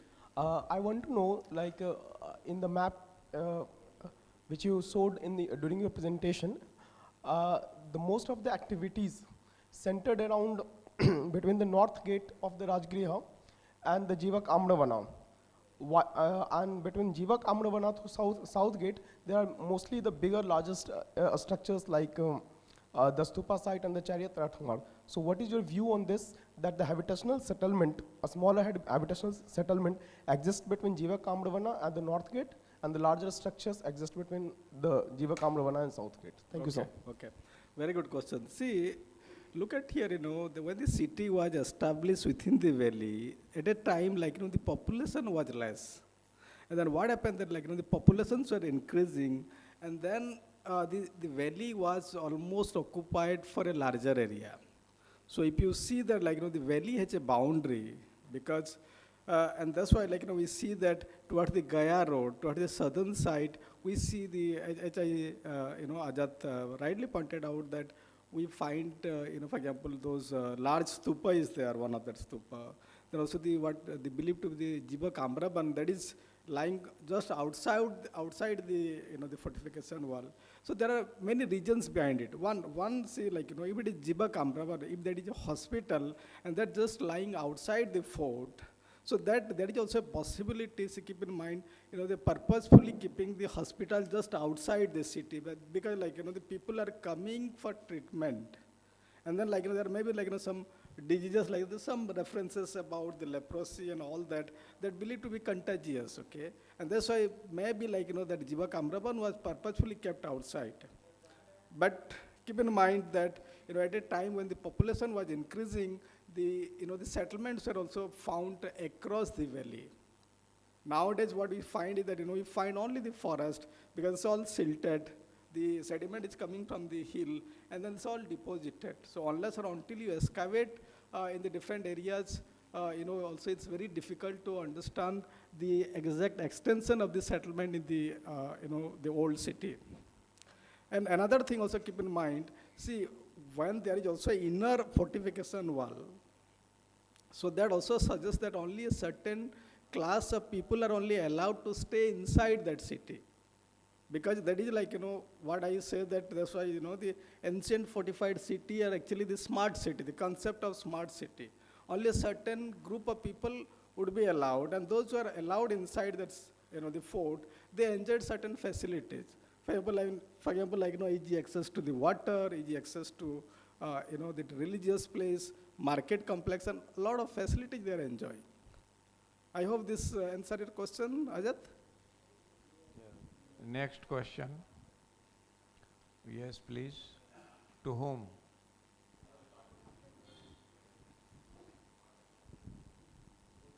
Hello, everyone. My name is Chris Nolan. In case you don't know me, I'm a second-year master's student from the United States.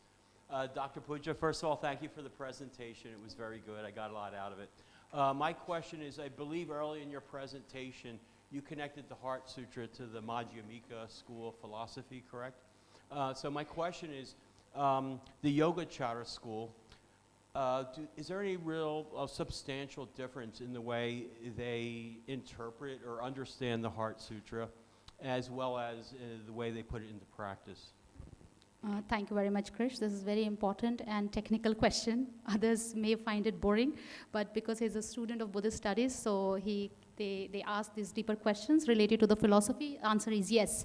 Answer is yes. Even in Heart Sutra, as I mentioned, there are 8 different commentaries written by Indian commentators, and some of the commentaries are in line with the Yogacara interpretation. So what I did is in line with the Madhyamika interpretation, as R.N. Nagarjuna did it, but there are Yogacara commentaries. And also in the Chinese tradition, some commentaries are in line with the Yogacara tradition or Chittamatra school. So what is the substantial difference? The difference is the view of Shunyata. So within this is the interesting part of the Buddhist philosophy, that within the Buddhist philosophy have 4 different schools of Buddhist metaphysics, Vaibhashika, Sautantrika, Chittamatra, and Madhyamika.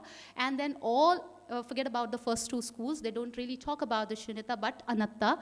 But the other 2 schools, Chittamatra and Madhyamika, when they talk about Shunyata, they talk about it slightly differently. So within Buddhist thought, you will find a comparative view of the Shunyata. And this is, in fact, it is said that all these views are taught by Buddha Shakyamuni himself in line with the proclivities and mental disposition of the people as a letter to reach to the subtle view as taught in the Madhyamika literature. So answer is yes. When the Yogacara tradition, they interpret, or the commentary is written in line with the Yogacara or Chittamatra tradition, how they explain Shunyata is in the line of Shunyata, they call it emptiness of external reality, not the emptiness of intrinsic reality. Whereas Madhyamika, when they talk about the Shunyata, it's Swabhav Shunyata, which is emptiness of intrinsic reality. Whereas Chittamatra schools, they believe in intrinsicality, and they say things do exist intrinsically, but they do not exist external to the mind. So therefore the word Chittamatra, mind-only school. So they believe everything is just the nature of your mind, and external to the mind, nothing is there. So the emptiness means to them emptiness of external reality and not the emptiness of intrinsic nature. Why? Because if you ask them what is the nature of this mind, they will say this does exist intrinsically. I hope this answers. One more question to Smita. Okay. So, very important and mind-blowing session. 3 papers were read, and Dr. Asmita's paper was on Vedanta and its impact on the poetry of Yeats.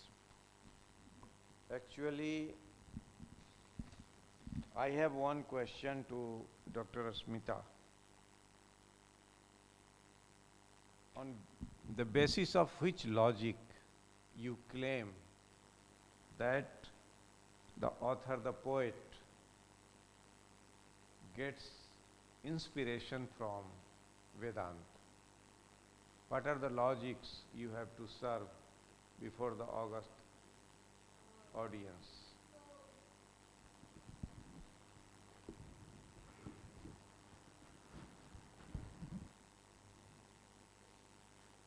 So I had not discussed that in much detail, but when Yeats met Purohit Swami in, I guess, 1931 or something, they both translated the 10 principles of Upanishad, and that is the time when he came to terms with the knowledge that the Upanishads have and how does it connect to even the further Vedanta philosophy. Vedanta is actually, Upanishads are all the foundational texts on which philosophy of Vedanta has been generated. They all share the basic tenets together. So that is how he came to terms with the entire logic, and that is why mostly the late poems by W.B. Yeats shows the impact of this philosophy in his writing. Poems from if I have to be precise, they will be mostly from 1934 to 1939,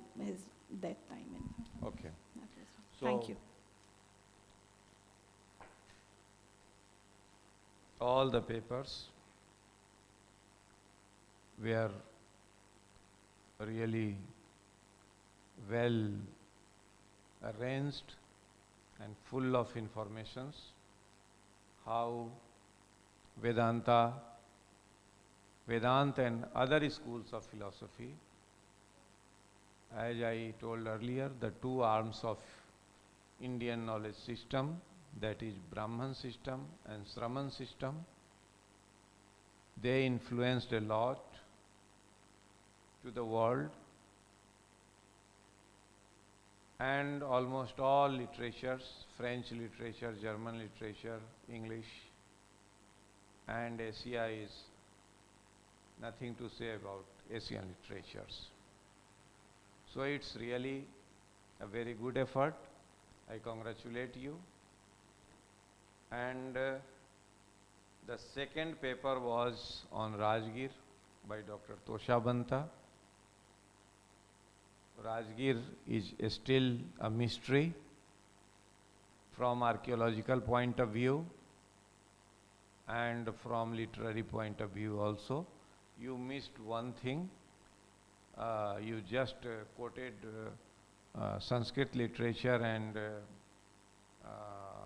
Pali literature, but many sutras of Mahayana literature has been preached in Rajgir, particularly on Gridakut Parvat. And another thing is, before working on Rajgir, you have to understand the topography and archaeology of around 50 to 60 kilometers around this area, and by grace of government of Bihar, many archaeological evidences have been destroyed. Actually,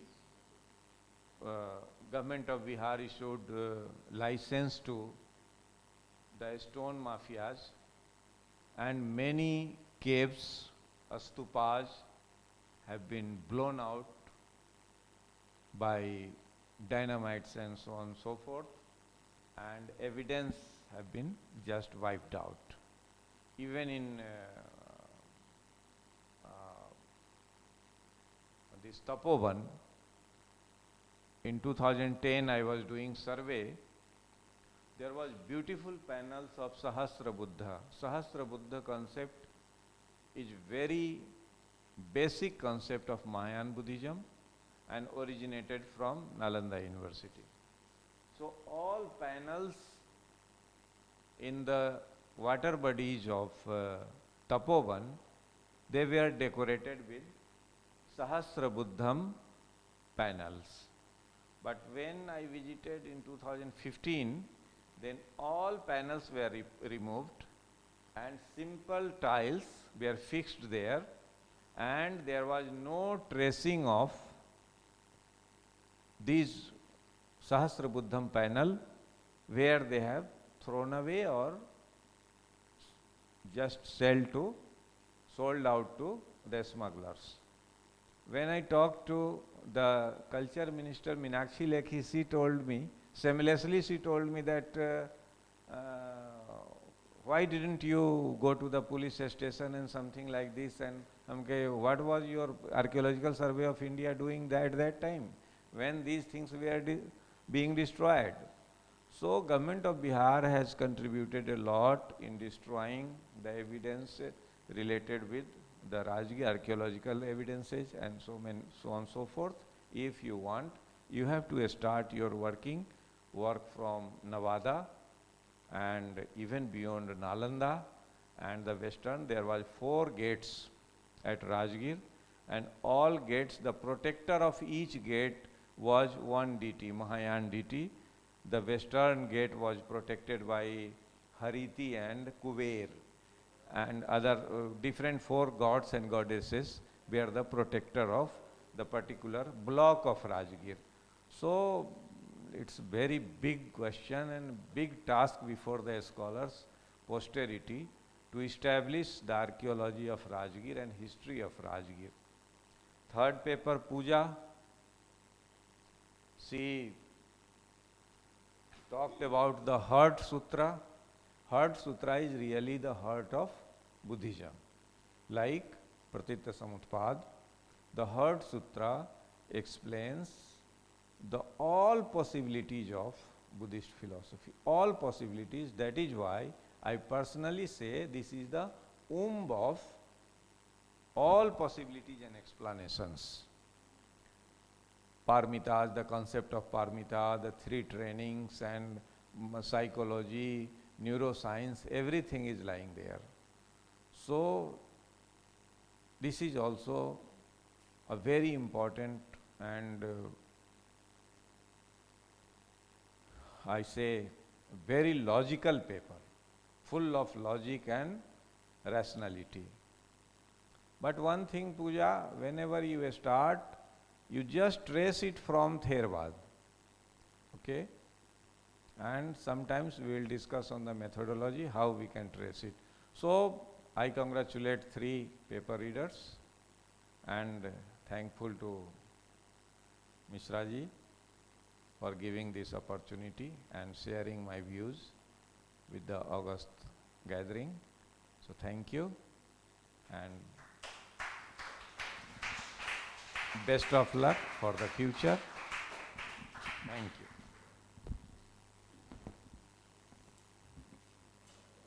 Thank you, everyone, for presenting your ideas. You were really engaging. From Vedanta philosophy to exploring Rajgir in ancient literature to Heart Sutra and its contribution to world literature, all were captivating. I hereby would like to call off this session and begin with the third. This session will be an online session for outstation participants and will be chaired by Professor Sushant Kumar Mishra, Nalanda University. I request Professor Sushant Kumar Mishra to kindly take over the session from hereby onwards. Thank you.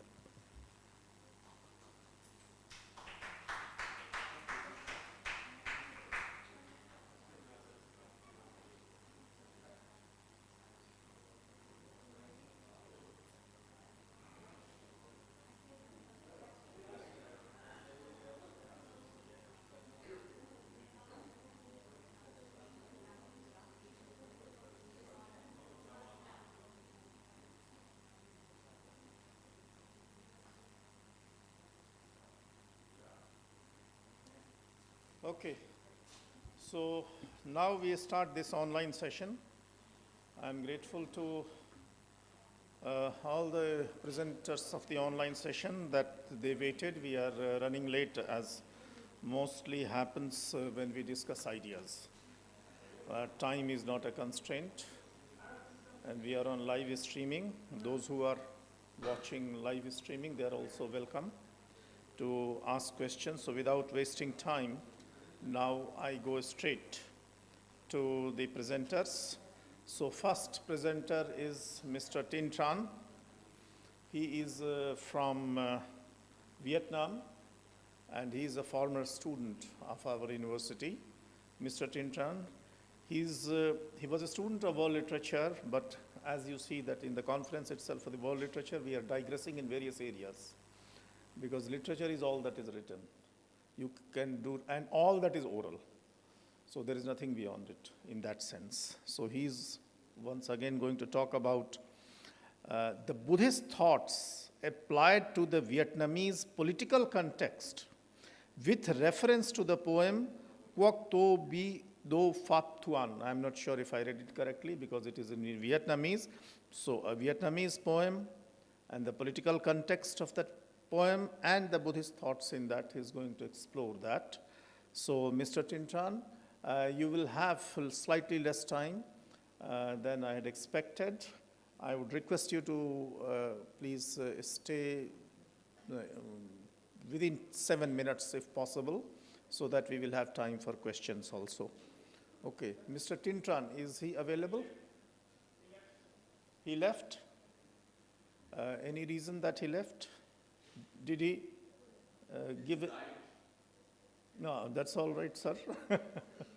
If he's right, that is all right. But did he give any message? Okay. Prince. Prince, there is someone, Prince. Okay. Okay, so in the meanwhile, is Papsara there? I invite Papsara Ponam Peruma. She's also our ex-student.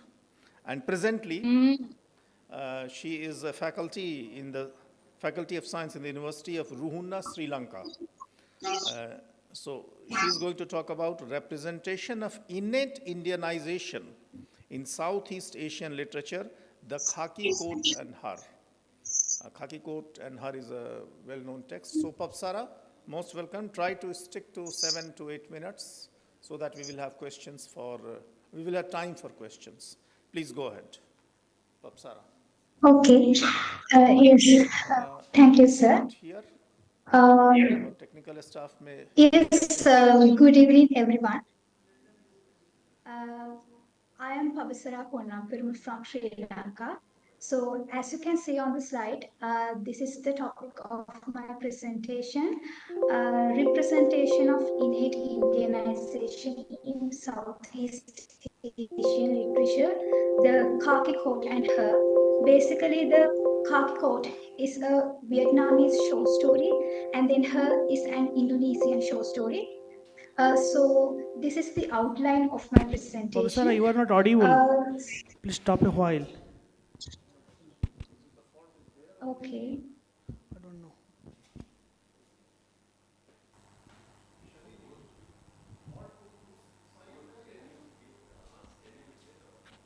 Sir? No. Can you hear us? Pavasara? Yes, yes, he is hearing. Yes, I can hear, Just wait but for a I minute. don't know. We are resolving the issues.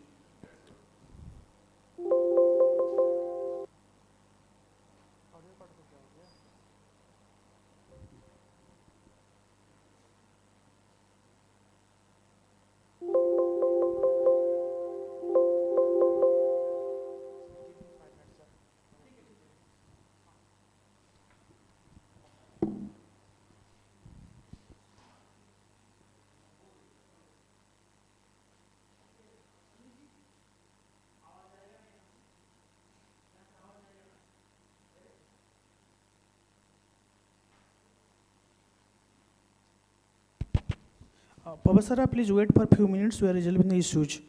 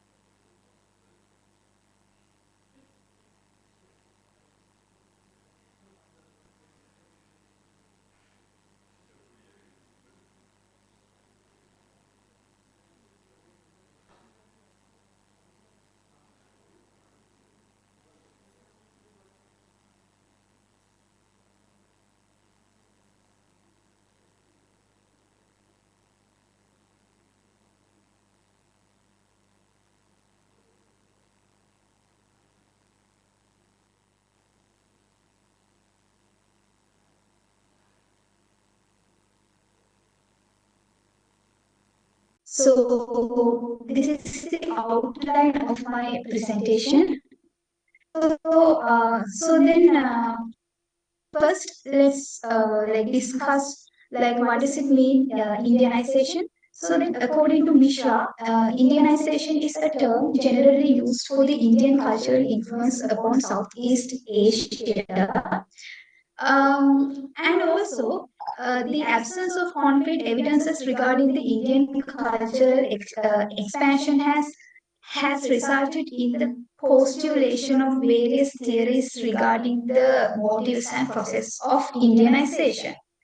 Um, and also, Indianization in Southeast Asia is depicted through the influence of Hindu religion, through mythology, or as literature, and then epics. And actually, it was from India that much of Southeast Asian religion philosophy were flourished. So then, if we just look at the historical context about the adoption of Indian tradition in Southeast Asia, it actually visible after the 4th century. It was from it was the fame of the Gupta Empire who ruled India 3rd and then 6th century, and then his reign, technological innovations and culture directly involved with the development of Southeast Asian culture. And then according to Marwa, the age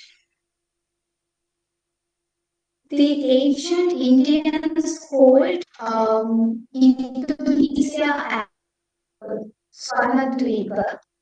And also, Batak culture of Indonesia, it was actually flourished through the South Indian become literature. It is actually like related to literature which depicts the religious rituals and magic or practices. And then according to Rambadran, so then like this is about Vietnamese context. I mean about the impact of like Indianization on Vietnam. So the influence of India in the charm civilization, actually that cannot be ignored. So charm culture was heavily influenced by Hindu beliefs, specifically like many of their shrines were like built to honor God Shiva, and also they also like depict the carvings of Hindu deities, and also the this like even Chang civilization's contemporary contribution is that irrigated rice farming, which is still popularly used in Asia, and also again Chang architects also like can be seen like through their temples. I mean, all these like temples were carved while relating to the Hindu like Indian Hindu beliefs. And also, so now like you can see there are two pictures on the slide. So now like basically this picture, like that is about the like Batak culture. They are from Indonesia. These Batak are descendants of powerful Proto-Malayan who actually lived in Sumatra, and they also had some kind of like a heritage related to India. So then they also have taken Indian ideas regarding government, religion, arts, like that. And then on the other hand, like you can see, this is again a temple from Vietnam called Krongari. This is a Hindu Chang religious complex that also again was built while referring to Indian culture. So then, basically, the statement of the problem of this research, many scholars argue that from historical evidence, it's clear India has maintained a good relationship with Southeast Asian countries. India has been created a great historical impact in Southeast Asia through Indianization. Uh, but like how we can see this about impact on literature. So in such a context, like we can realize literature, like literature activates as a tool which conceptualize the world through going beyond the national boundaries of each country. And also like according to Hedgerson, literature is singular and universal because one can relate with the text used in literature. On the other hand, above mentioned literary text must go through the process of printing and publishing to reach the readers. So now actually when the author who belongs to the Indic and Southeast Asian countries create such masterpiece, he or she writes the text while relating own experience while finding the solutions for the prevailing problem. So like basically, I'm just thinking um, so like when the citizens of the Southeast Asia refer such literary text, the citizens get the chance to reflect on such problems and active positive on such instances. The ultimate result would be the birth of a well-informed citizens who celebrate peace among each other. So then, like accordingly, after the statement of the problem, actually, like this is the research question of the present study.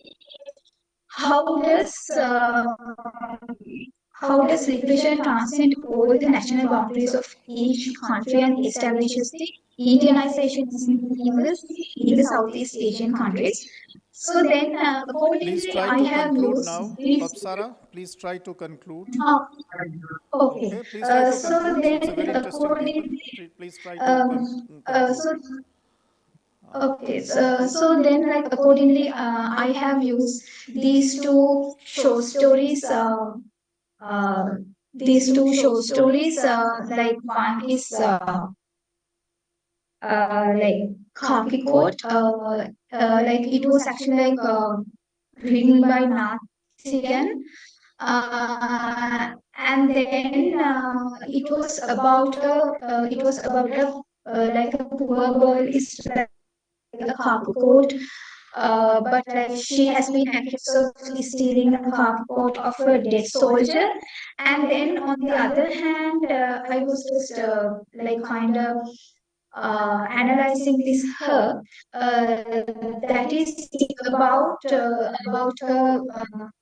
actually like that is about again like feminism text where this like wife is divorced by husband. So like actually my conclusion, like as most scholars point out, Indianization is not a concrete idea, yet the Indian influences in Southeast Asia was primarily ideation and not material. So Indianization been a straightforward, yet Indian philosophies that which are infused with the vision of peace and harmony adapted by the local community in different parts of South Asia. So then, so like basically these particular Indian ideas that were transmitted to like Asia. So then, like accordingly, like on the contrary, like literature is like singular and universal because one can relate with the text using literature. So then, like according to Hedgeson, so then, like when the author who belongs to the Indic and Southeast Asian countries creates such masterpiece, he or she writes the text while relating own experiences. Uh, but but actually here in these two texts, Papsara, please try to yet conclude the now. Yes, yes, please come to the conclusion. yet the priority is given towards the prevailing contemporary issues, scenarios in that society. Therefore, actually, Indianization is not directly conveyed. Maybe since because it was not like a straightforward process. Yeah. So like actually like Thank these you. are Thank you, then like Papsara. thank you so much for Okay, thank you. Okay. this. We will take the questions at the end. So now next, Tintran, are you there? Tintran, are you there? So Tintran, Yes, as sir, I had I'm ready, earlier sir. introduced, he's also an ex-student of our university and he's going to talk about the Buddhist thoughts applied to the Vietnamese political context with reference to the poem Quoc To Bi Do Phap Thuan, which is a Vietnamese poem. Okay, so please now, Tintran, please try to conclude within 7 minutes. Yes, sir. Yes. So am I audible, sir? Yes, you are audible. Please go ahead. And can you see my slide presentation? Not yet. Can you see my slide? No, we are Not not yet? able to see your slide. So if slide is not visible presently, you may go ahead. 1 second, sir. Okay. Sharing the slide. So now can you see this? No, still we see Tintran is sharing the slide. Nothing more than that. The slide. Yes, now it is visible. Go ahead. Visible, okay, Yes, sir. yes, it is visible. Go ahead. Yeah, good afternoon, sirs, and everybody. Today, I would like to present the topic, the Buddhist thoughts applied to the Vietnamese political context, with reference to the poem Quốc Tổ by Zen Master Do Pháp Thuận. Firstly, I would like to briefly introduce historical backgrounds in the 10th century in Vietnam, moving defeated the Southern Han Chinese, and in 939, marking the end of the Chinese rule over Vietnam. Following that, after the sudden death of moving, Vietnamese were undergoing a lot of political upheavals. Finally, in 980s, the kingship fell into Lê Đại Hành, who successfully later defeated Chinese Song invasion.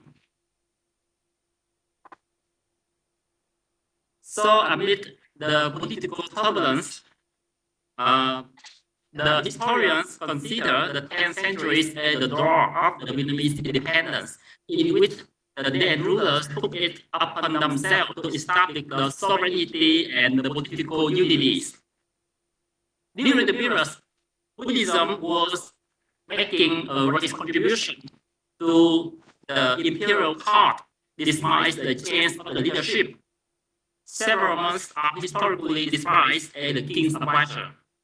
Now I go to our author, Zen Master Do Pháp Thuận. His lives were recorded mostly in Thiền Quỹ Tập Anh Ngữ Lục to see the collection of outstanding figures of the Zen gardens. He was a distinguished master who was revered by the king Lê Đại Hành, and he served as the king's advisor. He is renowned for his profound intellectuals as well as the moral virtues. The poem Quốc Tổ was his response to the king's inquiry about the destiny of the nation. It is supposed to have been composed in around 980s amid the Lê Đại Hành rise to power and the booming of the Chinese Song invasions. Okay, now I want to recite the poem, firstly in my language. Quốc tổ như thằng lạc, Nam thiên lý thái bình, vô vi cư điện cát, xứ xứ tức đạo binh, and it is translated to English as, like wolf tends, the nation's destiny stands. Peace now adorns the southern sky. If mindful wisdom tends to the palace, on warring stops and on tries withers.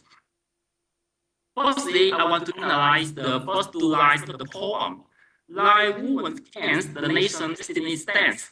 Peace now adorns the southern skies. Here, the author refers to the image of the woven tents, implying national unity of the people. As mentioned above, at that time, the country was undergoing the political upheavals. Therefore, the people was divided, was separated. So he said that the first and the foremost of the countries, that is the national unity. Once the people consolidate and unite together, it will build the national strength. And that is the foundation of the countries. So the first two lines is the response to the historical situation at the time. Then I go to the next two lines. If mindful wisdom tends to the palace, on warring stops, on price withers.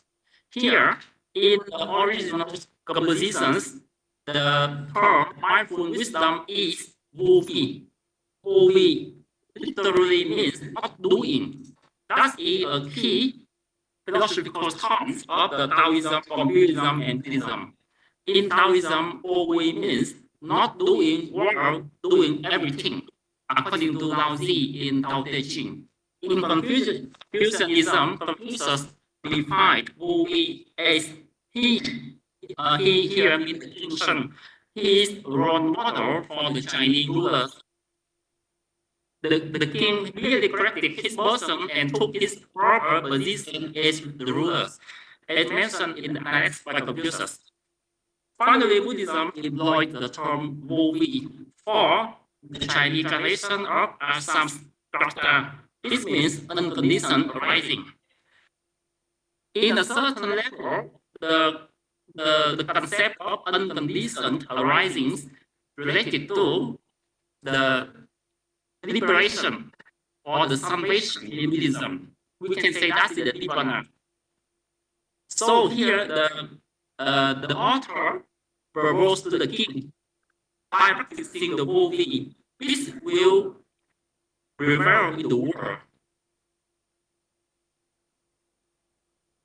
Now I continue to analyze the concept of wovi. It is very hard to define.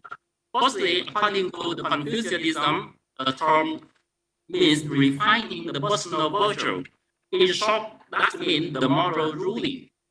For Taoism, it means we do everything, but it must be in harmony with the nature and free from the personal desires. Therefore, the king must serve the country's welfare rather than the personal desires. Finally, Buddhism employs that concept, and it means that the ruler to rule the countries by the Dharma, by the truth, and he had to erase the self-indulgence. In short, the author proposed an ideal governance for grounding long-lasting peace. The Buddhist practice must be the center. So it insofar as isolated the concept of Chakravarti or the Dharma rulers in the Indian tradition.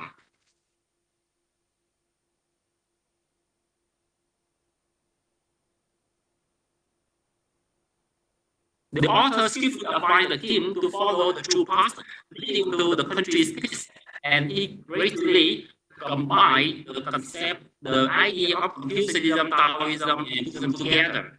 And he made a great contribution to form the ideology of the political ruling in the early independence. Now I would like to refer the Buddhist thoughts about the political ideologies according to Buddha. I want to refer to the text Mahabharata Sutta. These teachings are delivered by the Buddha because of the consultation of Saju. At that time, King Anastasia would like to conquer Vajrayana kingdom. So he sends a messenger to ask Buddha regarding that. Buddha did not directly answer the questions, but he turned to his disciple Ananda and asked him several questions. Who are the questions? What are the questions? The first one, he asked about the frequent gatherings, and then he continued with the peaceful meeting in the countries. Please try to conclude. Yes, sir, just 2 minutes more. Yes. And Buddha asked Ananda about the veneration toward the elders, or the refraining from affecting the women and the maidens. So in short, Buddha wants to say that those countries like these ideas will be a prosperous nation. So Buddha kept himself not involved in the political affairs. However, he cleverly prevented violence by gently directing the rulers to the Dharma. In conclusion, the Buddhist monks or Buddhism were largely involved in the career of building nation in Vietnam in the 10th century, and the poem of laid the foundation for the ideologies of the political government. Both Buddha and the author of the poem have an affinity in involving to direct the rulers to the true path. Moreover, they remain away from the political power. In short, I can say that the Indian idea has a contribution to the ideologies of independence in Vietnam. So now I want to end my presentation here. Thank you for your attention. Thank you. Thank you, Tintran. We will take questions at Thank the you, end. Next, may I invite Kavita Verma. Yes, sir. Yes, please go ahead. Kavita Verma is Acharya in Advait Vedant from Chinmay Vishwavidyapeeth, Kochi, Kerala, and she is going to talk on the illusion of the world, its influence on world literature. Please, Kavita Verma. Please stick to time, yes. 7 minutes. Yes, sir. I'll try to conclude as soon as possible. First of all, thank you. Thanks to Nalanda University for giving me this opportunity to talk on this topic. The illusion of the world and its glimpses on world literature. So here, first, I'll start with the objective. So the main objective of this presentation or this paper is to investigate key concepts within Advait Vedanta and analyze their potential influence on literary themes and narratives. So basically, it is the philosophy. I'll talk in introduction actually. The philosophy Advait Vedanta here gives a very different concept called, they come up with the concept called illusion or Maya. So, yes.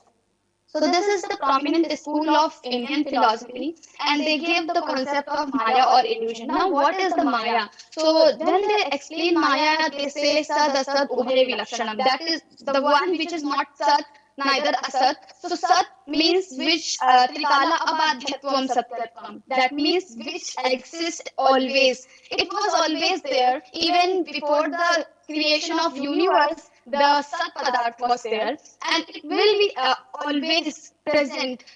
So in Bhagavad Gita also we have the reference Natvevaham Jatanasam Natvam Neme Dagani Paha Nachaivan Bhavishyama Sarve Mayamata Param. So Sad Asat Ubhay Vilakshanam. So this illusion is not Sat, because this illusion is going to be destroyed one day, and also it is not Asat. Asat means which doesn't exist. It never exists. So, like they give a very beautiful example, Sachu and Sarp example. So here you can see the screen.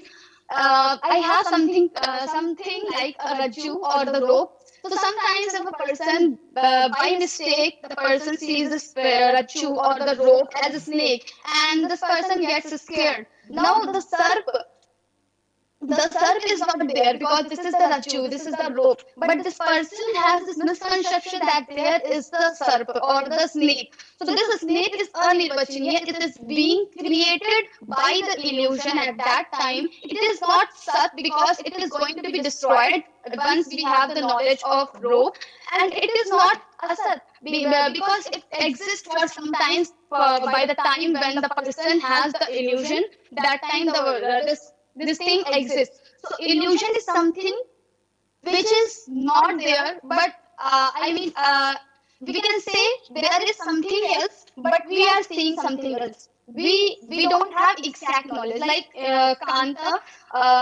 he mentions in his book like the red apple example. So when we say red apple, so according to Kant, this red apple or the redness of this apple is not the inherent quality of this apple, but we think because of our sensory organs and cognitive faculties, this is the way of thinking or this is the way of seeing. We are thinking that this redness is the inherent quality of the apple, but it is not.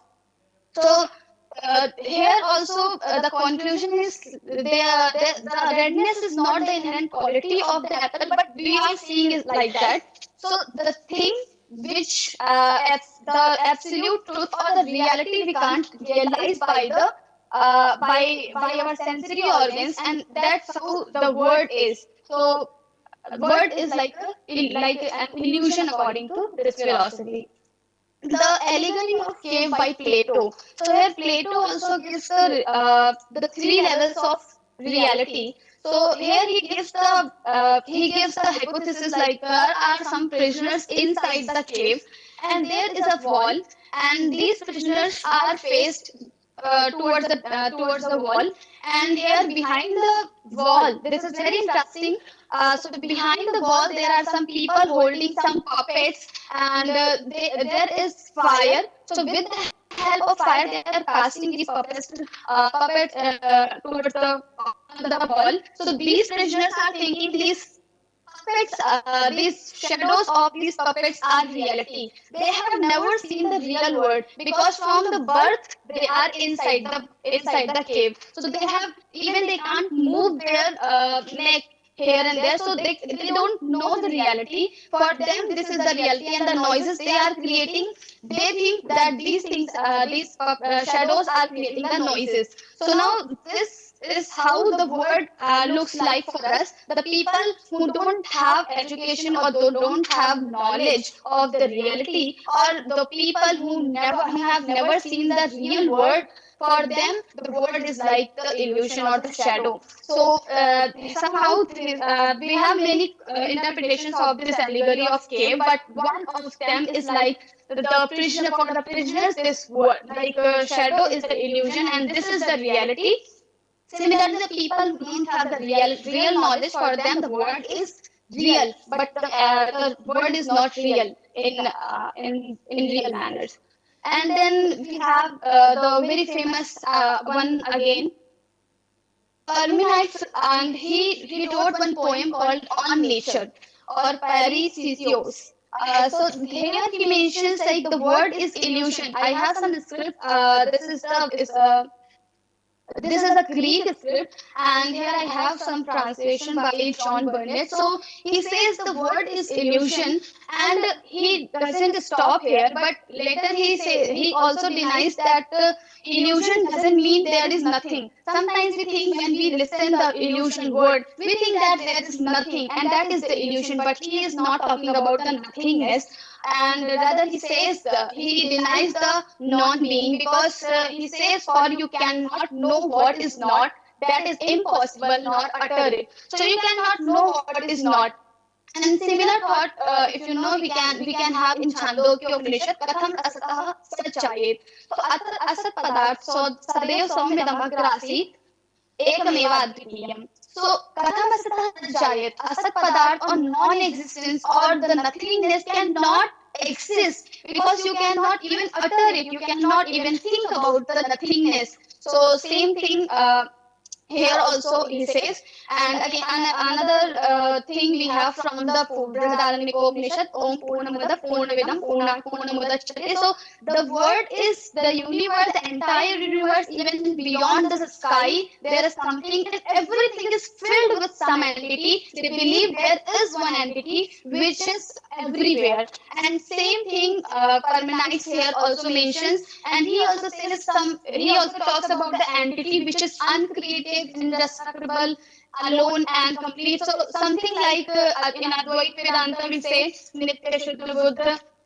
For the Brahman, we give some adjectives. The same things he mentions here for this entity which exists alone, and this illusion doesn't exist, but it is not the nothingness according to him also and according to our philosophy also. And then we have some differences from our Vedas. So Satyam Jnanam Anantam Brahma, we give the this adjective for the Brahman, this entity which exists always. Similarly, like he says here, this is uncreated without end. Means it is somehow it is talking about the Anant.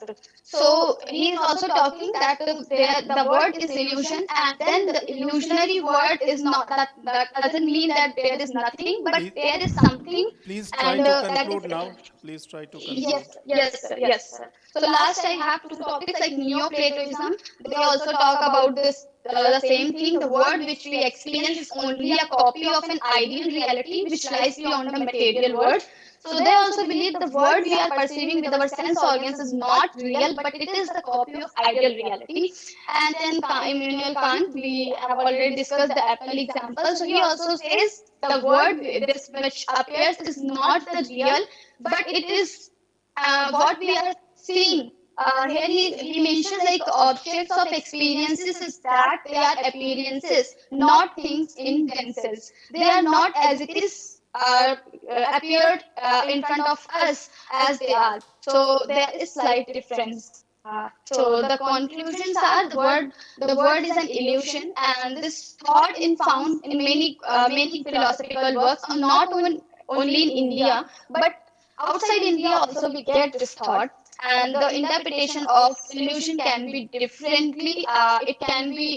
It can have different meanings. Illusion in other philosophies, and with the time and with the different mindsets, it has changed. It has evolved in many ways, and then the diverse perspective and philosophers. Here the concept of oneness or the concept of illusion, it gives different impacts or effects to the society. So yes, these are the differences. Thank you. Okay. So thank you. We will take questions at the end. May I invite Dr. Sonia Jasrotia now? Are you there, Dr. Sonia? Dr. Sonia Jasrotia? Yes, sir. Okay, then please present.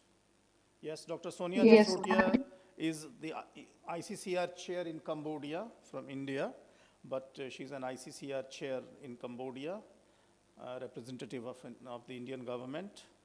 And she's going to talk about a comprehensive study of the development of Buddhist learning centers of Cambodia throughout history. So, Dr. Sonia, please. Yes. Yeah. Thank you, sir. I just want to share the slide if I'm not able to do it. I need little help. So should I start like and then I'll share it if it's as you wish. Otherwise, you can share. You can share. Just go to the share. Take your cursor to share, and it will give you the screens. Open. So if you have already your slides open, you will have the choice. Yeah. So first, open your slides, keep it on your screen, and then come back to the WebEx link, and then start sharing by taking your cursor to share and click on it.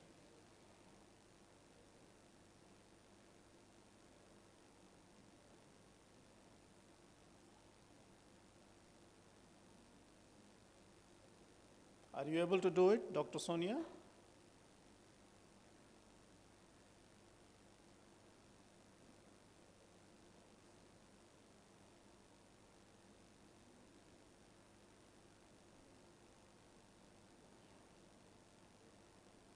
Yes, sir, I'm doing it. Yes. Give me 1 minute. Yes, sir.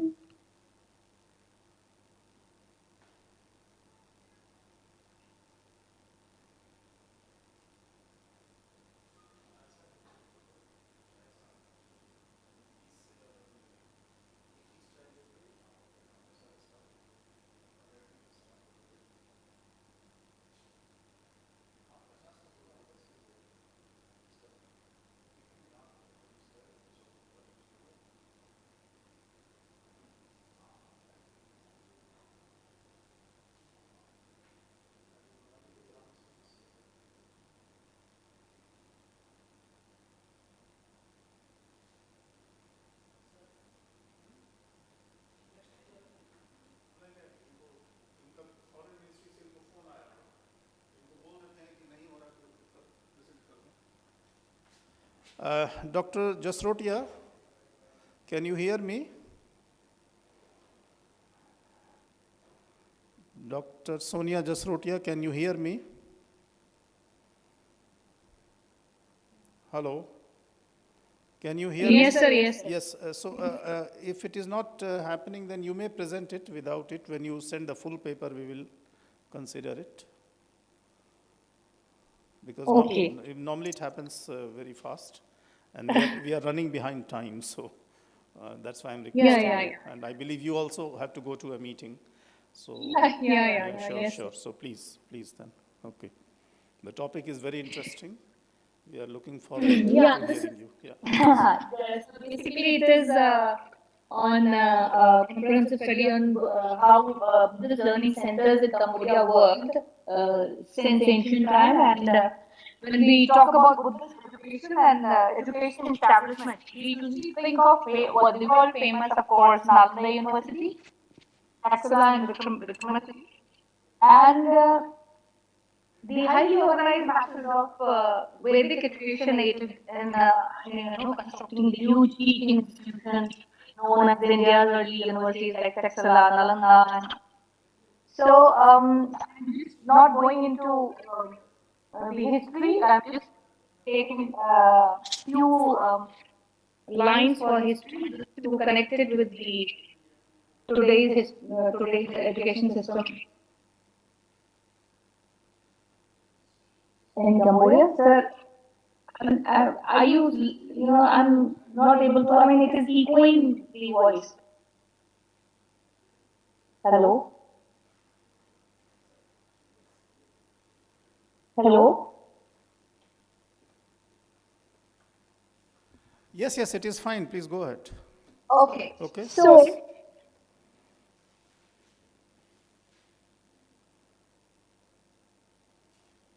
please go ahead. Okay, sir.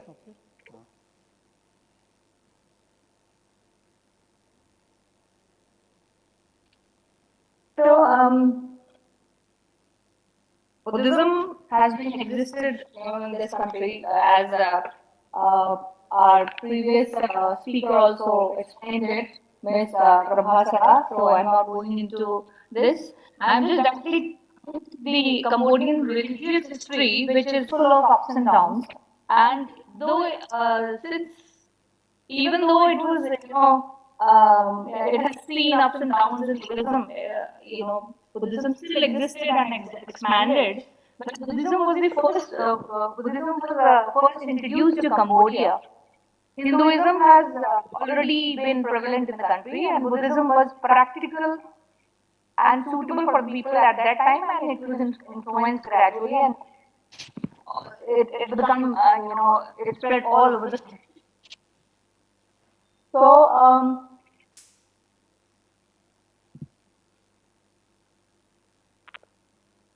then it developed further and become more popular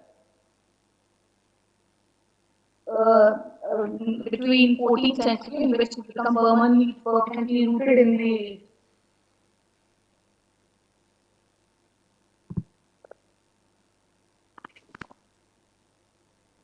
Buddhism viewed the importance and remained the only religion practiced by the Cambodians, and with its growing popularity, many Buddhist education and education institutions were also established. The most important and interesting thing which I found while I'm working here, that even though they practice Buddhism, similarly, on the same time, they practice the Hindu rituals also, which is very interesting. Whenever you go to any pagoda or temple, Buddhist temple, you will find Vishnu or Ganesha's idols with the Buddha. You will find Shiva. So these are very interesting things which I found during my visit here, and I'm working, and also they practice the Shraddh also, Shraddh ceremony, which is Pitra Paksha in India. They call it here. They also practice here, and on those days there is 3 days national holiday in whole of the country. It is very interesting. So coming to the topic, the well-organized education system was prevalent at the time. With the passage of time, Cambodia developed very popular Buddhist institute and monasteries. There was also a rough time in Cambodian history. It was when Pol Pot's regime was very active. I just wanted to show the pictures. It was very interesting presentation which I wanted to show, but unfortunately I'm not able to share it. It's okay. So at that time, many Buddhist institutes were closed, destroyed, and Buddhism was totally banned in the country. Buddhist temples and schools were closed down by the government of Democratic Cambodia, headed by Pol Pot. Not only that, British government evacuated people from the city and forced them to work in the field.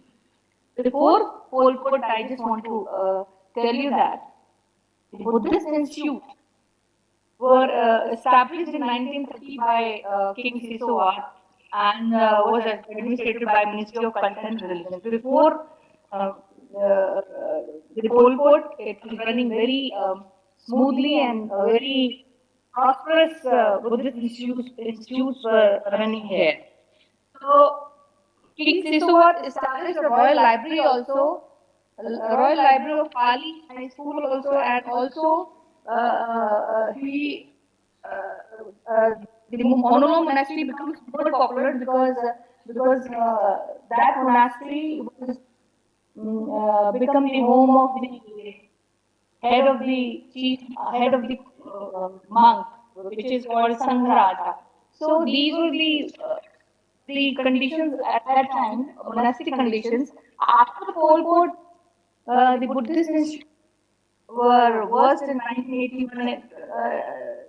April to June, monks started gathering to celebrate the revival of Buddhism after the Pol Pot regime, and then in 1979, January 7, there is a victory day which is called Independence Day also, or Victory Day of the regime. Approximately 400 monks gathered and celebrated.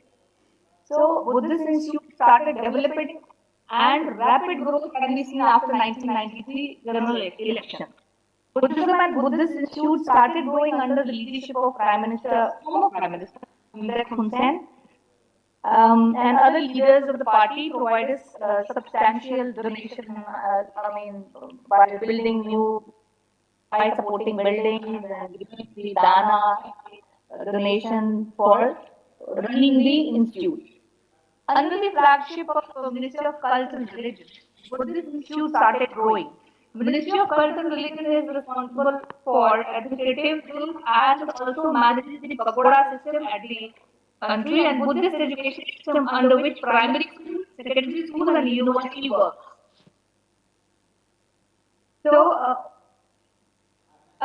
and it comes under the supervision of Deputy Secretary of the State for Ministry of Cult and Religion and Affairs. So it also anticipates the work for the progress of Buddhism as well as nation as a whole. Three main function offices are looked after the functioning of library, a library, a Tripitaka Commission, and a traditional research commission. So, library it is responsible for collecting Buddhist texts either on leaf or paper, and various other books and other publishing books, textbooks in Pali as well as in national language Khmer. This is this is the main supplier of textbooks for students, monks, and studying Pali and Buddhism in various Buddhist institutes all over the kingdom. It also published a quarterly journal known as Kampuj Surya, the Light of Cambodia, in Khmer language, called Buddhist Khmer cultural and literature works.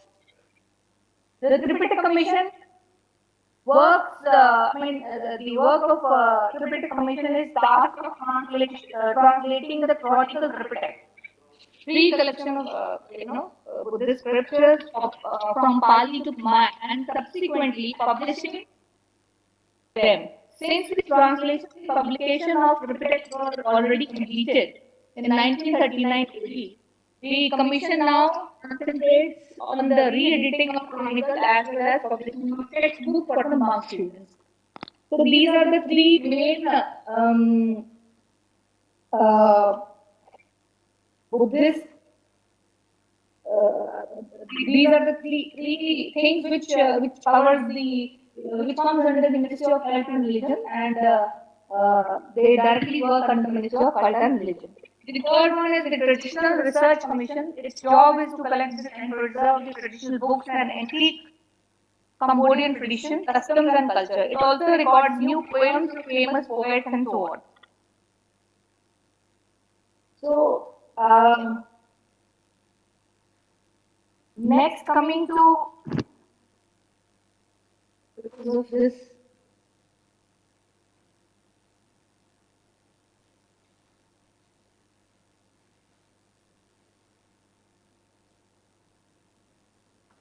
So the annual conference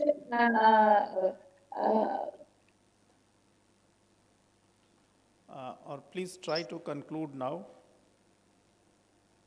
Yeah. So, sir, actually, because of this thing, the slide thing, everything has. No, nothing to worry. Your paper is very interesting. We understand. Unfortunately, Yeah. we don't So, have time. Please. Yeah. Yes, So how it works now, I'm just concluding how it is working now. So after the Pol Pot, this ministry worked hard with the with local donations and also from the foreign donations. They build now the education system has three type of monastic classified stages, like primary Buddhist education, secondary Buddhist education, and higher Buddhist education. Primary Buddhist education contains 3 years, and then I'm just making it a little shorter. And we have secondary education, which is till 12th, and then we have higher education, BA and MA, and then PhD. So we have many famous Buddhist high schools in capital. They were established after by 1990. They were established in 1998, such as Suramrit Buddhist High School, and many others, Samdak Chonnath Buddhist High School, in different provinces. So these institutes help to revive Buddhist education in Cambodia. So, and second level is second level was secondary education, and the third level is BA. In BA we have 3 years. First year we cover religion, history of Buddhism, comparative religion, Buddhist doctrines, philosophy, and Pali, Sanskrit, French, mathematics, maths. These are the first level subjects, and second level is compulsory Buddhist doctrine, philosophy, and this thing. Third level we do the presentation, or it is like, making a small thesis, or you can say small projects in the master's program. So, to conclude, I would like to just say that Cambodia has recorded a history of nearly 2,000 years, and one of the most fortunate country to have received Buddhist mission ahead by Sona and Uttara. And even though the continuity and existence of Buddhism from its origin and introduction to the country in the 3rd century cannot eventually proved by existing the development of Buddhism in Cambodia and 2nd and 3rd century AD are significantly supported by many inscriptions found. Buddhism in Cambodia underwent, bad patch also when country was ruled by Pol Pot. The government of Cambodia come back into power. Now Buddhism has regained its popularity. The number of monasteries and monks exceeded that prior to 1975. Buddhism was followed by 95% of people, and Buddhist monastic education has also gained popularity and expanded because of the government support. So in this India is also contributing because ICCR is working closely with the Buddhist universities in Cambodia. I have been deputed as ICCR chair to Cambodia to teach and to work closely with them. We have done many MOUs with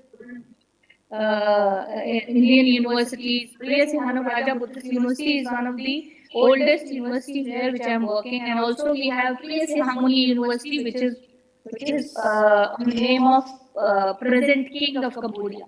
So we are working closely for the betterment of Buddhist education by sending students from Cambodia to on scholarship. Please try to conclude. Please try to conclude. Yeah. Of course, yes. Of course, Government of India is Yes. doing great work, but let us concentrate Yeah. on So, the topic. Yes. So Buddhism has received the status of state religion in Cambodia, as mentioned in Constitution of Royal Kingdom of Cambodia. So the teachings of Buddha can be protected for the next generation, but with a fragile and weak Buddhist education system, it is difficult. So if the base will be strong, then the edifice can last long. So we are here to support the Buddhist education, and we are working closely to support them. Thank you very much. Okay, thank you for the excellent work on behalf of India. I wish it has some Sir, I'm not able ramifications. to present it properly. I'm so sorry for that. No, it's all Because, right. I understand that. No, it was an excellent presentation. I wish we will gradually understand its literary, cultural, commercial implications. Thank you. Now I invite Dr. Chandan Kumar, who is going to talk about literary modernities in South Asia. Dr. Chandan Kumar, are you here? Sir मुझे 15 minute का समय दिया जाए sir, मुझे hospital जाना पड़ा sir, और मुझे 15 मिनट के बाद मैं अपनी बात प्रस्तुत करूंगा। ठीक है चंदन जी, no problem. Please take care. ठीक है? Okay, we come back to you later, Dr. Chandan Kumar. Please take care. I hope all is fine with you and all your dear ones as you are going to hospital. My best wishes. Now I invite Dr. Shubho Das and Muhammad Aminul Haq. Dr. Shubho Das from Bangladesh. Are you here? Yes, sir, I am here, sir. Yes. Am I audible, sir? Yes, you are very much audible, Dr. Shubho Das. So Dr. Shubho Das is going to talk on plausibility of translation studies in the Literary Society of Bengal in conceptualizing world literature. Please, Shubho Das, please go ahead and Thank you, try sir. to stick to the time, 7 minutes approximate. Yes, sir. I know that we are running out of time, so I will try my best to conclude my to conclude the presentation as soon as possible. So, sir, I'm sorry that we were unable to prepare any slide actually, as I was informed that we need to prepare the paper. So I have prepared the full article. So I will try to focus on the key points so that my paper will be understandable. So. The thing is that the paper was, as I was listening to all the participants, I was really, happy to see that a lot of participants are actually talking about different kind of, comparative literature, world literature, their thoughts about their origins, Buddhism, and all. So, how about Bengali as a language? So that is the key point. And why? To me, that is, we are thinking that we are somehow lagging behind about that. So why so? That is the point. Sir, I heard a lot of echoes there. Is there any problem, or am I audible clearly? I'm not sure. You are perfectly audible. On our side, you are perfectly audible. We can hear you very well. Okay, please go ahead. Thank you, sir. So, in the abstract, there was a line, actually, what is world literature? That is a question. So, Jervison said that world literature is the ultimate category of literary research. It represents the ultimate category, and it is located at the top of our general tenets about the interliterary process. Then again, he said that the journey from national literature to world literature must follow a series of intermediate stages. So intermediate stages is the focal point here. And then in the introduction, referring to Prender list, Joseph Tabi has said, he has categorized 5 key points for a literature to be a part of world literature. He said these are the 5 points. He said about world literature must transcend the boundaries of the nation and language. And also he is saying that it must be hybrid, then it must be universal and advocate freedom, it must not be. So there are some, I would say, in brief, there are some points that should be there to be categorized, or to be able to in part of world literature. So my point was that our own Bengali literature are also capable of that. A lot of writers of our own are also writing in this manner. For example, Ravinder Tagore got the Nobel Prize. He is the only one who got the Nobel Prize, and he is obviously a Bengali. And my point is that he got the Nobel Prize for the translation of his book Gitanjali in Song Offerings. So that was the key point. So that is the thing, the translation is obviously possible.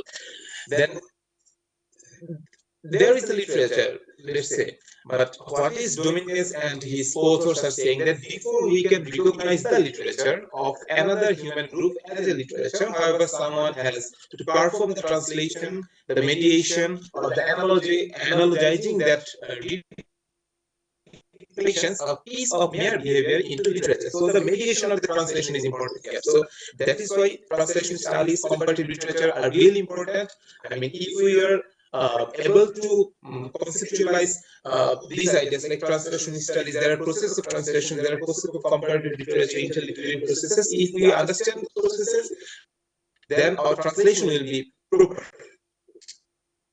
So when we are looking into our Bengali translators, so first, what we find that there has been a consistent tendency in our Bengali literature to translate more from other foreign languages into Bengali, but not the Bengali literature to other, what should I say, the international languages like maybe English or French or German. So there was the problem. So I was thinking, what is the main problem behind it? However, before going into it, my point is that this is a paradox that the tendency is obviously not proper. If the tendency was proper, then we would not have been talking about this in this seminar. Then Selina Hussain, who is the present chairman of Bangla Academy, has said in an interview with Jago News that we are only celebrating International Mother Language Day. But if the stories written in Bengali language are not translated into other languages, then other language speaking people of the world will not know about it. So translation is necessary for people from different countries to know. If there is no translation, Bengali will be stuck only for one day. So I had an information that I could not actually include in the paper because I do not have the present scenario in a 2021 writing in a newspaper. There was an information that in 5 years, in our book fair, the national book fair that is obviously organized by Bangla Academy, in 5 years, almost 2100 plus books were published, and among them only 186 were translations. And all these most of the translated books were obviously from other languages into Bengali, not Bengali from other languages, but Serena Hussain herself, who is the chair of the Bangla Academy, is saying that we should more translate from our Bengali literature to other languages. And then there is another excerpt from Dr. Khwaja Iftekharuddin Ahmed, who is actually working as Vice Chancellor of a prominent private university in Bangladesh. She is saying that our language skills set up from other animals. These are the reasons, and then he is saying the status of the language is deteriorating. We should ensure fairness in the use of language, which is important. And most importantly, when we see about the situation of translation studies and comparative literature in Bengal, we find that there is almost no university in Bangladesh, basically, where translation studies or comparative literature are offered as a higher educational program, like master's program maybe, or PhD. I mean, PhD is something else, but there is no master's program on translation studies or comparative literature. So there, I mean, the experts need to be somehow created. They need to be trained to, they need to be inspired to make our literature visible and understandable to the other maybe foreign language speakers. So this is not happening for the Bengali people. And also there are a lot of I have found that there are a lot of universities in India who are working on translation studies and comparative literature and also world literature.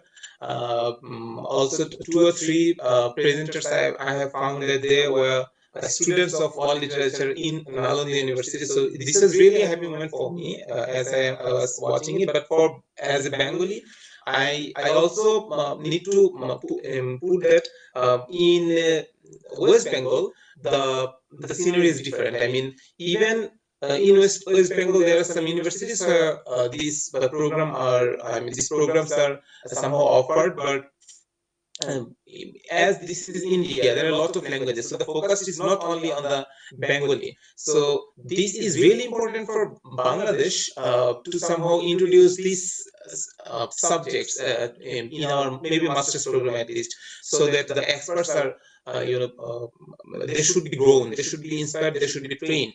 Then another important thing is that if you see that Octavio Paz from Mexico, or even Gabriel Garcia Marquez from Colombia.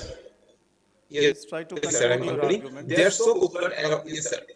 They are so popular around the world because only there are trained people in their countries who are regularly translating from Latin language to in other languages, even including Bengali, from Russian into Bengali or English. So we know about it.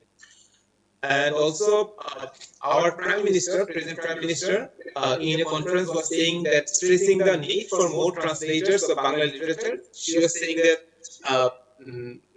she talked about spreading our art, literature, and culture globally, so that people of different languages of the world know about our literature and culture.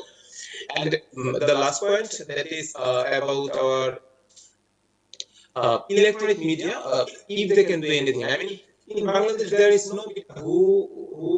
no English media, no English TV channels yet. There are a lot of TV channels, English TV channels in India, but all of them are somehow called maybe TRP. They are covering news channels and talk shows, but not they are not somehow inspiring or promoting the literature. You see, if we consider Bengali culture history, if we want to remember any renowned name from Bengal, we have to look into the literature or into the political leaders. So these are the only two fields where we find prominent figures, but we are not promoting them. So the electronic media is included here because as like the Cape of Korea, how the government is promoting their culture around the world. So our culture is the literature. Our culture.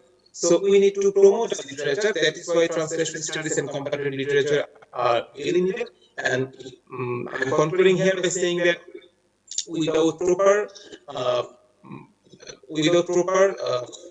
knowledge and without proper understanding of translation and comparative literature, we cannot be able to spread our literature, Bengali literature, which have a great history actually, cannot expose them, uh, cannot we present them in front of the world, and we cannot be part of the world literature properly without them. So that's all about my paper. Thank you, sir. Okay, thank you.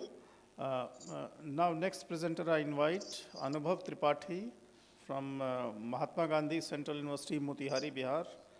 Are you there? Anubhav Tripathi? Anubhav Tripathi? Not here, so it's all right. Then I invite the next speaker, Kishan Kumar Mishra from IIT Roorkee, Department of Humanities and Social Sciences, IIT Roorkee. Okay, not here. Okay, next, Sushil Prasad Mahto. Hello, sir. I am in another meeting, so can you give 20 minutes? You want to present after 20 minutes? Yeah. You are in what kind of meeting? We discuss with the so can you repeat better to me? Yes, you are from Central University, Kerala. Yeah. Normally in Central Universities you don't have a meeting at this time. So that's why I'm asking you what kind of meeting is this? Oh. Okay. You present later if time permits. Okay, Dr. Shedup Tenzing. Are you here, Dr. Shedup Tenzing? Dr. Shedup Tenzin? Dr. Shedup Tenzin? Are you here? Are you here, Dr. Shedup Tenzing? No? Okay. Priyanka Tarafdar? Yes, sir. Yes, please, go ahead. Go ahead. Priyanka Tarafdar is going to talk on the importance of Indic Buddhist texts in analyzing Western philosophical literature. She's she's a research scholar from Department of Philosophy, University of Calcutta, West Bengal. Yes, please go ahead. Yeah, thank you, sir. The title of my paper is The Importance of Indic Buddhist Texts in Analyzing Western Philosophical Literature. In India, the coinage philosophy has completely different connotations in comparison to the Western concept of philosophy. Here, the word philosophy is generally used as darshana from three different perspectives. All the three perspectives, with their supportive connotations, emphasize the correct path for the attainment of liberation or to show the proper way for crossing the mundane barrier for the accomplishment of supermundane state. In the classical Indian philosophy, though different doctrines and thoughts were established by different philosophers, but those concepts were further developed and elaborated by different exponents following the pioneer concepts with different explanations, which in turn established as different philosophical schools try to authorize their position, refuting the concepts developed by other philosophical schools with strong logical explanations. Thereby, the Indian philosophical development from the very beginning was highly enriched because of these constant debates based upon different concepts among different philosophical schools, which in due course paved the way for new perspectives in philosophical speculations. From the perspective of development and practice, Western philosophy is entirely different from Indian philosophy. The Western philosophy, with their vast geographical outlines, is basically a development of concepts and newly developed ideas formulated by philosophers from different countries, which is an elaborate explanation by that particular philosopher in support of that particular concept or idea, and in some cases logical developments too. Every Indian philosophical school with their own doctrines and thoughts, apart from establishing their position as an authority against other philosophical schools, had some goals to authorize that particular school as a standard of a way of life to the society. In Indian philosophy, the ultimate aim to realize reality as ultimate reality remains unchanged for every philosophical school, but the given way is different in some respect. Where in Western philosophy, the concept of appearance was the main concern, and the reality as ultimate reality or the concept of transcendence is still not developed.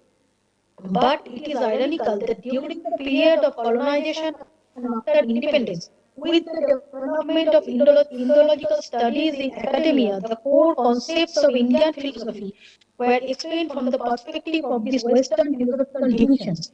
Before the period of colonization of India, due to many regions, Buddhist texts and cultures almost disappeared from the soil of India, which was once the way of life in Buddhist India before 12th century. One of the importance of Indological study was the revival of this glorious history of Buddhist India. From the perspective of explaining the Buddhist philosophy, there is a broad difference in respect to the explanations given by Indian scholars and Western scholars. In this respect, the Indic Buddhist text should be explained from that purely Buddhist Indian perspective, which is the proper analytical guide in explaining Western philosophical texts. One of the core problems of philosophy is to explain the concepts of appearance and reality. In this paper, an attempt is made to show the importance of Indic Buddhist texts in analyzing Western philosophical literature from the perspective of appearance and reality. Western philosophy, from its very beginning, developed relating to two factors: one, inherited religious and ethical conception, and the other, the sort of investigation which may be defined as scientific. Western philosophy has practiced and developed is an intermingling of theology and science. Following theology, it consists of speculations on matter which can be defined by definite knowledge, and like science, it appeals to human reason rather than to authority, whether that of tradition or that of revelation. Philosophy, according to Western explanation, sometimes develops in between these two broad aspects, which in some cases express as utopia or not properly described. Western philosophy, which began in ancient Greek, basically influenced by theology, and thereafter, in due time, some changes occurred due to the rise of Christianity. As Western philosophy was developed to many countries with different social and political scenario, through struggle and war between different countries, and sometimes in their own state and clergy to control the power. Therefore, the political concepts and speculations were mostly regarded in support of the controlling power in that particular state in the respective time. The modern philosophy, as coined by the Western philosopher, is a major philosophical turn in Western philosophical development. The first change occurred with the deferred explanations from the earlier perspectives of Western philosophical concepts of universal philosophy. This occurred due to their entirely new approach in quest for foundations of knowledge and metaphysical system building, with the emergence of modern type of natural philosophy. After that, one of the crucial developments happened with the clarifications and implications of mind-body problems from philosophical perspectives. This became foundational for much of further Western philosophy, as the need to find a route from the subjective world of consciousness to the externally existing reality was widely accepted until the 20th century. With this line of development, apart from the different branches, two broad conceptual ideas were used to explain this mind-body problem with different speculations. In India, Buddhist philosophy was mainly developed by four major schools in different times based on the teachings of Buddha, which was an outcome of 18 sects differed according to various beliefs and practices, where every schools and sects claimed that the tenets of philosophy proclaimed by that particular school or sect was the original teachings and explanation of Buddha. In India, from religious perspectives, there were two broad divisions made in explaining Buddhist texts, namely Hinajano and Mahajano, under the concept of which later philosophical schools adopted, which are Vaibhashiko, Shautrantiko, Madhyamika, and Yogacar.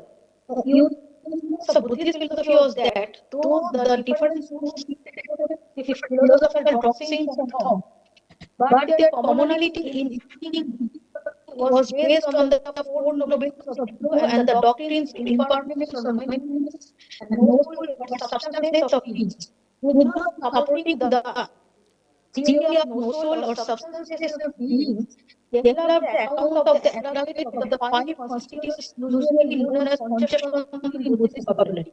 According to the early Buddhist philosophy, the human appearance is compromised with these five psychophysical aggregates. Among these five aggregates, the major formations are a combination of two elements of existence. In later Buddhist philosophy, we come across 100 elements of existence which explain the human appearance. These factors vary in number in the different Buddhist schools. It is interesting to note that in Buddhist philosophy, the concept of appearance is basically subjective appearance. In Buddhist philosophy, we accepted the views that all exist and thereby presented the theories by the other philosophical schools. Here, the word all implies element of existence to represent the human experience, which is also accepted by the other Buddhist philosophers in accepting conventional reality. One of the common features of every Buddhist philosophical school is the denying of objective reality in both conventional and the ultimate level. Western philosophy also developed the concept of appearance, which undergo changes to different philosophical works of modern Western philosophy. Here, the concept of appearance is basically related to the phenomenon, but not name realism. According to some of the modern Western philosophers, the problem of occurred in explaining appearance not with the knowledge characteristics, but the knowledge of description. Knowledge by description. Modern philosophers explain the analysis, sensation, and physical objects in the light of modern physics. Western philosophers tried to establish theory of mind from the perspective of modern physics, which is not really material and less mental.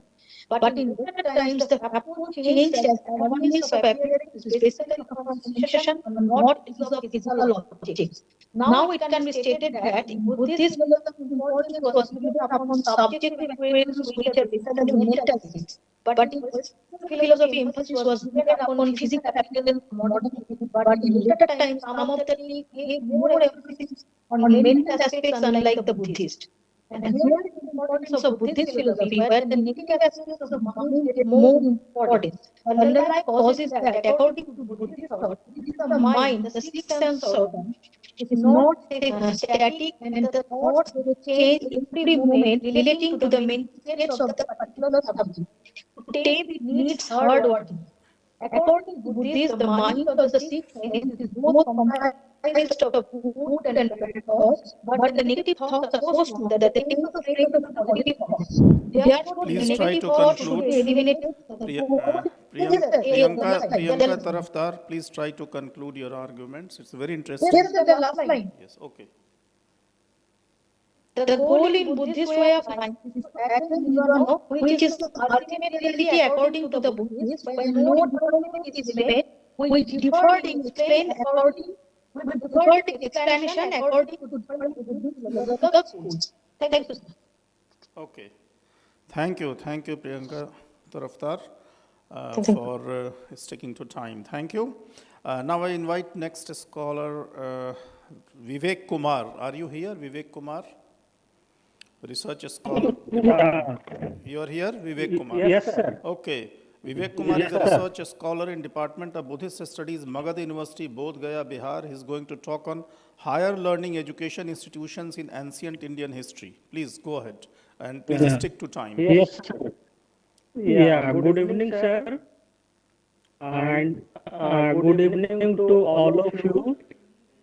I am very happy today I present my paper in Nalanda University. I give thanks to Professor Sushant Mishra sir. He gave me a chance to present my paper today in online session. Today my presentation topic is higher learning education in ancient Indian history. Yes, education was for a long time imparted by private teachers on their own responsibility. These were no doubt all over the country, but they used to congregated in large number in certain place on account of the facilities they received there in their work. Such places were usually capitals of kingdoms or famous holy places. Among such places of higher education in ancient India, just like Taxila, Varanasi, Nalanda, Vikramshila, Mandavi, Mithila, Odantapuri, Pushpagiri. Yeah, now we discussed about the Takshashila. Takshashila in ancient India was an early Hindu and Buddhist center of learning. The most important and ancient seat of learning in ancient India. It was the capital of important province of Gandhar, and its history goes back into the holy antiquity. It was founded by Bharat and then named after his son Taksh, who was established there as its ruler. By the 7th century BC, it was famous for its philosophers in the days of Alexander the Great King. Takshashila was concluded and occupied by Persians in the 6th century BC, by the Indo-Bactrians in the 2nd century BC, by Scythian in the 1st century BC, by Kushan in 1st century AD, by Huns in the 5th AD.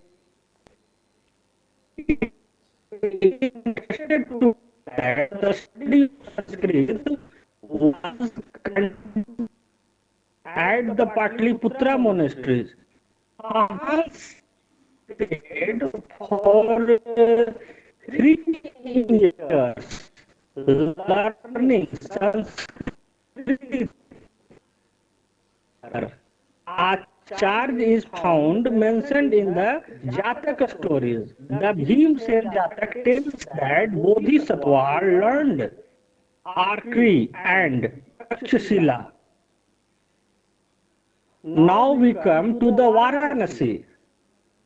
As a seat of learning came into existence later than Takshashila after the Aryan had advanced eastwards from the Indus basin to the Ganga's basin and had settled there. It came as a stronghold of religion, and learning was so great in ancient times to propagated his doctrine felt completed to preach it first to its renowned Pandits and Shastris. Gautam Buddha had to there to preach his first sermon on his new religion in 528 BC. At Sarnath, it had 1,500 monks students. It is noteworthy that the speed of all the political upheavals and changing governments. Now we come to the Nalanda. Nalanda is an ancient center of higher learning in Bihar, India. 427 BC to 1197 AD. The history of Nalanda University fall into two main divisions. First, one of the growth, development, and function from the 6th century to the 9th, when it was dominated by a liberal cultural tradition from the Gupta age. The Chinese monk Ying wrote matter to discuss the administration at Nalanda would require assembly and conscious of decisions by all those in the assembly as well as resident monks. Nalanda, however, was a not mere monastery. It had all provide a famed family because it was a very famous center of learning. Hence, foreign students came to the Nalanda to put an end to their doubts and then became celebrated, and those who stole the name of Nalanda were Please try to where they conclude. went. Vivek Kumar, please try to conclude. Yeah. Now, yeah. Okay, sir. Okay, sir. Now we come to the in ancient India, most of a scholar from Tibet and some other countries came to India for higher learning in a spirit of adventure. Similarly, Indian scholar had been to be had Indian scholar had been to other countries for propagation of Indian culture and civilization. The Buddhist civilization of China was the work a session of Indian scholar continued for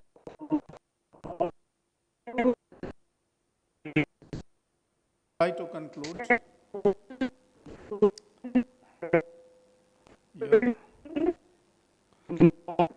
Your voice is breaking. Your voice is gone. Hello.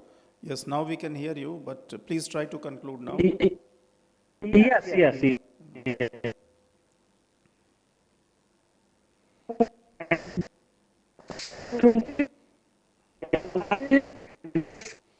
Your voice is gone. Vivek Kumar, we cannot hear you. Please try to conclude now. Yes. Yes, you have presented the facts of history well, but present your conclusion now, please. Yes. The Muslim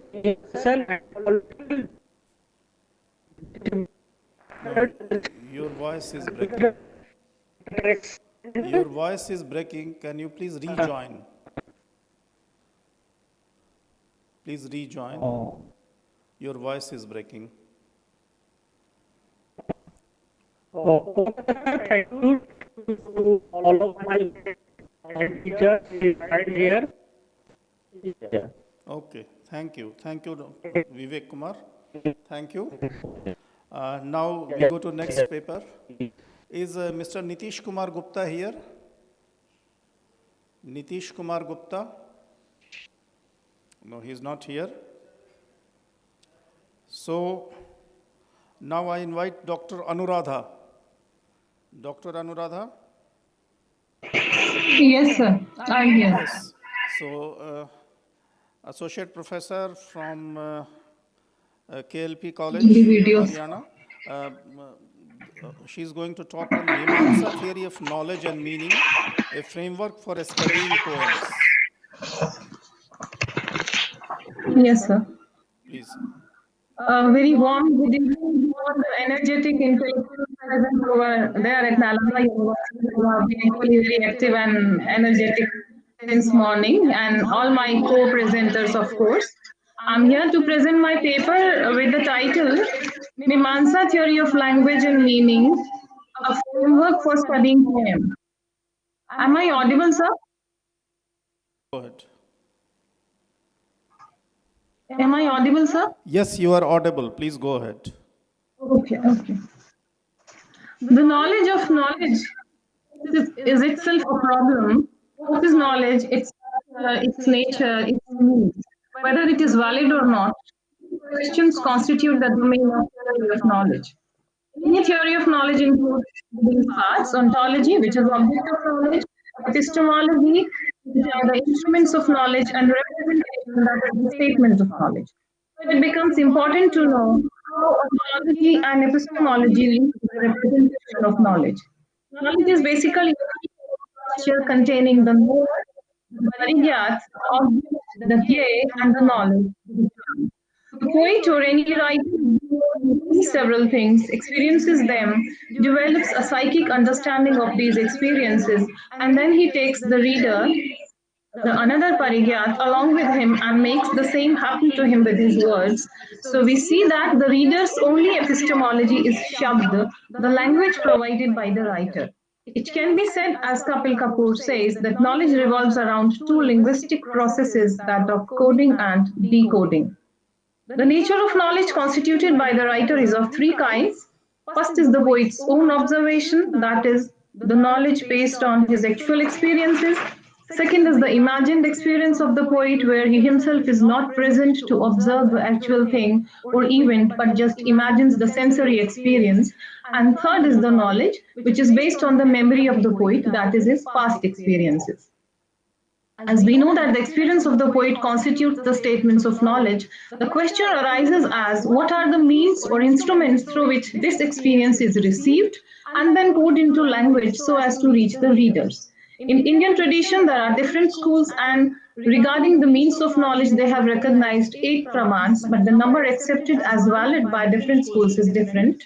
The 8 pramans are perception, inference, verbal testimony, analogy, presumption, non-apprehension, tradition, and probability. For this paper, I have restricted my study of the poet's epistemology to only Kumaril Bhatt school of Mimamsa, which accepts the validity of first 6 pramans. The very first praman, that is, the primary means of knowledge, is perception. Kumaril Bhatt defines it as the knowledge which is the result of the right functioning of sense organs with a reference to their objects, that is, sense-object contact. If we see the sense organs, all 5 of them have their 5 natural functions as smelling, tasting, seeing, touching, and hearing respectively. Then comes the mind, which is considered as the 6th sense organ and is the instrument of perceiving internal qualities like pleasure, pain, etc. Here are a few lines from a poem titled Woman by Hira Bansal. She, the river, said to him, the sea, all my life I have been dissolving myself and flowing towards you for your sake.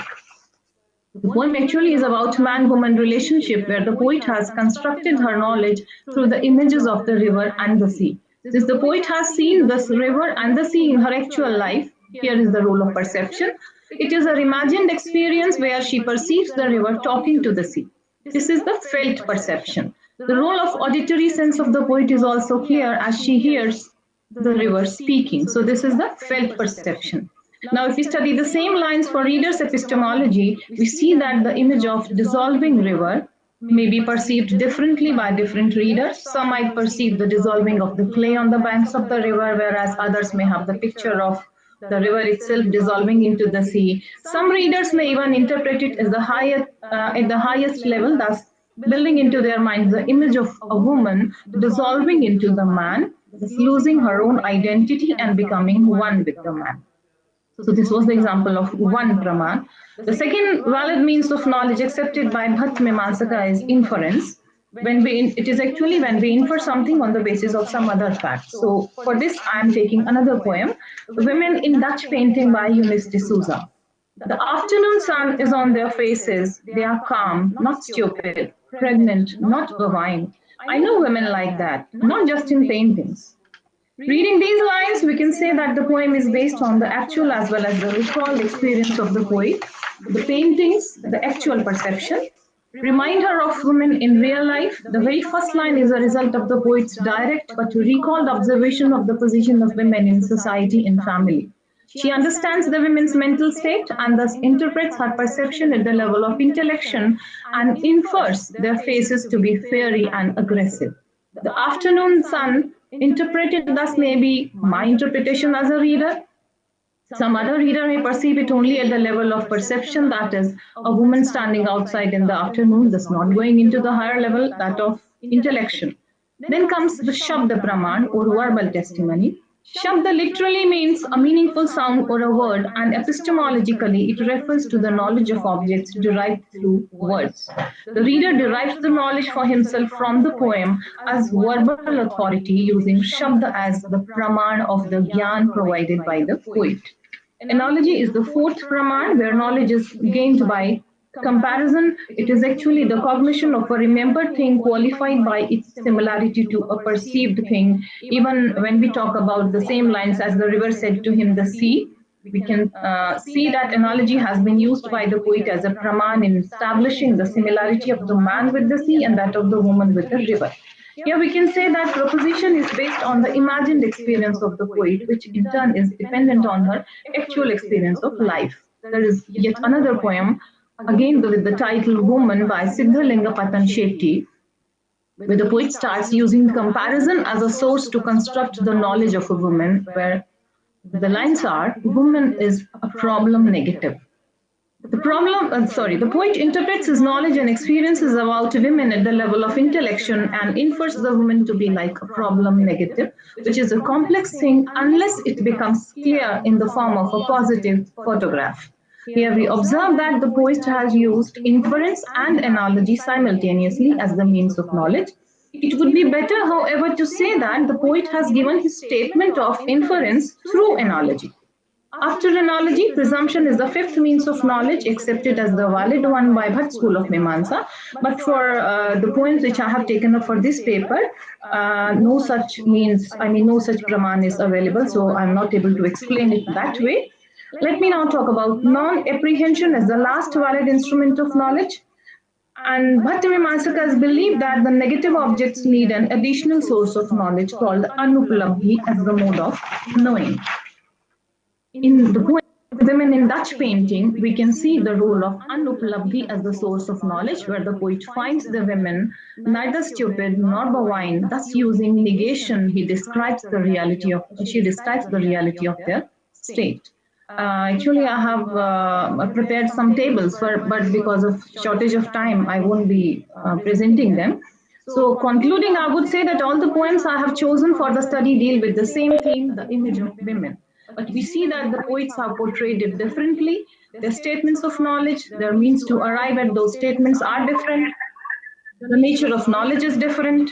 The epistemology of every poet is thus different. And if we come to the reader's epistemology, it is also different for every reader, because like the poets, the readers also differ in their vastness of observations, experiences, and hence knowledge. The poet's perception is actually the direct one, whereas the reader has to imagine it in the perspective of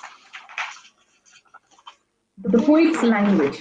So the reader's own experiences also come in the way, but since he has to judge everything depending on the poet's language, it can be said that poet's epistemology is quite vast, whereas the reader's is very restricted, yet his knowledge is as valid as if it is actual perception. We can conclude this study saying that the language of the poet is a major factor which makes the reader think and imagine. The poet's language gives the names to discrete forms and shapes cognized by him, and the reader arrives at the poet's statements of knowledge through these names. For, as Kapil Kapoor says, language is naming and naming is knowledge. Thank you. Okay, thank you. We take questions maybe at the end if there are some. So thank you for the excellent presentation. Now I request Dr. Sriniket Kumar Mishra. Are you here, Dr. Sriniket? You may switch off your video, Dr. Anuradha. You may kindly switch off your, yes. Thank you. Dr. Sriniket is from Department of Translation Studies, Assistant Professor in Department of Translation Studies, Mahatma Gandhi Antarashtriya Hindi Vishwavidyalaya, Wardha, Maharashtra. He is going to talk on reception of Antigone in the Indian subcontinent. Yes, please go ahead.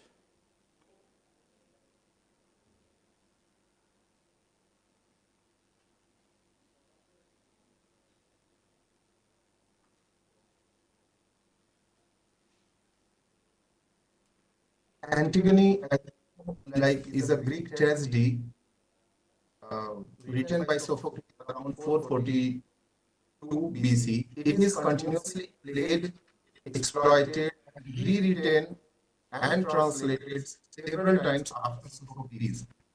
Sophocles creates a literature of Antigone, that is literature of rebels against society and the state, literature of feminist angle, etc.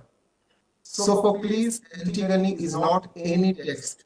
It is one of the enduring and canonical acts in the history of our philosophy, literary, political consciousness.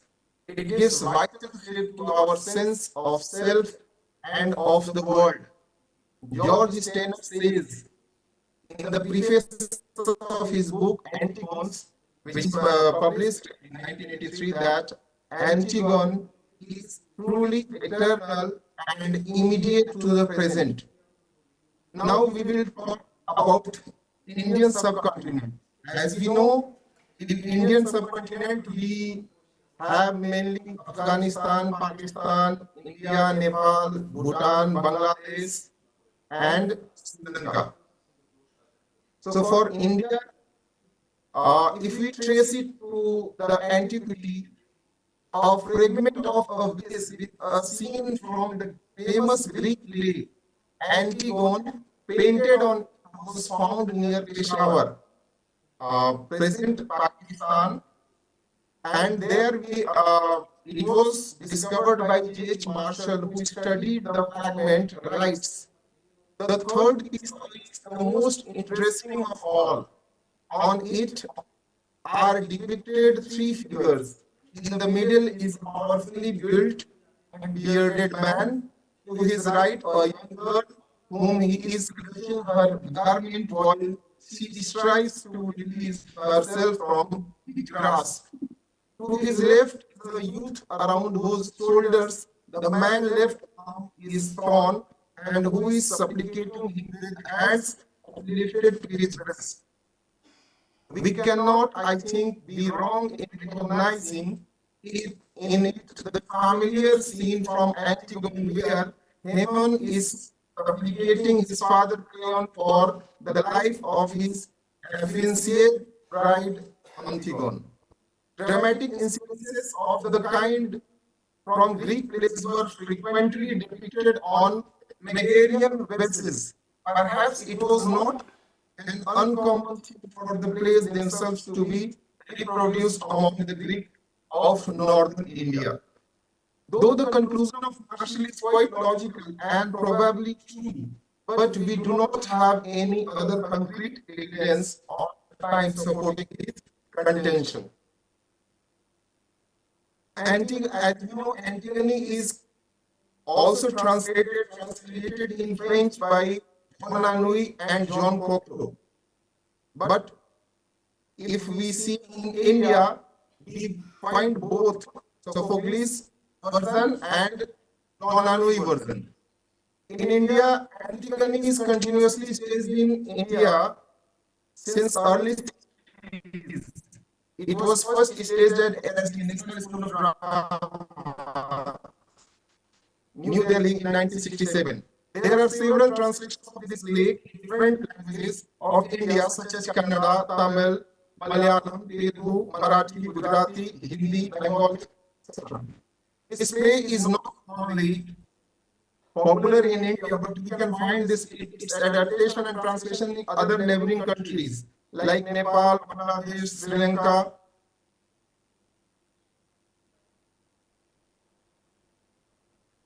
In Bangladesh, Bangladeshi director Tanveer Mukammel, in his 2008 film Rabia, that means the sister, also draws inspiration from Antigone to parallel the story to the martyrs of the 1971 Bangladeshi liberation war who were denied a proper burial.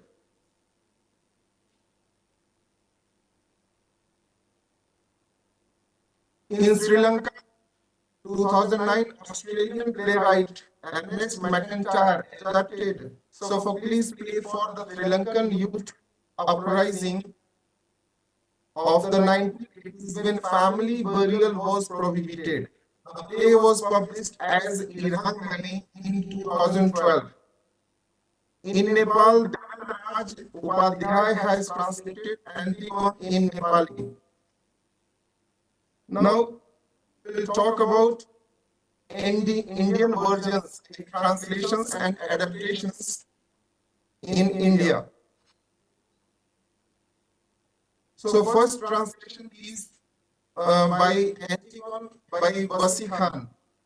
He has translated it in Hindi for the first time in 1967 for National School of Drama. This play was directed by Ibrahim Al-Qazi. The role of male antagonist Creon was played by famous actor Om Puri, and Sudha Sharma played the female lead Antigone. This play was the Anui version of Antigone. Who do not get further, we cannot get further information about this translation because we could not find translation script. We also have no further information about translator Wasi Khan, thus we are unable to comment anything further on this translated version of Antigone. Now, there are two versions translated by Bhavani Prasad Mishra, famous Indian Hindi writer. He had translated Sophocles version, Antigone, and John Anui version. Like I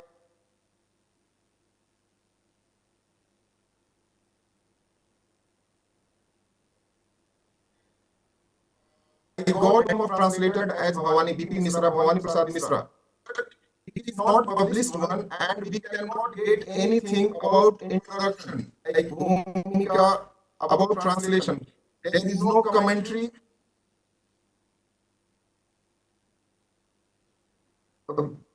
When we went through this translation, we found that there were many phrases missing from original French version, and there were few sentences which were not originally present in Anui version. The language of this translation is Urdu mixed Hindi or Hindustani. Generally do not see this type of language in the work of Bhavani Prasad Mishra. The setup of translated play is Santara period, and Antigone is portrayed as a Muslim girl. Now we know that we always mention the source text when we translate any literary work. There is no source mention in this translation. We know that this source text is a play, and for the translation of the play, we should not omit any dialogue. But writer or translator is justified in some way as he had translated it for stage. Now again, question is, what if the original play is also written to be staged and was a huge success? Again, we know that tradition and style of theater is different, and it varies from countries to country, like movies. If a movie is a remake of Hollywood movie, in India we will add some songs, we will add some Indian elements to the movie. Same is the case of theater or play. We cannot translate a play exactly and with every dialogue if this translation is to be staged. We will have to modify it according to the target audience or viewer. Please try on to the level conclude. of language, it will also differ with audience or target market. Dr. As Sriniket, please try to conclude. will always change accordingly. Please try to conclude. Okay. Yes. So, when we see, like I had told already, it was Sophocles version was also translated by Bhavani Prasad Mishra, and it was in verse form, in poetry form, like in original Greek play. We also found and Series Rao.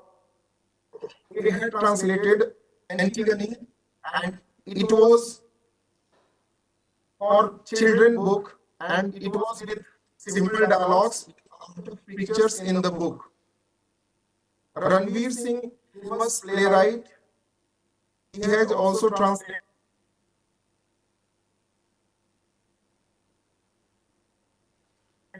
Sophocles' version into Hindi. He had written introduction for translation. We have Satyadev Dubey also.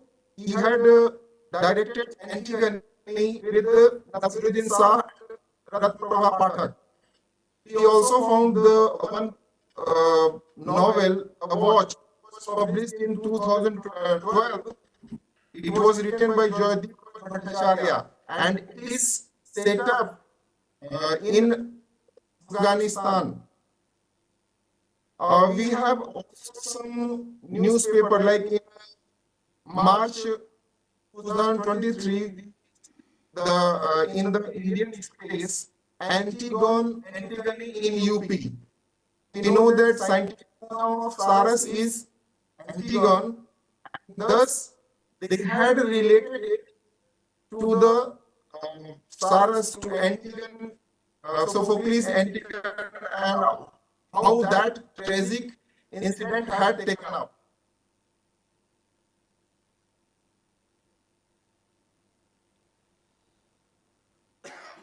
Concluding, I can say that as the year passes, the play remains same, but those who are watching it or those who are going through it are growing up or growing old. They uncover and see different layers of meaning in the same play, in the same character, in the same dialogue. This it throws more light on the meaning of life with consistent and repetitive interaction into the theater. The goal song thus joins us in our struggle to make sense of existence. There are many other translations by Nalanda University, Padma. Thus, I can say that Antigone is well received in India through translation and adaptation and various media platforms. Thank you. Okay, thank you. Thank you, Dr. Sriniket. If there are questions, we will take... sir आपकी अनुमति हो तो मेरे मन में एक जिज्ञासा है मेरे छोटे भाई श्रीनिकेत जी से कुछ जिज्ञासा को शांत करना चाहता हूँ Please stay till the end. We will have a question answer session. But for the time being, I am inviting Sushil Prasad Mahto. Are you here? Yes, yes, I am here. Please go ahead and please stick to time, because you know there are people waiting for question answer session also. Okay. Please. Sushil Kumar Mahto is presenting a paper with Dr. M. Anjala Devi, who is assistant professor, and he is a research scholar of Department of Yoga Studies, a School of Medicine and Public Health, Central University of Kerala, Kasaragod district, and their paper is on a comparative analysis of philosophical concepts of Yoga Darshan and Zen Buddhist Japanese philosophy. Please go ahead and stick to your time, please. Okay.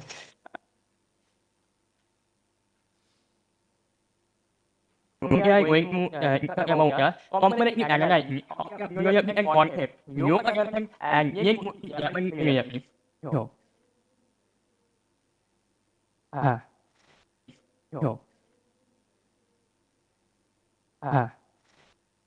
người nhập đi các cái gì mà còn nguyện chậm ignoring cả biết ở các anh cái đó này nói với anh liền người nhập đi các nhộp nói vậy những nhà mong những nhà mong các con những mong các nhà các nhà nhà mấy cái gì what ông cái gì nguyên nói vậy mong gọi anh what cái này những ban cái này những cái part những part các người các cái những mà đấy rồi còn cái yếu các còn cái những nhà anh cái người còn cái giá hàng anh nói cái con cái mình còn cái người này giá cái người này cái này cái này cái này anh không cái yếu các anh những người phải gặp một cái không cái giá bằng anh không cái những mấy người ấy anh muốn tham gia ông muốn để mấy ông bên nghe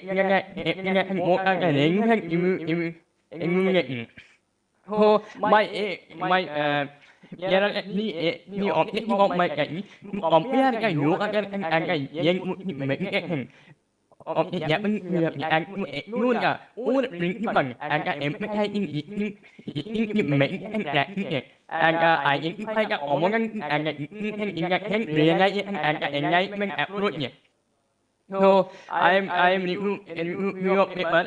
No, one of paper include that in considering of yoga Japan in cái history and development in cái Japan content in from cái modern những cái những nhầm. But here là cái hay object cái object all mình bằng including cái mình cái ai những hay cái riêng ngay anh cái mình áp dụng những ngón nguyên of cái yếu các anh những nhà bên người bị hôm mấy cái gọi I get you paper ini vừa apply mà đi anh công mình cái yếu các người anh những nhà bên người bị như yếu cái yếu các anh không gặp mặt nhân yếu các nhân anh vừa cái anh không thay cái những không cái cán con anh thay cái of người bị no, ya là cái ủng hộ cái yếu các người bị game from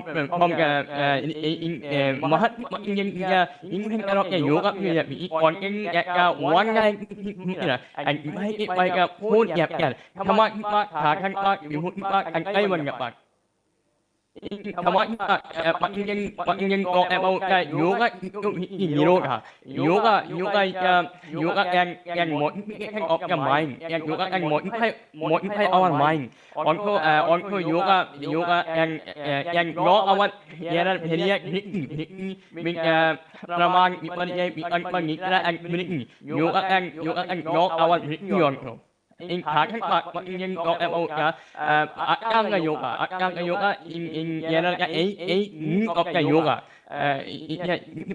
no part one mình không cái yama and one cái yama mình không cái yama mình in cái nghe akang in có cái pranayama in prakahar control ngawal Mishra ngọc cái hiện còn cái halang còn cái one point in cái hàng mình còn tham ăn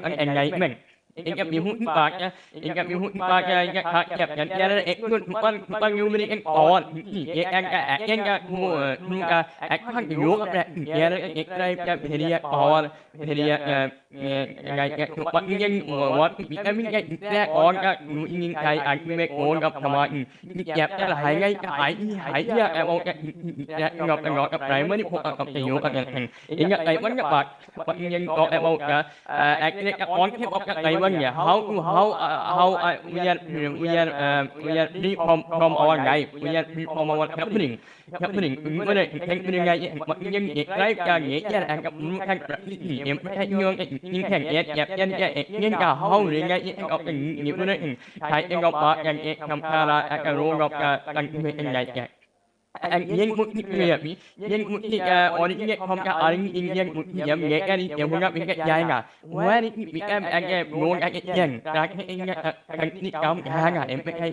mình cái ốt mình bắt gặp cái nhân người bị trái mình không cái nhân một nhầm mình cái gặp cái giả nhân còn mình nhân một nhầm mình cái là mình nhận quan cái đi dây anh em gặp cái đi dây nhân một luôn cái đi nhớ áp rồi những cái quan mấy con cái qua cái ngay mình quan anh còn muốn cái ngay quên nhận còn mình gặp cái dạng nhân còn cái gì quên cái bạn and if that mark engagement again mark on in dialogue in and aim to breaking on ego on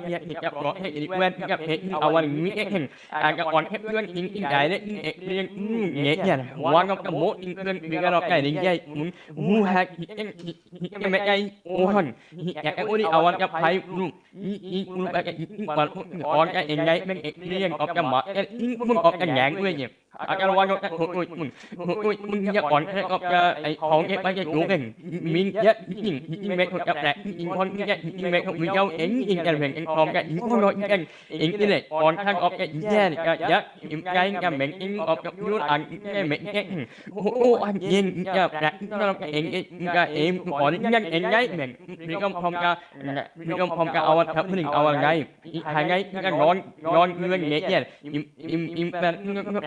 and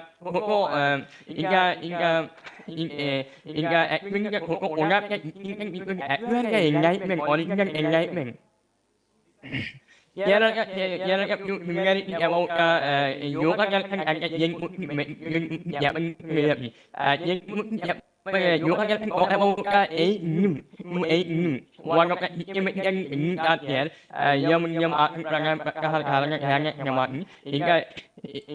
yen talk about inga of the all of and inga yoga can talk about in man and uniform in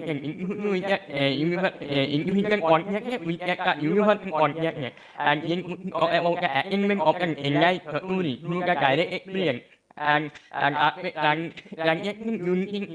in all ngay cái nguyện of cái nguyện cái mình cái huấn but em hay ngọc cả in cái dân mình hay ngọc em hay ngọn cái đáng nhẹ mình nu gặp lại cái ohan mình cái hình bố ngọc em cái mình cái hình but giờ là tham cái đi cái in vô cái ngọc em cái mình ấy còn mình hay cái anh ohan mình cái nhanh nhẹ còn em hay ngọc cái đấy liền anh cái mình cái do cái mình and including Pragama and content and Yayan and Yayan of the Yuko on and other hand Yoga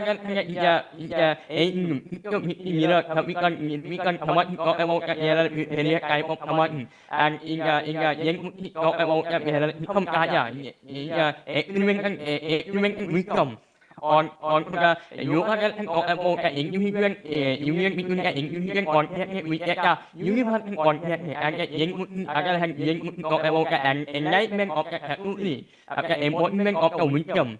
There are all people of the empathy of the on yoga and there are on the part of the company of the and in the command empathy of the contact. In yen talk about the empathy of the content of the back and who and we come and when please try to conclude now. And there are many of the yoga and please try to conclude. And making of the command and please try to conclude. Okay.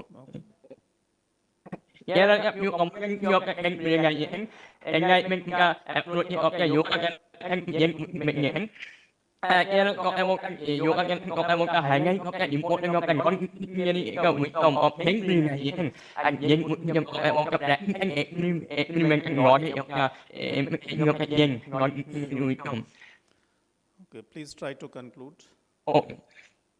Hingga hingga of the yoga ya mình have an home part of the enlightenment why of the enlightenment and mẹ and cái có một cái anh giờ cái bố yoga cái em phải cầm cái bên cái enlightenment and sáng những cái ôn cái huấn of the yoga on cái nhầm cái một cái nghĩa thì phải cái huế cái cái máy gì vậy là thầm này mất cái một ta đó Okay, namaskar. Thank you. Thank you for sticking to time. Now may I invite Dr. Chandan Kumar, research scholar, Sharda University. Are you here, Dr. Chandan Kumar? Yes, I can see you here. So Dr. Chandan Kumar is going to talk on literary modernities in South Asia. Please, go ahead. Dr. Chandan Kumar.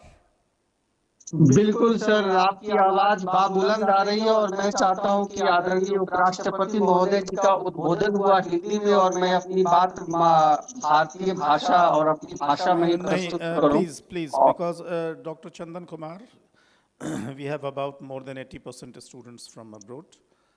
Our system functions in English, that's why we had requested everything in English.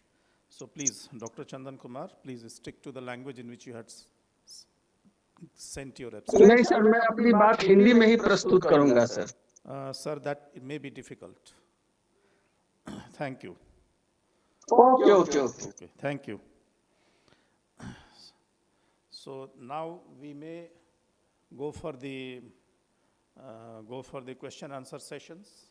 If there are any questions from the audience here, and if there is anything on the chat online.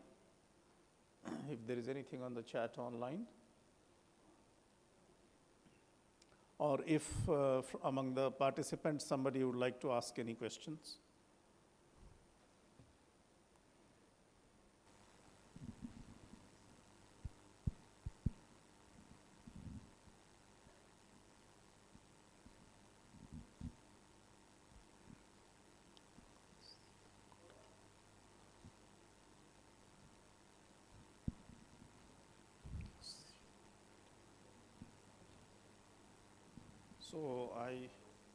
So I think there are no questions. So in this session, there were many presenters. You have a question? Yes, please. Please identify yourself for the audience online. And you can come here or there. Okay. So मेरा योग पे question है. Kindly prefer to ask in English. What is the meaning of yoga? Meaning? Okay, I think the question is for Sushil Prasad Mahato ji. Yes. Individual self. Sushil Prasad Mahato ji. To connect supreme self. What is individual and supreme self? Individual can bring our contact, and supreme can bring our universal contact, mean our God, our God. We connect to our God, enlightenment and freedom from our suffering on it. Okay, thank you, sir. Thank you. Okay, thank you. So I believe there is no other question. So, well, in this session, there were lots of papers and some good papers, of course, were there, and variety of themes that we experienced, which is really the spirit of the world, and trying to understand the world from various perspectives. So I'm grateful to all the presenters, and to the audience and to the online audience who has been present. Today we have seen about 500 people who joined us online. So your voices had gone to as many number of people as joined our live streaming sessions. Okay, so thank you. The session is closed now. Okay, thank you.